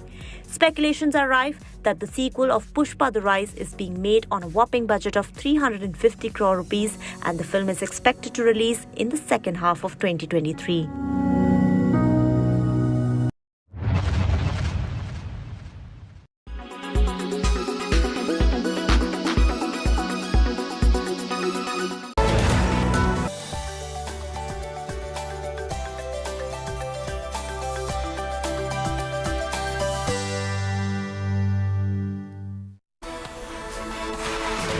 "45 days after Delhi's MCD results were announced, the position for National Capital's mayor still remains vacant.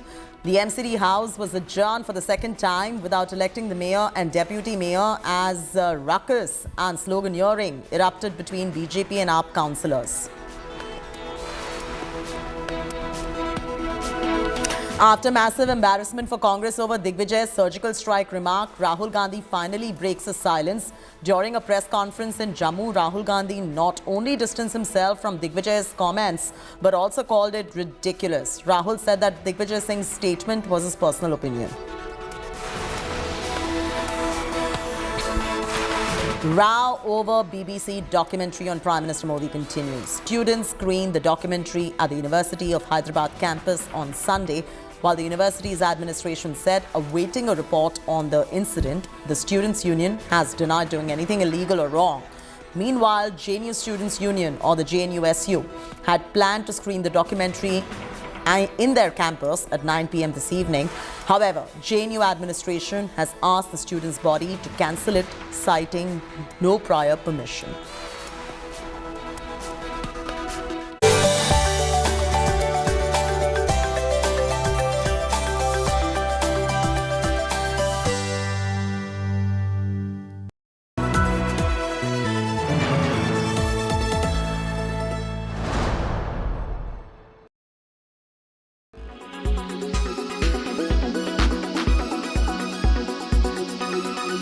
Mr.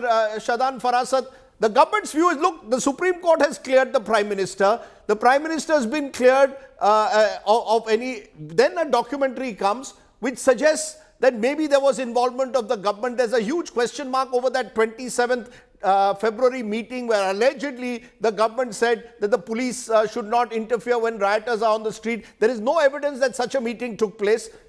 That evidence has been dismissed in a court of law by an SIT.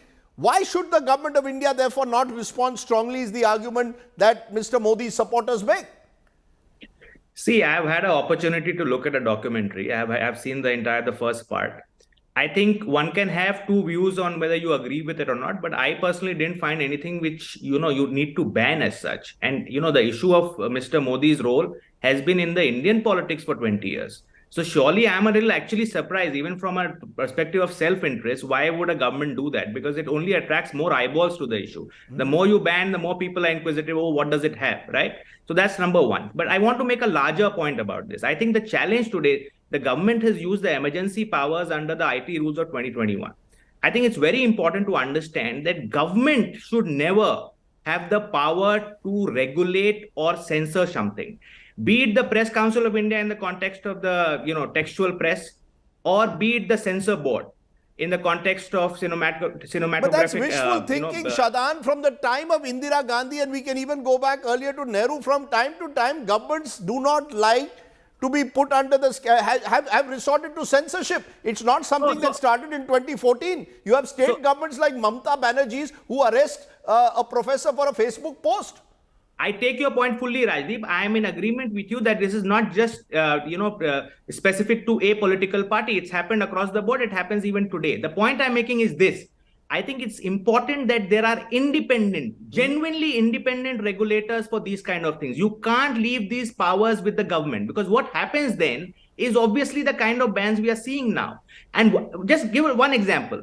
BBC has done this documentary. Possibly it does not even suit Rishi Sunak today. I mean, obviously we are Britain and India are in a negotiation over FTA. I'm sure Rishi Sunak, it's not in his interest to have this documentary come out. But because BBC is an independent broadcaster, right? It is capable of doing it. That's independence for you. So what we need is here independent regulations so that these kind of bans can't be done by the government. You need something genuinely independent. I take your point. Right. This has happened in the past. It happens, not limited to one political party. And I think it should be cured across the board. Okay, I think we should take the larger, as opposed to just going to 2002 role, etc., which we've had for last 20 years. I want to make a larger point as to direct government regulation of free speech. That should not happen. You made that point. You're saying that governments cannot censor. This should be left to an independent regulator.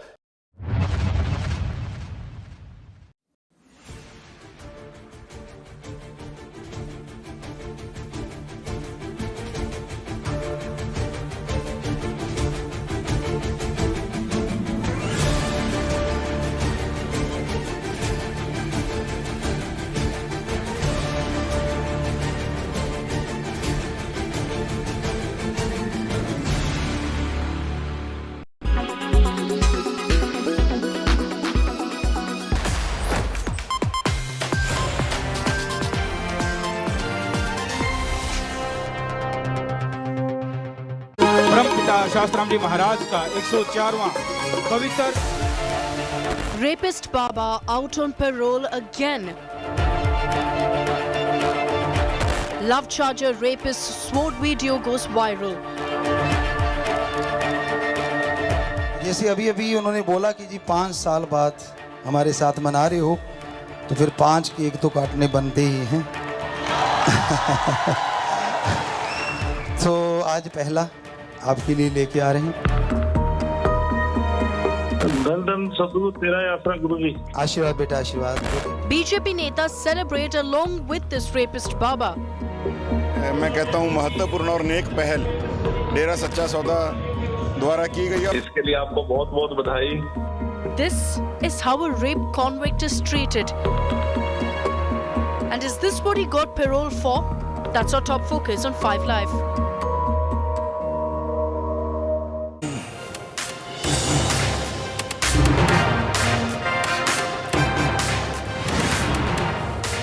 The next time someone says everyone is equal in the eyes of the law in this country, show them a picture of Gurmeet Ram Rahim and the shameless administrations, the systems, the judiciary, the bureaucracy that have allowed him to get parole once again in just a matter of a few months.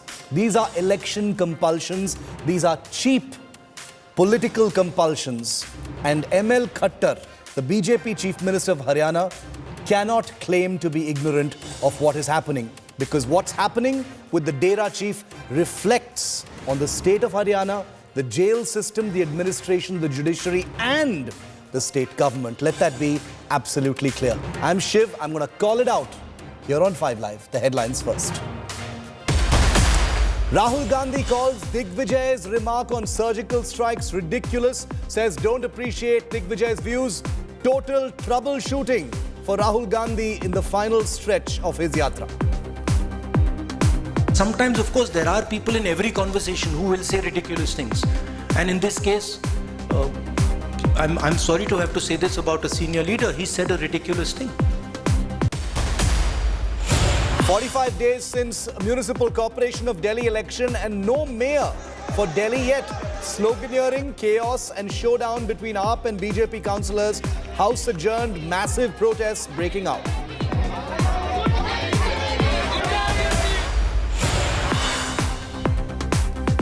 BBC Modi film storm rages in India. Kerala Congress and CPM to screen documentary across the state on Republic Day. ABVP files complaint over Hyderabad University screening.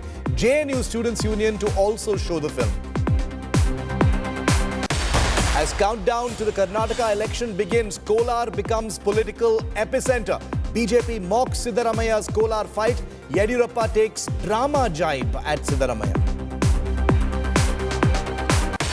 All eyes on RRR as official nominations for the Oscars to be announced at 7 p.m. India Today's big preview starts at 6:30 p.m. After the Golden Globes glory, more global laurels for RRR await.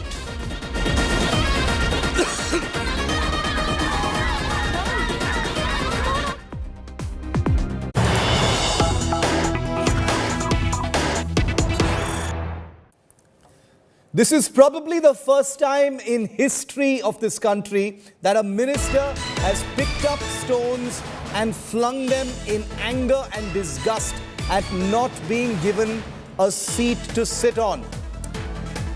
DMK Minister in Tamil Nadu, SM Nasser, is the man you see on your screen who was caught on camera throwing stones at DMK workers in Tiruvallur in Tamil Nadu.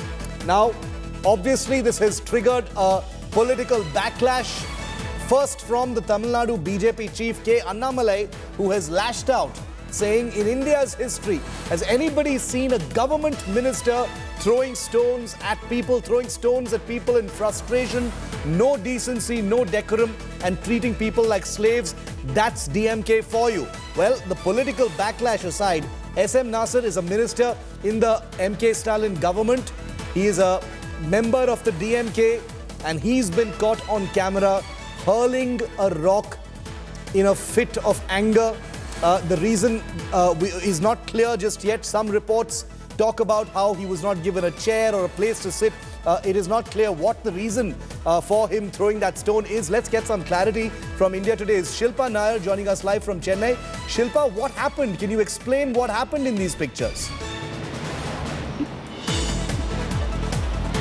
Well, Shiv, clearly the appeal made by Tamil Nadu Chief Minister and DMK Chief MK Stalin has fallen on deaf ears. Just few months back, MK Stalin had instructed his party colleagues to conduct themselves in a responsible manner when they are in public. But instance after instance, we are seeing how some of his party colleagues and some sitting ministers are creating embarrassment for the government. And in the latest instance, of course, it is DMK Minister SM Nasser who holds the portfolio for milk and dairy development. You can see in those visuals as to how he's picking up a stone and hurling that stone at a worker who was present.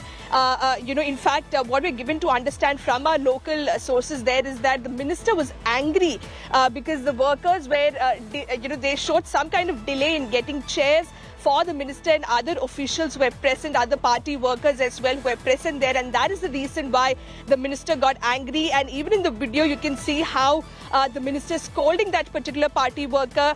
He then picks up a stone and hurls it at the worker. It's unclear as to whether that stone hit the party worker, but nevertheless this video has now gone viral on social media platforms, and like you rightly said, opposition parties, of course, are now taking it up. In fact, BJP chief K. Annamalai has taken to Twitter, and I'm just going to read out what he has tweeted. He said, in India's history, has anybody seen a government minister throwing stones at people? Display of this by a DMK government minister, Thiru Avadi Nasir, throwing stones at people in frustration. No decency, no decorum, and treating people like slaves. That's DMK for you. And not just the BJP, even the AIDMK has taken up this issue. We, of course, reached out to SM Nasir, but he was unavailable for comment, for any comment. But we are, of course, awaiting to get a reaction from the minister and the DMK government, because what has happened is completely unacceptable. This kind of high-handedness by a sitting minister is simply unacceptable, and we are, of course, waiting to hear what the minister has to say in his defense, because what is clear from the videos that he gets angry with the worker, he asks the worker for a chair, he then picks up a stone and throws it at that particular worker, which now, of course, has raised several questions, with many of them questioning the arrogance. Shilpa, stay with me. We have Kovai Satyan of the AIA-DMK, the opposition AIA-DMK, also with us for a reaction. The BJP has already reacted. Kovai Satyan, thanks for being with us here on India Today.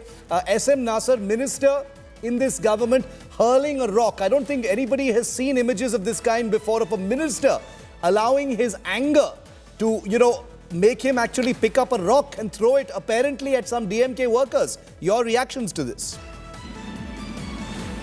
DMK party, its ministers and MLAs are a disgrace to Tamil Nadu. This action is highly condemnable.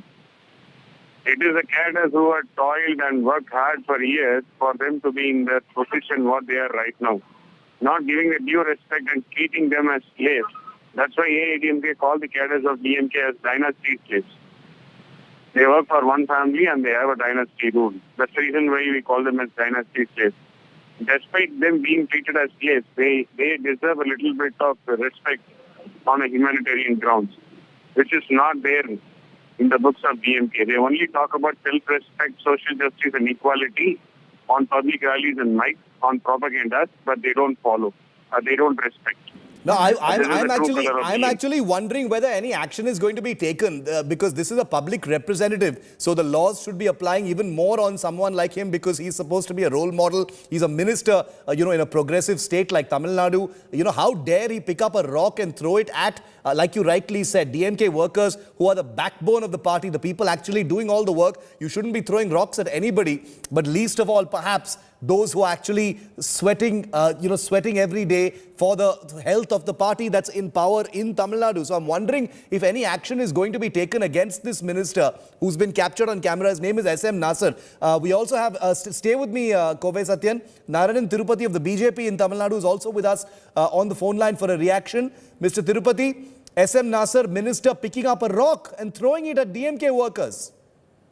That's ridiculous, sir. That is what we have been saying, that probably he would have thought about his early life, what he was doing before becoming a minister. And this is ridiculous, and Mr. Stalin is very slowly, witness to all these things. His ministers calling Annamalai in a very worst behavior, and his ministers calling the governor ridiculously and filthily. And all these are happening in Tamil Nadu. Now the minister throws a very big stone towards the public. They will be thrown out very shortly if this is going to continue. Mr. Stalin has said that he is having sleepless nights. And it is very clear that these ministers are giving him sleepless nights. So let us end the sleepless nights of Mr. Stalin. Okay, Narayan Tirupati, thanks very much for speaking to us. Shilpa and her team will continue to report on what action, if any, is going to be taken against this DMK minister. Picking up a rock and throwing it at DMK workers is what this man has been caught on camera doing. We'll keep you posted on any action if it is taken against him.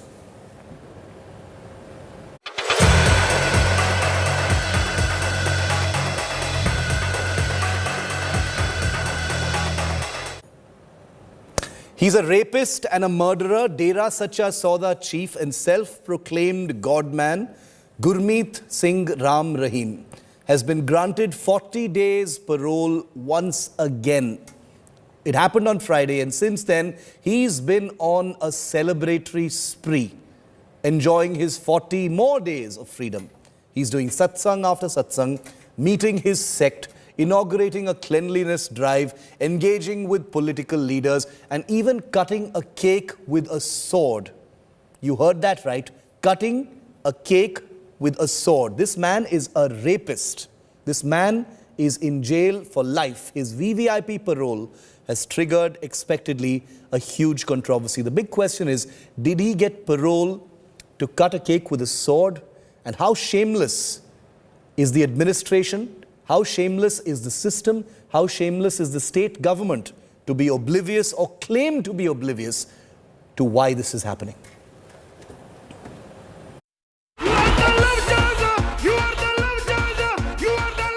Rape and murder convict, Dera Sacha Sauda chief Gurmeet Ram Rahim is out on parole again. The self-styled godman has started holding sessions for his followers. He was seen cutting a cake with a sword at an event in Barnawa Ashram in Uttar Pradesh's Bagpat.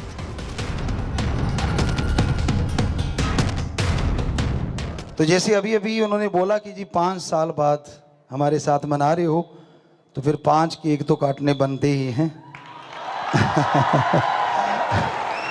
तो आज पहला आपके लिए लेके आ रहे हैं।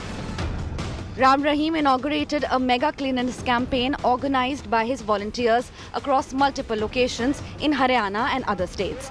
Senior BJP leaders from Haryana, including Rajya Sabha MP Krishnalal Pawar and former Minister Krishan Kumar Bedi, attended the event.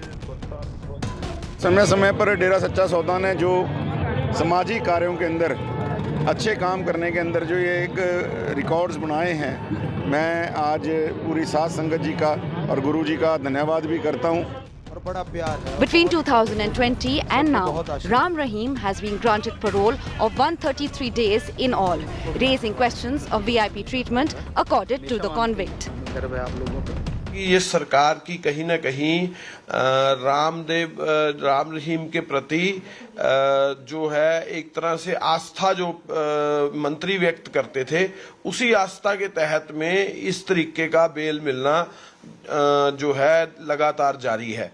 जब एक व्यक्ति को संविधान ने अधिकार दिया है और वो अपने अधिकार का उपयोग करता है, मुझे लगता है कि ये कानूनी विषय, संवैधानिक विषय है। आप किसी व्यक्ति के संविधान में दिए अधिकारों को तो छीन नहीं सकते।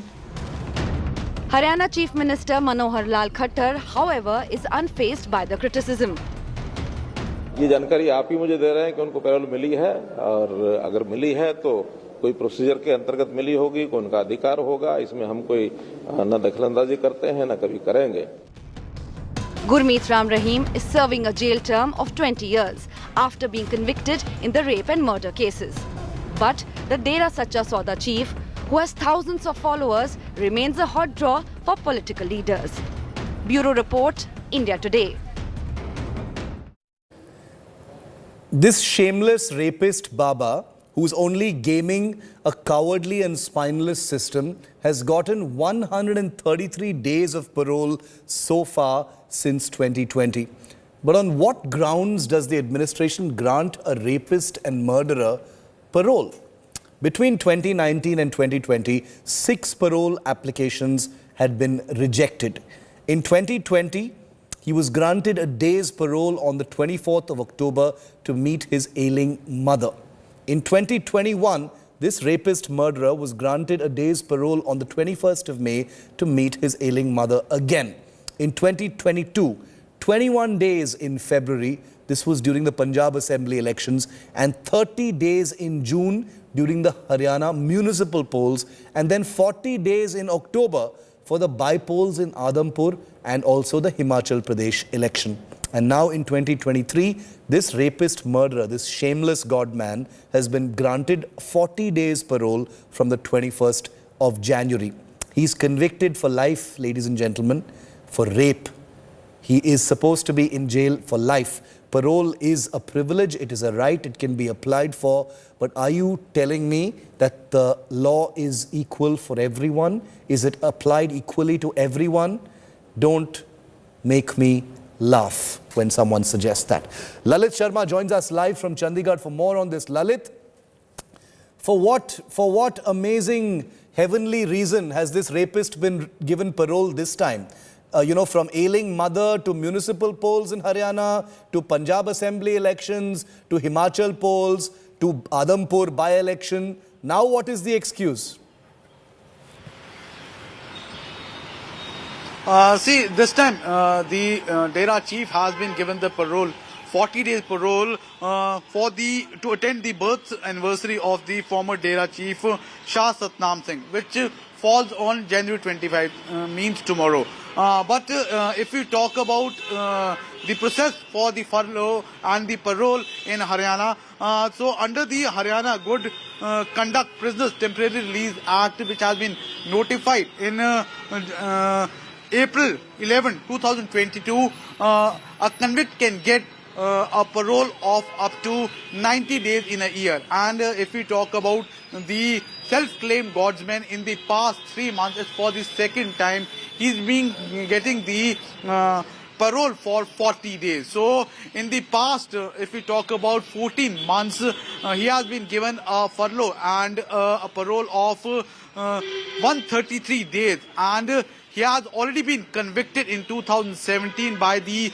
CBI Special Court in Panchkula on the rape and murder of the 2 disciples and the journalist Ram Chhatrapati. But if we talk about the Chief Minister of Haryana and the Jail Minister of Haryana, Lalit, we've got some breaking news. Stay with me. Former Haryana Chief Minister and Congress leader Bhupinder Singh Hooda has backed this rapist. Big surprise. I mean, no surprise at all. I'm being sarcastic, of course.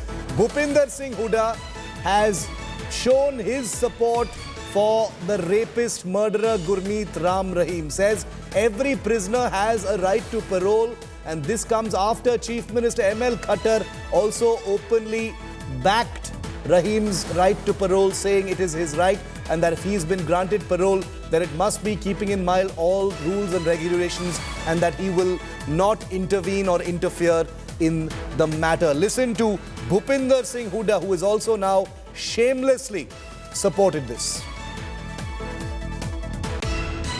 देखिए, payroll तो एक procedure होता है, सबका अधिकार है, किसको क्या मिलता है इस बारे में पैरोल बार-बार देना ठीक है, ये तो कैसे प्रोसीजर है? देखो, पैरोल तो एक प्रोसीजर है और उसमें मैं क्या कह सकता हूँ.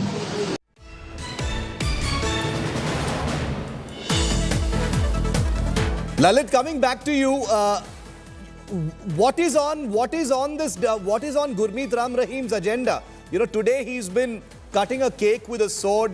I don't know if that violates certain norms and laws. But what are the next 40 days looking like for him? What all is he going to do? What all nautanki is he going to do?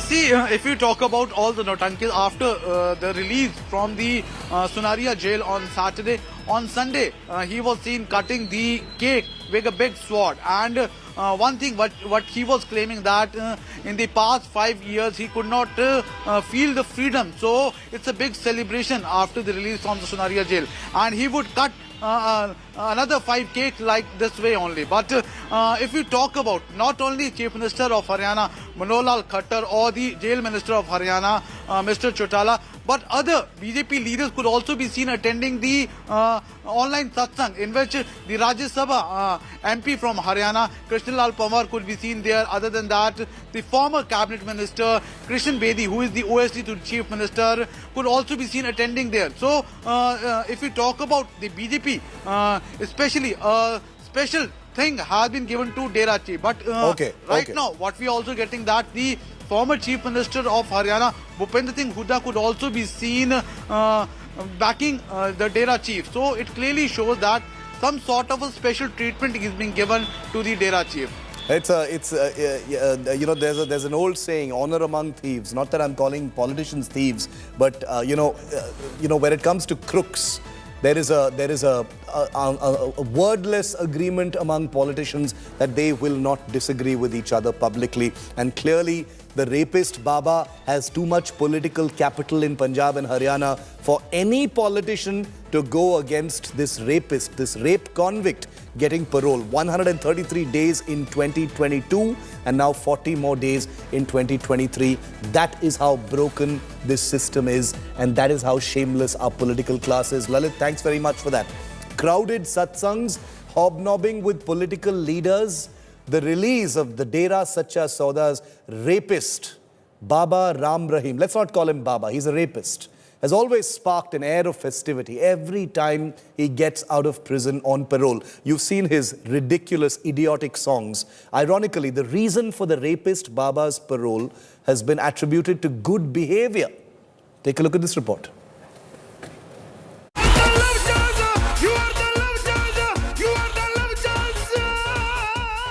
Dera Sacha Sauda chief is back in headlines. Rape and murder convict Gurmeet Ram Rahim, serving 20 years jail term at Rohtak Sunaria prison, is out on parole again. He has walked out just 3 months after he was granted a similar parole in the month of October. This time, Gurmeet Ram Rahim is likely to be out for 40 days. The previous time he was out on parole, he spent 40 days at the Barnawa ashram in UP. He had held satsangs and met with several political leaders who sought him out for blessings. The frequent parole to the Dera head has put the Khattar government under scanner. Haryana Jail Minister Ranjit Singh Chautala claimed the decision to release inmates on parole resets with the court and jail authorities. ये तो court decide करेगा कहाँ जाएगा. उन्होंने application जरूर लगाई है. कल उन्होंने एप्लीकेशन हमारे पास आई थी, हमने फॉरवर्ड कर दी. वो कमिश्नर तय करेंगे. तो उनके हमारा काम है, उनकी एप्लीकेशन आए आगे भेज देते हैं. हमने एप्लीकेशन भेज दी. अब वो कहाँ के लिए करेंगे, कितने दिन की पैरोल करेंगे, ये उनका काम है. हमें जो उन्होंने भेजी है उसमें 40 दिन की पैरोल के लिए लिखा है. Gurmeet Ram Rahim was convicted for hatching conspiracy to kill journalist Ramchandra Chhatrapati and raping 2 of his women disciples. Bureau Report, India Today. And in case anyone had forgotten, Ram Rahim is serving a 20-year jail term in connection with the rape of 2 of his female disciples at his ashram in Sirsa, where the Dera is headquartered. The self-styled God man was convicted by a special CBI court in August 2017 in Panchkula. He was also convicted in 2019 for murder. His conviction and the case against him led to widespread violence that the country has not forgotten yet. This was violence that he had the power to stop but did not. Take a look at how this self-styled God man turned rapist and murderer rose cunningly through the ranks.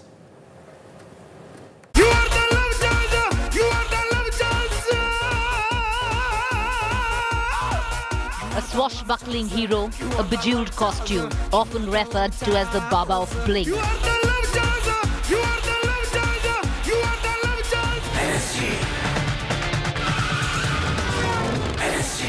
Thrashing bad guys, preaching piety, commanding a following that would make the biggest of mass leaders envious. आपके बहुत controversies भी हैं. अब ये क्यों है? आपका एक मर्डर केस की कंट्रोवर्सीज है, रेप की कंट्रोवर्सी है, कैस्टरेशन की कंट्रोवर्सी. अब आपकी सेंसर बोर्ड की भी कंट्रोवर्सी है कि आपने सेंसर बोर्ड के चीफ को रिजाइन करवा दिया. कि अगर कोई गुस्से में बोलेगा तो गुरुजी ने तब बोला था 24 घंटे वो खाना नहीं खाएगा. अगर लड़ेगा तो किसी को गालियां देगा या ऐसा. अगर थप्पड़ मारता है तो उसका 24 घंटे खाना बंद तो है ही, साथ में मौन व्रत, ताकि वो सुधारे अपने आप को कि क्यों मैं हाथ उठा रहा हूँ. सामने वाला भी इंसान है, सामने वाला भी बात कर सकता है, आप क्यों दबा रहे हो उसको. तो ये चीज़ें वहाँ बोलेगी तो हम कैसे सोच सकते हैं कि किसी को मारने का कल्पना भी नहीं की हमने कभी. Born in Rajasthan, Sri Ganganagar on August 15, 1967, Ram Rahim is a self-styled spiritual god man. His relationship with the Dera can be traced back to the times his father became a disciple of the Dera's second chief, Shah Satnamji, with Ram Rahim taking over as the Dera head in 1990. Ram, Ram, Ram. He enjoys a high security cover, political patronage, a lavish lifestyle, a cult following, and a belief of being an ultimate spiritual healer, the self-proclaimed hand of God.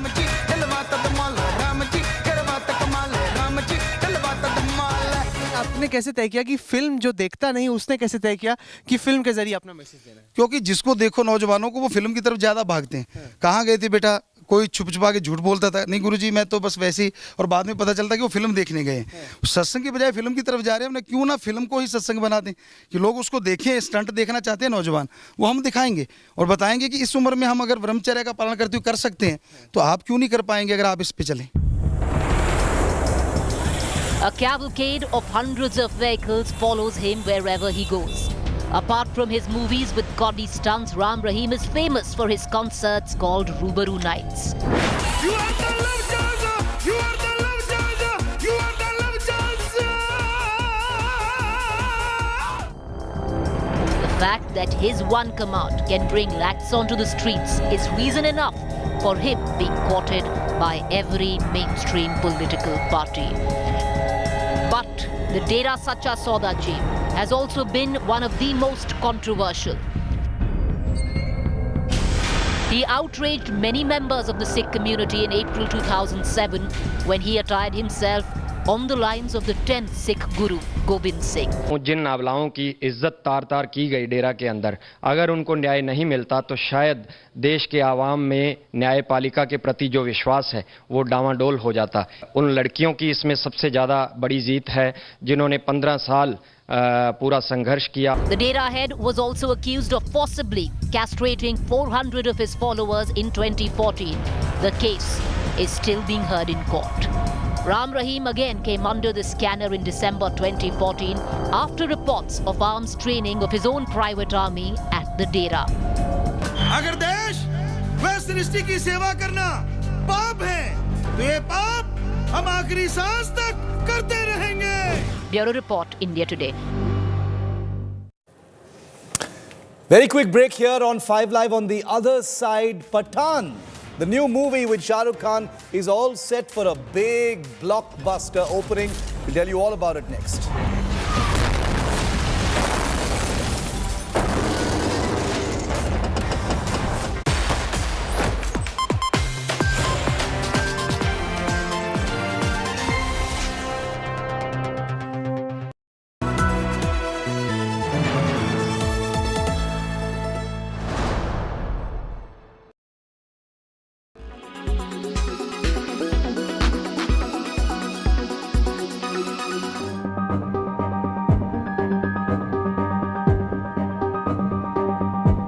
Just a month ago, the Google CEO was talking of artificial intelligence, job creation, and the Indian stack at Google for India conference in New Delhi.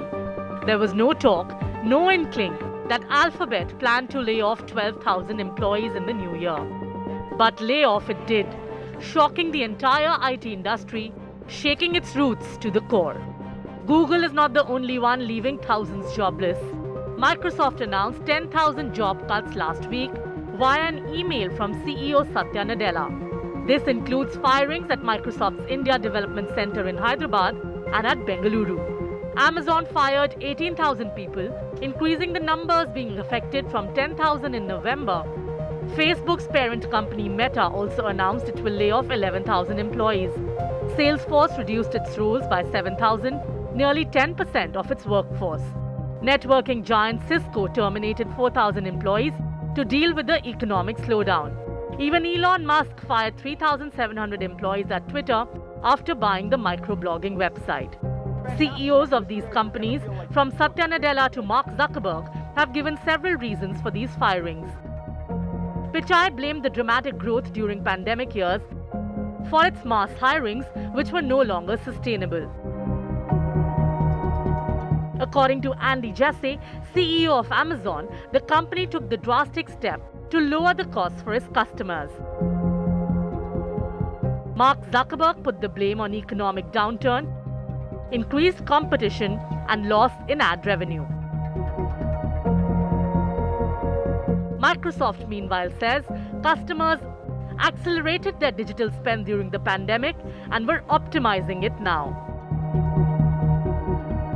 The layoffs contagion has also hit India, with some companies resorting to terminations. As reported first by Business Today TV, Wipro fired 450 freshers last week. Hirings have also slowed down in the sector. There are, however, outliers who are going against the flow. Not about Microsoft, all the tech companies that have been in news. Look at their hiring between 2019 and 2022. Their hiring had to be stepped up because the product needs had gone up 3x or 5x.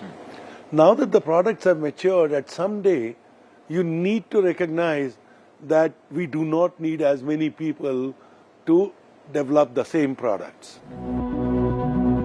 Even the global financial sector has witnessed mass job cuts, with titans like Goldman Sachs, Morgan Stanley, Credit Suisse, Deutsche Bank and Barclays firing thousands of employees. The situation, in fact, is worse than the 2008 financial crisis. Interestingly, the manufacturing sector, which faced the brunt during COVID, is firing on all cylinders now and is attracting talent like never before. Bureau Report, Business Today TV.